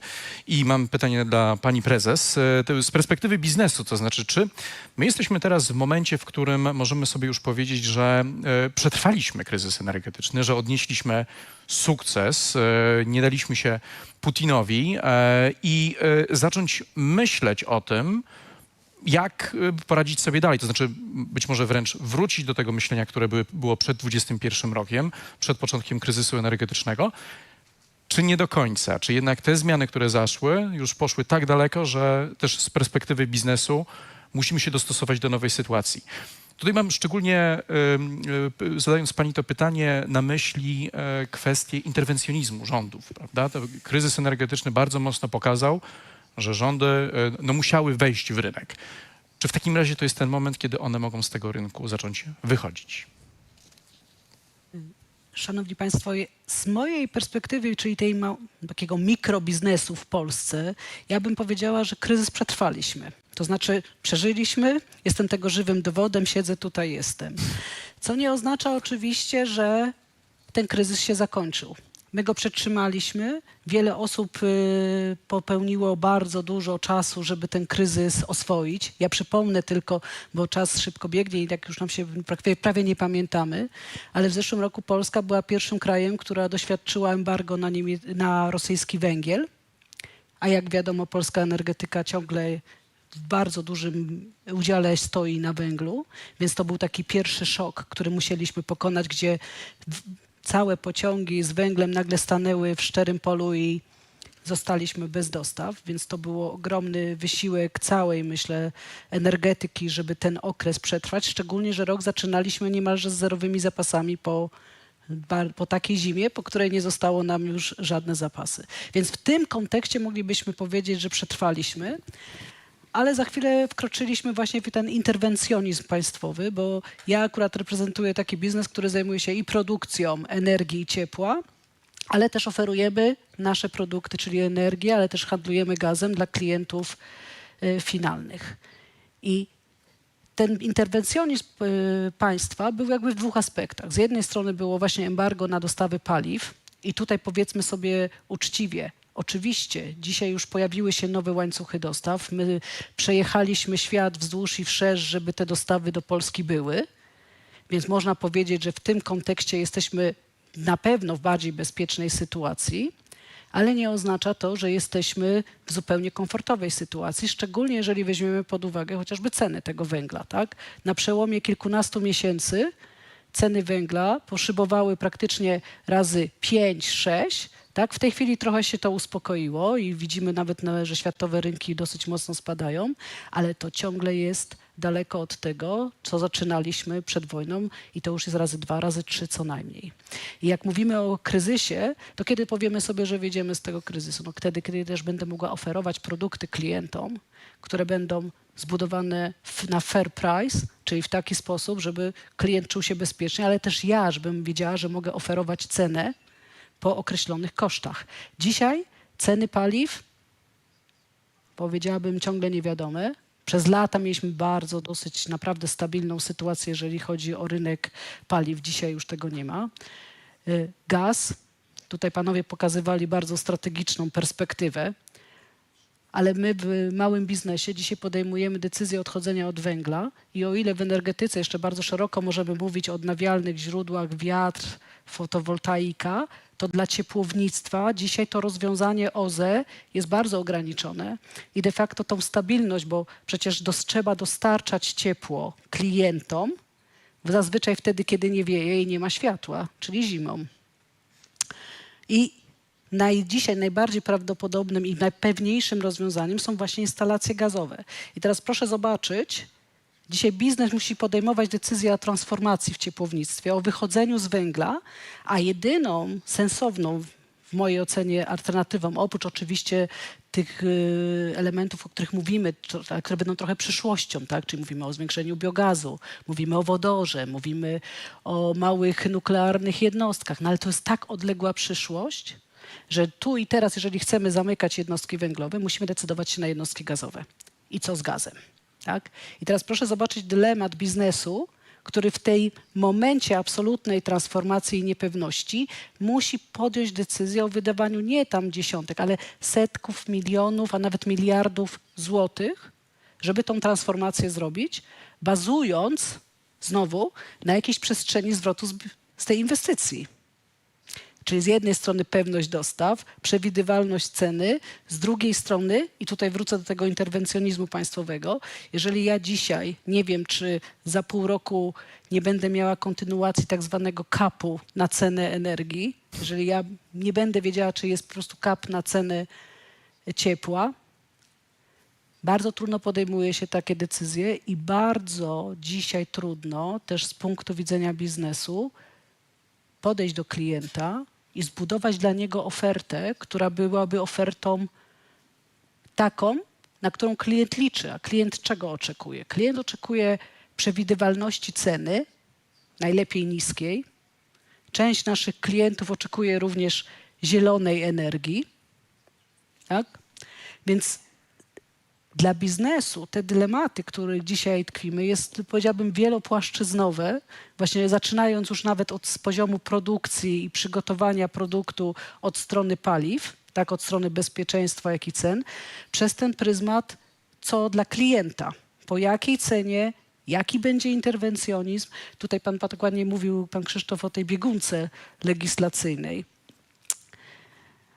A ja myślę sobie, że no, biznes potrzebuje, ja już nie mówię, że jakiejś tam long term, nie wiem, przewidywalności, ale niech ona, ta przewidywalność nie zmienia się z miesiąca na miesiąc.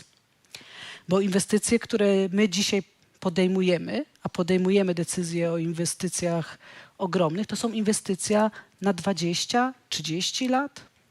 To jest taki horyzont czasu, w którym my podejmujemy decyzje, natomiast prawo, legislacja, z miesiąca na miesiąc jesteśmy w zupełnie innej sytuacji. Ja już nie wspomnę o tym, ile energii trzeba włożyć ludzkiej w przeprowadzenie firmy przez te zmiany, które się wydarzają. Rozliczenia, faktury, takie korygujące, rozliczenia do funduszu. Niesamowite w ogóle historie, które, powiem szczerze, na te wszystkie warstwy tsunami, które się pojawiło właśnie w zeszłym roku, no dołożyliśmy sobie kolejne warstwy i kolejne odsłony naprawdę trudnej pracy ludzi, którzy musieli przeprowadzić to na czas z sankcjami. Pani profesor, jedno do pytania z mojej strony, to znaczy to, co pani powiedziała o gazie jest bardzo interesujące. No ja pamiętam jakby przed kryzysem energetycznym też w kontekście transformacji ciepłownictwa mówiliśmy o bezalternatywności gazu. Po kryzysie energetycznym to się nie zmieniło, więc moje pytanie do pani jest, co się zmieniło w logice myślenia o transformacji energetycznej przez kryzys z perspektywy pani branży? Jeżeli tutaj mimo wszystko ta trajektoria nie uległa zmianie.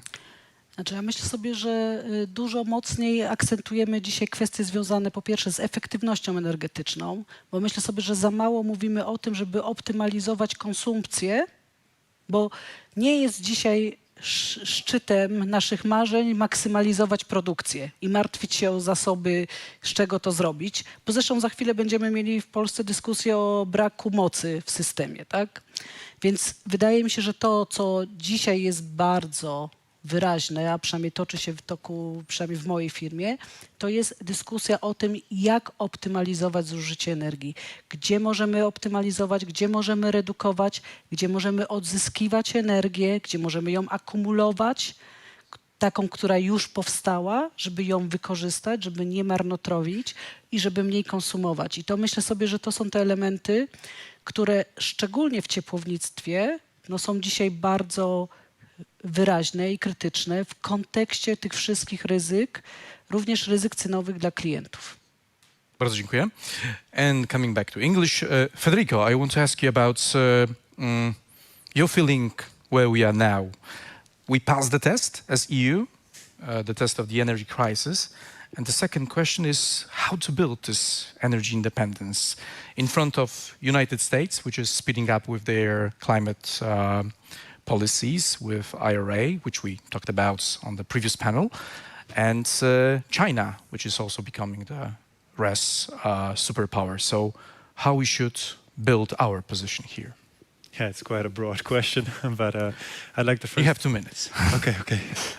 I'd like to first echo some of the comments made earlier. This may be a point that's obvious to many, but I think it's worth highlighting that we're not quite fully independent from Russian gas yet. In fact, we still buy quite a lot of it at the tune of over 2 billion cubic meters a month, which means, as you said, close to 10% of total imports, which still places Russia amongst, firmly among top 5 suppliers to the EU. Now, I agree that from an energy security perspective, this is much less of a concern today. This is obviously a fraction of imports before the war.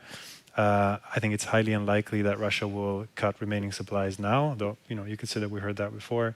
And even if it did, I think the EU is in a relatively good position to replace them relatively easily. Still, despite, the drop in volumes, drop in prices, I think this still accounts for a sizable chunk of revenue for the Kremlin, for the state in Russia.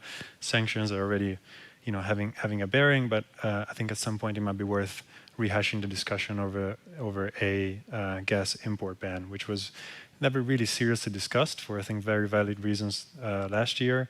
I think it's still probably premature now, despite the drop in wholesale prices. But again, at some point, in the spirit of undermining the Russian war effort, I think it's something that we might want to reconsider. This is not to downplay the great success, as you said, the EU has had in reducing reliance on Russia in terms of import diversification, and in particular in terms of reducing demand, as was already mentioned before. I have to stress that this was really a key factor, and I think we have to acknowledge that in this case it was actually industry or consumers that really played a major role, obviously in response to the very high prices, but very often moving much faster and going above and beyond government mandated targets. And I think you're entirely right to say that legislation hasn't played a huge role in this regard, having followed sort of the saga over the last year, the price cap, demand reduction targets, which in the case of gas were not really binding, I think were helpful and I think helped to an extent, but really it was industry that really took the lead here, and I think that has to be acknowledged. Remarkably, the drop in demand, which was significant, 15% in Western Europe over the course of last year, probably much more if you look at the second half of the year alone. This was achieved, yes, at the cost of a significant economic downturn, the effects of which we are still very much seeing, but crucially without a major drop in industrial output, as some had initially feared. And I think this is indeed quite remarkable, and without Europe incurring, a severe recession. So I think this is, we can look back at this achievement, I think, with no small amount of relief. This said, it's also no cause for complacency. I think all the big questions, difficult questions still lay very much ahead of us. The most pressing one, I would say, is whether to invest more in fossil fuel infrastructure now that the worst of the energy crisis is most likely behind us. We were just discussing this earlier when it comes to upstream and midstream. And what would be your answer to that question? My answer would be a strong no, in fact. There's a very large amount of funding that will be made available to member states through Repower EU by the Commission. Member state governments will have to decide how they're going to spend that money. I think there's probably some low-hanging fruits there. I'm thinking in particular of interconnections within the EU market actually for gas, such as domestically in Italy for the Italian grid, or connecting the Spanish grid to the continent, which I think would help to maximize those two countries' very substantial import capacity, which would benefit the entire EU wholesale market. But beyond that, I think the fact is that the EU is actually on course to have a very substantial excess of import capacity quite soon, and through LNG in particular. There were 6 terminals, if I remember correctly, that came online over the course of last year. 20 additional units are in the pipeline for the next year, which will mean an additional 100 billion cubic meters in import capacity, which is huge. If you combine that with that structural reduction in the demand for gas in light of the accelerating energy transition, of course, then I really think that that funding would be much best diverted or directed to accelerating the transition to renewables, which in itself, and this is my last comment, of course, raises a whole other set of challenges and questions. It's obviously integral and an imperative for meeting emissions targets for energy independence. but also, as we've come to understand, it comes with a whole other set of dependencies, particularly on China, on key technologies, and on raw materials. And I think that trade-off, which was discussed abundantly in the last panel, and I'm not going to rehash that here, but I think that trade-off is really quite stark. In other words, how to achieve independence and accelerate the energy transition,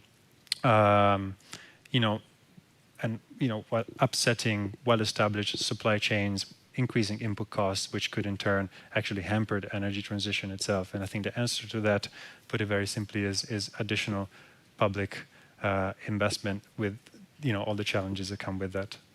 One follow-up question for you, and I want to stay on the strategic level. There was a lot of talk about Washington decisions about IRA and their approach to the climate policy as a very positive one, with subsidies, with building their green economy, not on the basis of paying for emissions, but on basis of supporting the industry. It created a lot of turmoil in Europe because of we feared that we're gonna lose our competitiveness. It was happening very fast. We went from situation when we were taking care of Donald Trump, who was leaving the Paris Agreement, to suddenly situation when we can lose our whole industry because Washington is going green. I want to ask you about your perspective on this. So if the American stance on climate policy is going to shift our look on climate policy and make it more, let's make it more simple, positive one, not just about paying for emissions, but also about pushing the economy to this. We see the first symptoms, of course. The European Commission prepared proper documents, but is it a trend, and we're going to be pushed by Americans in some kind of climate competitiveness? It's definitely a trend. It was a wake-up call, but I think we're only halfway there, right? Again, echoing some of the comments from the previous panel, if you ask most economists, I think will say that competing sets of public incentives are really not the most efficient way to go about this, not the most efficient way to spend public money even, but this is the reality we're in, where major world economies have made available very generous subsidies to key industries at home, direct or otherwise, and the EU, I think, somewhat reluctantly is having to follow suit, inevitably. But how to do this, I think, is key, and this is why I say public investment is crucial. A lot of the policy initiatives laid out by the Commission over the last few months, Critical Minerals Act, Nazir Industry Act, etc., are an important statement of intent. They definitely sort of set the direction of travel, if you will. But I hope you don't mind me saying that they're a little thin on substance, particularly on financing. This is a very recurring critique, I know. But I think there's some truth to that. I think the danger is that if you look at local content requirement or local production requirements rather for public procurement, for example, the risk is that they would just simply raise input costs or artificially try and force the creation of new supply chains locally if they're not matched or backed by sufficient financial incentives. In this sense, the loosening of state aid rules, I think, is welcome. But again, as was pointed out earlier, I think this is also somewhat suboptimal, in part because, in the current context, I think governments across the board are increasingly constrained in the amount of sort of financial firepower, if you will, that they can devote to this. As the focus shifts increasingly towards the fiscal adjustment after the pandemic, with the rising rates and increase in borrowing costs, in part because it heightens, again, as was said earlier, imbalances within the single market and puts less affluent, let's say, member states at something of a disadvantage. So I think really the answer is ideally more direct EU investment in this area. Sadly, from my perception of the political debate, there doesn't seem to be much consensus on this point across member states. Not much appetite on the part of key member states for the sovereignty fund that's been proposed by the Commission. So my impression is that we are, we're much more alert to the problem, but we're quite far away from finding an answer to that particular conundrum. Thank you for this. And coming back to you, Chris, you're a very modest guy, but some people know that you're responsible in DG Ener for preparing CCS strategy, so carbon capture and storage plus utilization, which is going to be published in autumn, somewhere in September, as I remember correctly, in the end. Depends when I draft it. So.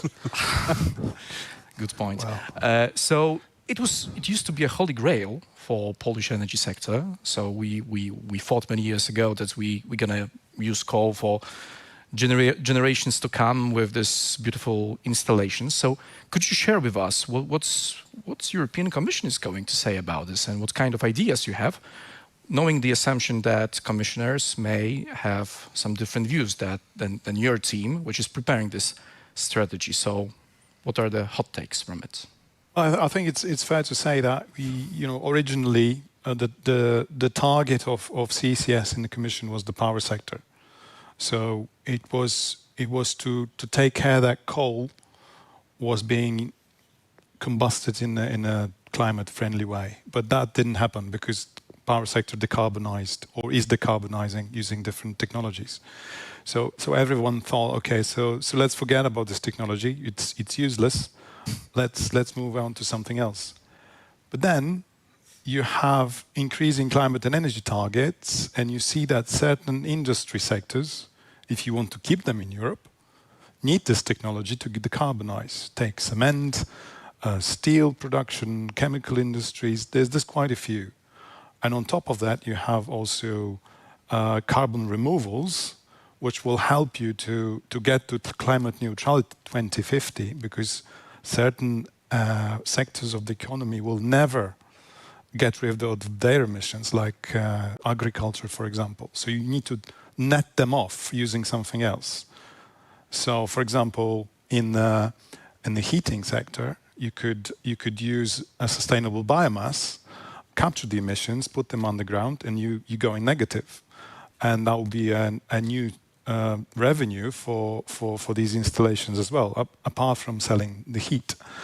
So then we realized that this technology is really needed, and it's part of the Net Zero Industry Act that you mentioned, because it's regarded as strategic, and we wish to have it in Europe. So there's I think next to CCS, CCU, and also carbon removals, you have now hydrogen, and there's these new technologies that are pushing our industries, our power sector, our heating sector, towards carbon neutrality. So I think that I understand that you are critical towards how it's being done. I understand that. I think it's fair to say that we always made policy in a different way to the US, because we had targets, so electricity, energy, climate targets, and these targets were pulling the industry. And we choose in Europe either to produce these technologies in Europe or import them. And more often that we wished, we imported them. For example, PV is a case in point. It destroyed the European industry producing solar PV panels. So I think the Net Zero Industry Act is something that is trying to address these mistakes that we made in the past. But when you compare the American system of IRA, where you have just a very simple tax rebate, you just invest something and then you just write off this from your tax. It's very simple. European Union is countries, member states. So we need to use state aid at the national level. We can't have this kind of federal system. So we are using the state aid, of course, but we're using what we can deliver at the European level. So targets and also simplified permitting, a number of options that, of course, they are more softer than money. Everything is softer than money. But this is what can be agreed in a couple of weeks. This is also, we have to remember this, that Net Zero Industry Act was agreed in something like 4 weeks or so. So that's quite ambitious. Well, and the last question, what was going to be the name of the document you're preparing? So on CCS, you mean? It will be called Carbon Management Strategy. Beautiful. So let's leave CCS and jump to nuclear. And Szymon, I have a question to you, because you wrote a very interesting piece a few days ago for ECFR, calling for the nuclear truce in Europe. So you wrote that EU member states should respect one another's individual decisions on nuclear energy.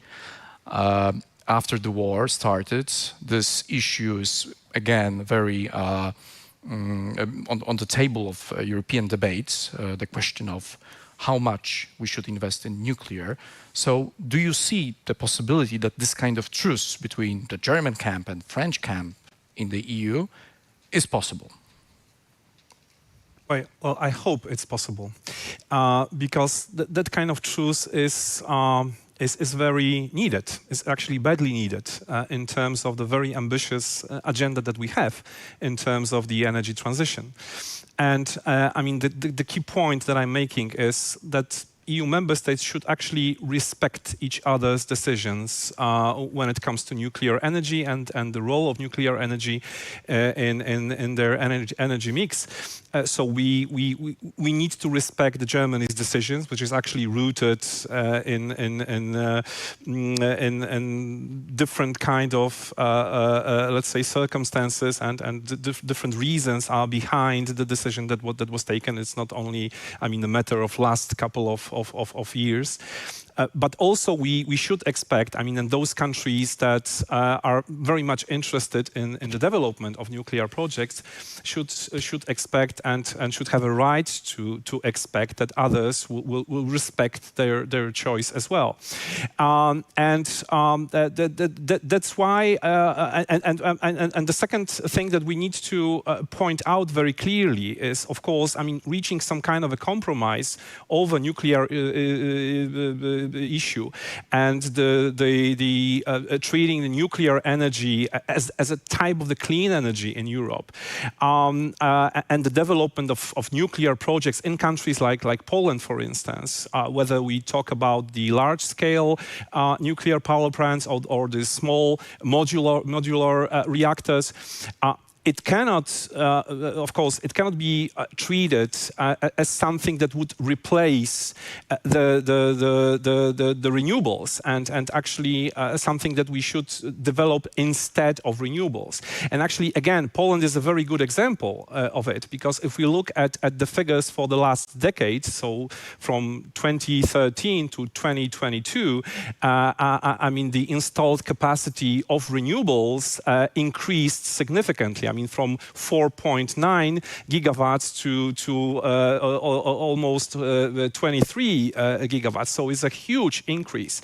And of course, I mean, the role of renewables in terms of changing the energy mix is visible in a much quicker way than the nuclear energy, because it might have an impact on the decarbonization processes, but on the process of decarbonization. But of course, I mean, we will see the effects. I mean, at least in Poland, in the end of the next decade, and renewables might contribute quite significantly much quicker. But just to wrap up, I mean, some kind of a compromise over nuclear issue is badly needed, because nuclear energy might, I mean, contribute to some extent to the process of energy transition, not only in Poland but also in some other EU member states. Thank you very much. And the number of countries actually that joined the nuclear alliance, I mean, we now have 15 countries, including France, which is a kind of an informal leader of this alliance. I mean, also is a good illustration of that, well, some kind of a compromise should be reached on the EU level, and I hope that some agreement will be reached. Fingers crossed. Thank you for this. and I will switch to Polish again. Dalida, pozostając przy temacie technologii, chciałem ciebie zapytać o infrastrukturę krytyczną, bo to, co ostatnie miesiące pokazały, jest między innymi to obawa i nowe ryzyko pojawienia się właśnie zagrożeń dla infrastruktury energetycznej. Po wybuchach na Nord Streamie, w trakcie przerażającego serialu na temat zaporowskiej elektrowni jądrowej. Jakie wy jako branża wyciągacie wnioski z tego? To znaczy, w jaki sposób tą infrastrukturę krytyczną chronić? Przepraszam cię za ogrom tego pytania i to, że mamy już dosłownie 8 minut, ale jakbyś mogła podzielić się z tymi najważniejszymi wnioskami, które jako branża analizujecie. Dziękuję za to pytanie. To myślę sobie, że jeszcze zanim przejdę może odpowiedzi, słuchajcie, podzielę się z wami takim doświadczeniem, które właśnie w ramach poszukiwania węgla wylądowałam w ubiegłym roku w Johannesburgu w RPA. I tam jest bardzo ciekawa taka historia, w której teoretycznie w kraju, w którym jest węgiel, jest infrastruktura, nie ma dostaw energii. I byłam w takim mieście, trochę taki Gotham City, gdzie po prostu kilka razy dziennie wyłączają energię, czasami nawet na 11 godzin. I świat się dostosował, czyli wszędzie pojawiły się jednostki takie własne, produkcyjne, tak jakieś generatory, całe miasto huczy, wszystko jest po prostu przygotowane na te wyłączenia, ale wierzcie mi, że poziom trudności, kiedy nagle gasną światła, kiedy się przechodzi przez ulicę, kiedy po prostu nagle pojawiają się tego typu sytuacje, że właśnie nie ma prądu, nie ma światła, no to są rzeczy, które my w Europie sobie właściwie nawet nie wyobrażamy. Natomiast myślę sobie, że w tym kontekście jest to niezmiernie ciekawe zagadnienie dzisiaj, ponieważ no, mieliśmy właśnie te skądinąd, nie wiem czy zaskakujące, ale na pewno nas zaskoczyły doświadczenia, że można tak infrastrukturę w sposób prosty jakby wyłączyć z użytkowania. To jest jakby z jednej perspektywy. My mówimy teraz w kontekście chociażby gazu, o budowania nowych jednostek portowych, no przecież jakoś musimy ten gaz wprowadzić do naszych sieci w Europie. To jest kwestia właśnie w tym kontekście bezpieczeństwa. To jest kwestia bezpieczeństwa zarówno fizycznego, jak i kwestia bezpieczeństwa od strony informatycznej.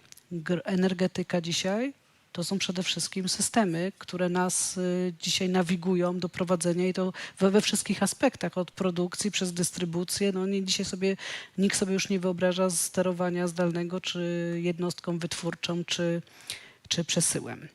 Więc w tym kontekście myślę sobie, myślenie w kontekście bezpieczeństwa jest wyjątkowo istotne, ale też wyjątkowo istotne jest to, żeby ta infrastruktura też była. Ja jeszcze zwrócę na jeden aspekt uwagę, który mnie też samą zaskoczył chyba 2 czy 3 lata temu. On nie jest związany z wojną, ale jest związany z tymi turbulentnymi zmianami klimatycznymi, które nas dotyczą. 3 lata temu byłam prezesem elektrociepłowni w Poznaniu. To jest taka jednostka, która produkuje ciepło dla całego miasta Poznań. Oprócz tego w skojarzeniu produkuje energię dla krajowego systemu elektroenergetycznego. I w naszych takich doświadczeniach budowania symulacji, scenariuszy kryzysowych, bo przecież tym się zajmujemy na co dzień, budujemy taką naszą rezyliencję na wypadek różnych zdarzeń. I w tym mieliśmy naprawdę bardzo dużo scenariuszy, ale nie mieliśmy scenariusza jednego, że nas zaleje, gdyż wydawało nam się, że jesteśmy bezpieczni, w ogóle na wzgórzu jest elektrociepłownia, więc poziom bezpieczeństwa wydawał się w tym kontekście w ogóle jakie zalanie. Natomiast w kontekście zmian klimatycznych pojawiły się tak niespodziewane opady, że zalało nam cały system nawęglania. I to są takie rzeczy, słuchajcie, których myślę sobie, że dzisiaj w kontekście niestabilności, dostępności infrastruktury, ale też tego, co my obserwujemy w kontekście zmian klimatycznych, jest krytyczne. Wszyscy w Polsce przeżyliśmy w 2015 20 stopień zasilania. 20 stopień zasilania oczywiście w części był spowodowany tym, że część jednostek krajowego systemu było odstawione do remontów, bo wiadomo, ale w gruncie rzeczy polegliśmy na tym, że z powodu gorącego lata i niskich wpływów wodnych gro naszych jednostek jest opartych na chłodzeniu zewnętrznym, czyli pobieranie wody z rzek. Tak? Nie ma wody w rzekach, nie ma zimnej wody do chłodzenia, jesteśmy tutaj bezbronni. W tym kontekście transformacja też, czyli wychodzenie i transformowanie się do chociażby jednostek OZE, wiatr, jednostki solarne. O atomie myślę sobie, to jest pewnie długa dyskusja i byśmy jej tutaj dzisiaj nie wyczerpali, ale myślę sobie, że OZE jest dużą też taką alternatywą dla nas uniezależniania się od tych ryzyk właśnie wynikających z infrastruktury właśnie paliw kopalnych, bo to bardzo mocno jest bardzo lokalne i ta energia czy słoneczna, czy wiatrowa, ona jest po prostu i jest fajną alternatywą dla wszystkich innych źródeł energii. Bardzo dziękuję.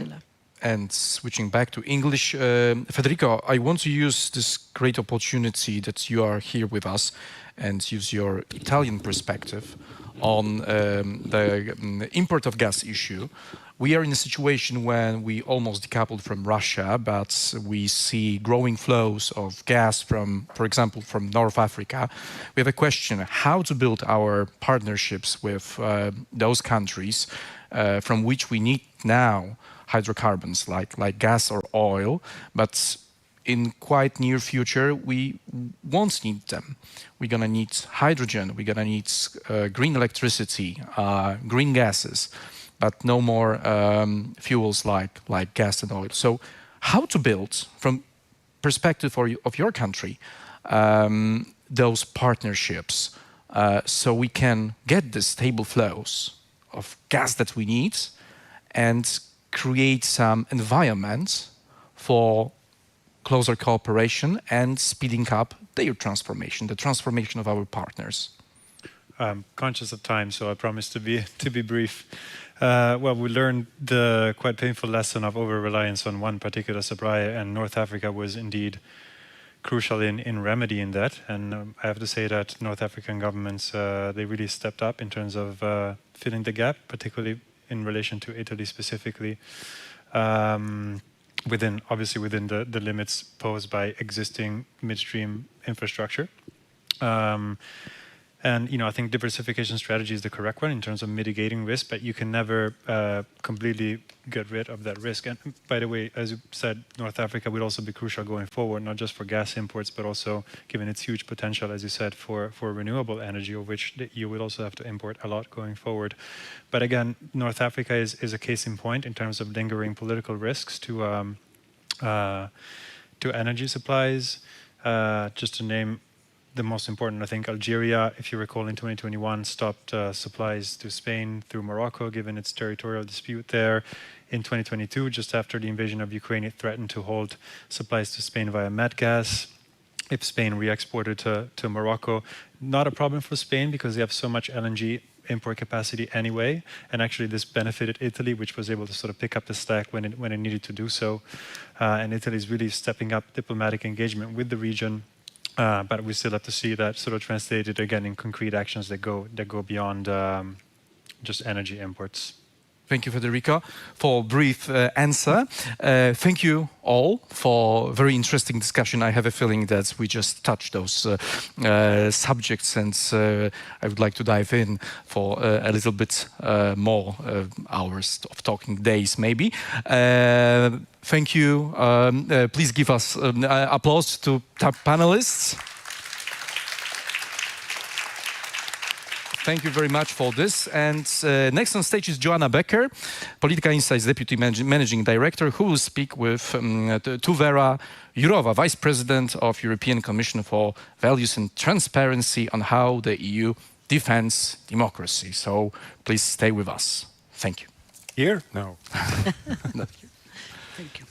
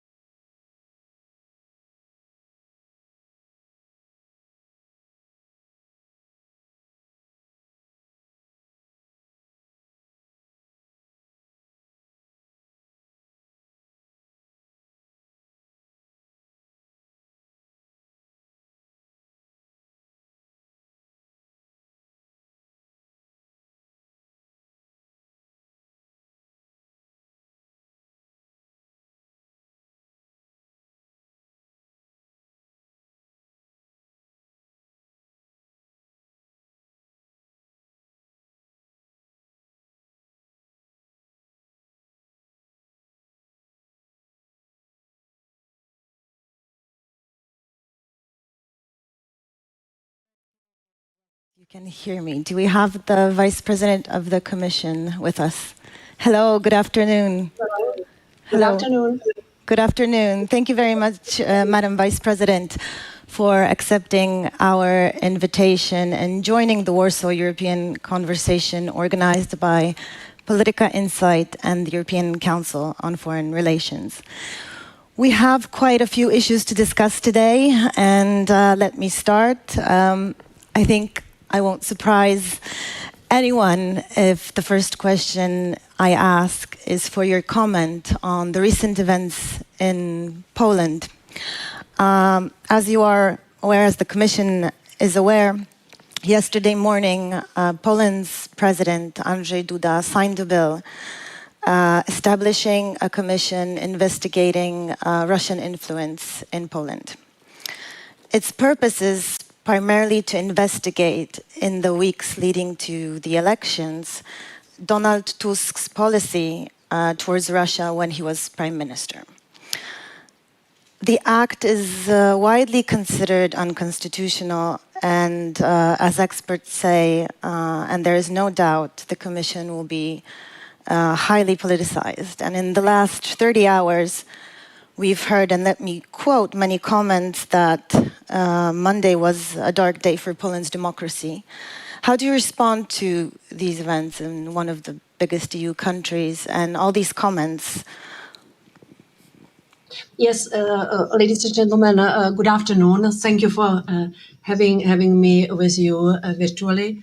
I will not have very long comment because this is a fresh thing, fresh in the sense of recently adopted, and we are now working on the analysis of the law and on how to say, imagining and elaborating on possible consequences of such law on Polish democracy and democratic system and elections. So for the moment, I only can tell you that the law, as we understand it after the first reading, makes us very concerned.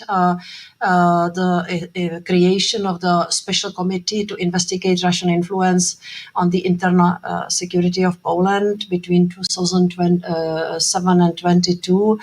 Such a law, of course, can be led by good intention, but that's why I spoke about the consequences, that we need to understand how such a law will influence the democratic system and the possibility for anyone to run in elections and rely on fair process. And as far as I understand, this special committee will be purely political body, and we have to understand the competencies of the committee and the possibility of judicial review of the decisions of such committee. So it's early for me to say whether the Commission will take action, but after we analyze the law, of course, you can rest assured that we will take necessary steps. I would like to move on to ask you about the Defending Democracy package that you will be announcing next week on the 7th of June. As I understand, it's a package of legislative and non-legislative measures that will close a whole cycle of the European Commission's initiatives under the 2020 Defending Democracy Action Plan. And I would like to talk about the directive that's aim is to shed light on the financing of different organizations here within the European Union by foreign governments, and especially, as I understand, by governments that aim at influencing public life and democratic processes. And here the Commission thinks mostly about influences from China and Russia. So could you please tell us what exactly the directive is to change within member states? Yeah, thank you for this question. Indeed, we will adopt this directive on the 7th of June. So only after that date, everybody will have full clarity about what the law is and what the law is not. But I would like to clarify already today to you, because you asked about that. The law should increase or deliver transparency when it comes to financing of the services provided in the EU. So we want to understand the scope of the financing and the nature of the services.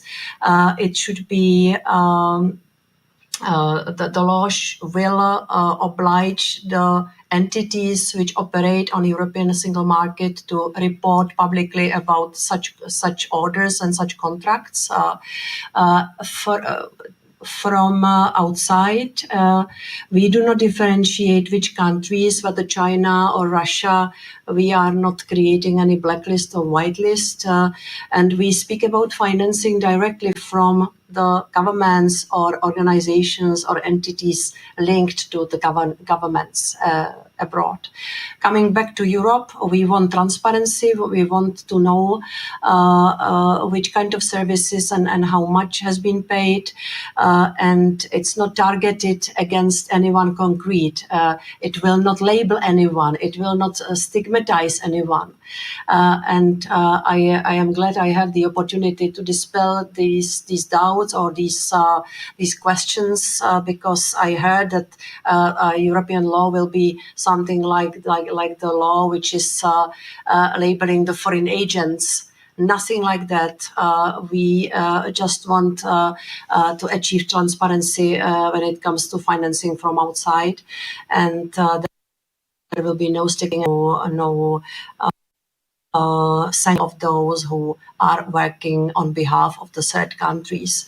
I speak about the lobbyist agencies. I speak about different entities operating on the single market. I speak about, in some cases, about the lawyers doing some service. It can be very, very broad variety of actors, but nobody will call them agents, because this is not about that. As you mentioned, the document is still in consultations, and you mentioned that there are many voices of concern. Political, I quote, NGOs and lawmakers have been up in arms. But what guarantee do you have that, since it's a directive, so you will set certain minimal standards, how can you guarantee that some member states will not use this law to increase their control over any funds flowing from third countries, for example, the US? Yeah, I will give you a very concrete answer on it. Maybe one word on why we are convinced that we need such a law. Okay. Such a law exists in most democratic countries. I can name United States, Australia, where we got some inspiration. United Kingdom is now working on the law. If we want to remain open and liberal, we also have to be more resilient, because it's absolutely obvious that the foreign interference and foreign influence is getting strength, and not always the foreign countries want good things for the EU and for our democracy. So that's why we need to know more about who is paying for what. But you are right with your question. Of course, it's something we were discussing at length in the Commission, also now in the consultations, how to design the law so that it cannot be abused, in our member states. And I want to say that we formulate the law in the way that it is full harmonization. And we explicitly prohibit the member states to go beyond the requests and requirements which are foreseen in the law. So I will give you an example. Our requirement is, if you are the entity which has such contract, could you please register that and announce once a year in the national register the amount of money and the purpose of the contract. If the organization operates in several member states, the organization has to register in one member state, so no additional burden. And in case the organization finds it problematic to go public, then the member state can also consider whether it could be just the registration in the non-public part. I am going into too big details, so sorry about that. No, thank you for clarifying. I just want to tell you that we are thinking about the possible avenues for abuses, and we, by explicit prohibition of going beyond the requirements given in the law, I think that we can guarantee that the law will not be abused for some extraordinary pressure, for instance, on the NGOs in some member states. The future, my last question concerning this directive, its future will now lie in the hands of the European Parliament and the Council. What do you expect, since the time frame towards the European elections is short? What do you expect from this legislative process, and what might happen in the next months? We are, of course, under big time pressure. You are right. The Commission is now producing, in fact, the last pieces of legislation. The process can be successful, leading to the adoption of this directive still during this mandate, in case both legislators, or all three, the Commission first, Parliament and the Member States, will recognize that we need such legislation, that we need to know more about the foreign financing, foreign influence, and in some cases foreign malicious interference also. I think that it will be my task, my job, to convince the co-legislators that we need such law, that the law is necessary, that the law is proportionate, that the law cannot be abused, and that the law will give us much better knowledge about the situation in the EU. And the argument that the EU would be the last democratic continent which doesn't have such a law protecting own interests will also, I think, be very strong in this process. So it's realistic. We have this adopted, but of course the process will have to be normal, not extraordinary procedures, normal process, but of course a quick process which should lead to adoption in spring next year. Just to touch upon the issue of disinformation, I understand also yesterday you took part in a debate at GlobSec, and disinformation was one of the key topics, of course. In the run-up to the European elections, and also, after the war, we expect more and more foreign information manipulation. So since we have here at our conference many representatives of business organizations and societal organizations and tech companies, I wanted to ask you in particular, what is the role of these groups? What role can they play in fighting and in supporting EU actions in fighting foreign manipulation, information manipulation? Yeah, thank you for this question, which I will try to answer in a simple way to emphasize that there is something to do for everyone, almost everyone. There is a task for the digital platforms not to serve as an easy highway for illegal content and disinformation. There is a task for the platforms to invest more in fact-checking and in enabling also the independent media to do the job in the sense of fact-checking and delivering the evidence-based news. Because the only way how to minimize or diminish the impact of disinformation is to strengthen the delivery of the facts and of the evidence. I don't speak here about the delivery of other opinions. We are not at all in the field of opinions. We are here in the field of facts. Disinformation is verifiable lie. It's something which has been produced in a coordinated manner with the intention to do harm to the society. This is what I speak about when I speak about disinformation, which requires a reaction. There is the work for the member states to increase the resilience of the society being confronted with disinformation, and it can be done through media, it can be done through awareness-raising campaigns, it can be done through different projects like I saw in Finland or Ireland, very efficient discussions for the elderly citizens, for the seniors in the public libraries. A lot of things which can be done to increase the immunization of the society against disinformation. I wanted to ask you, sorry to interrupt, but you mentioned the media, and since time is flying, I need to ask you about the Media Freedom Act.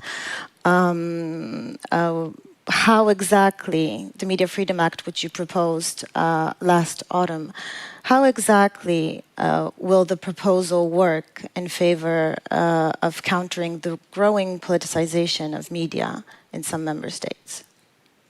Yes, thank you. The law is designed in order to create a very, let's say, safe and enabling environment for the media, and to protect the media against political pressures, against using spyware, against pushing the media to disclose the sources of information.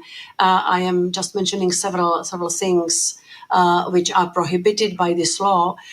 Then the public service media should be given more certainty when it comes to funding and appointments of the people to the boards and to the management.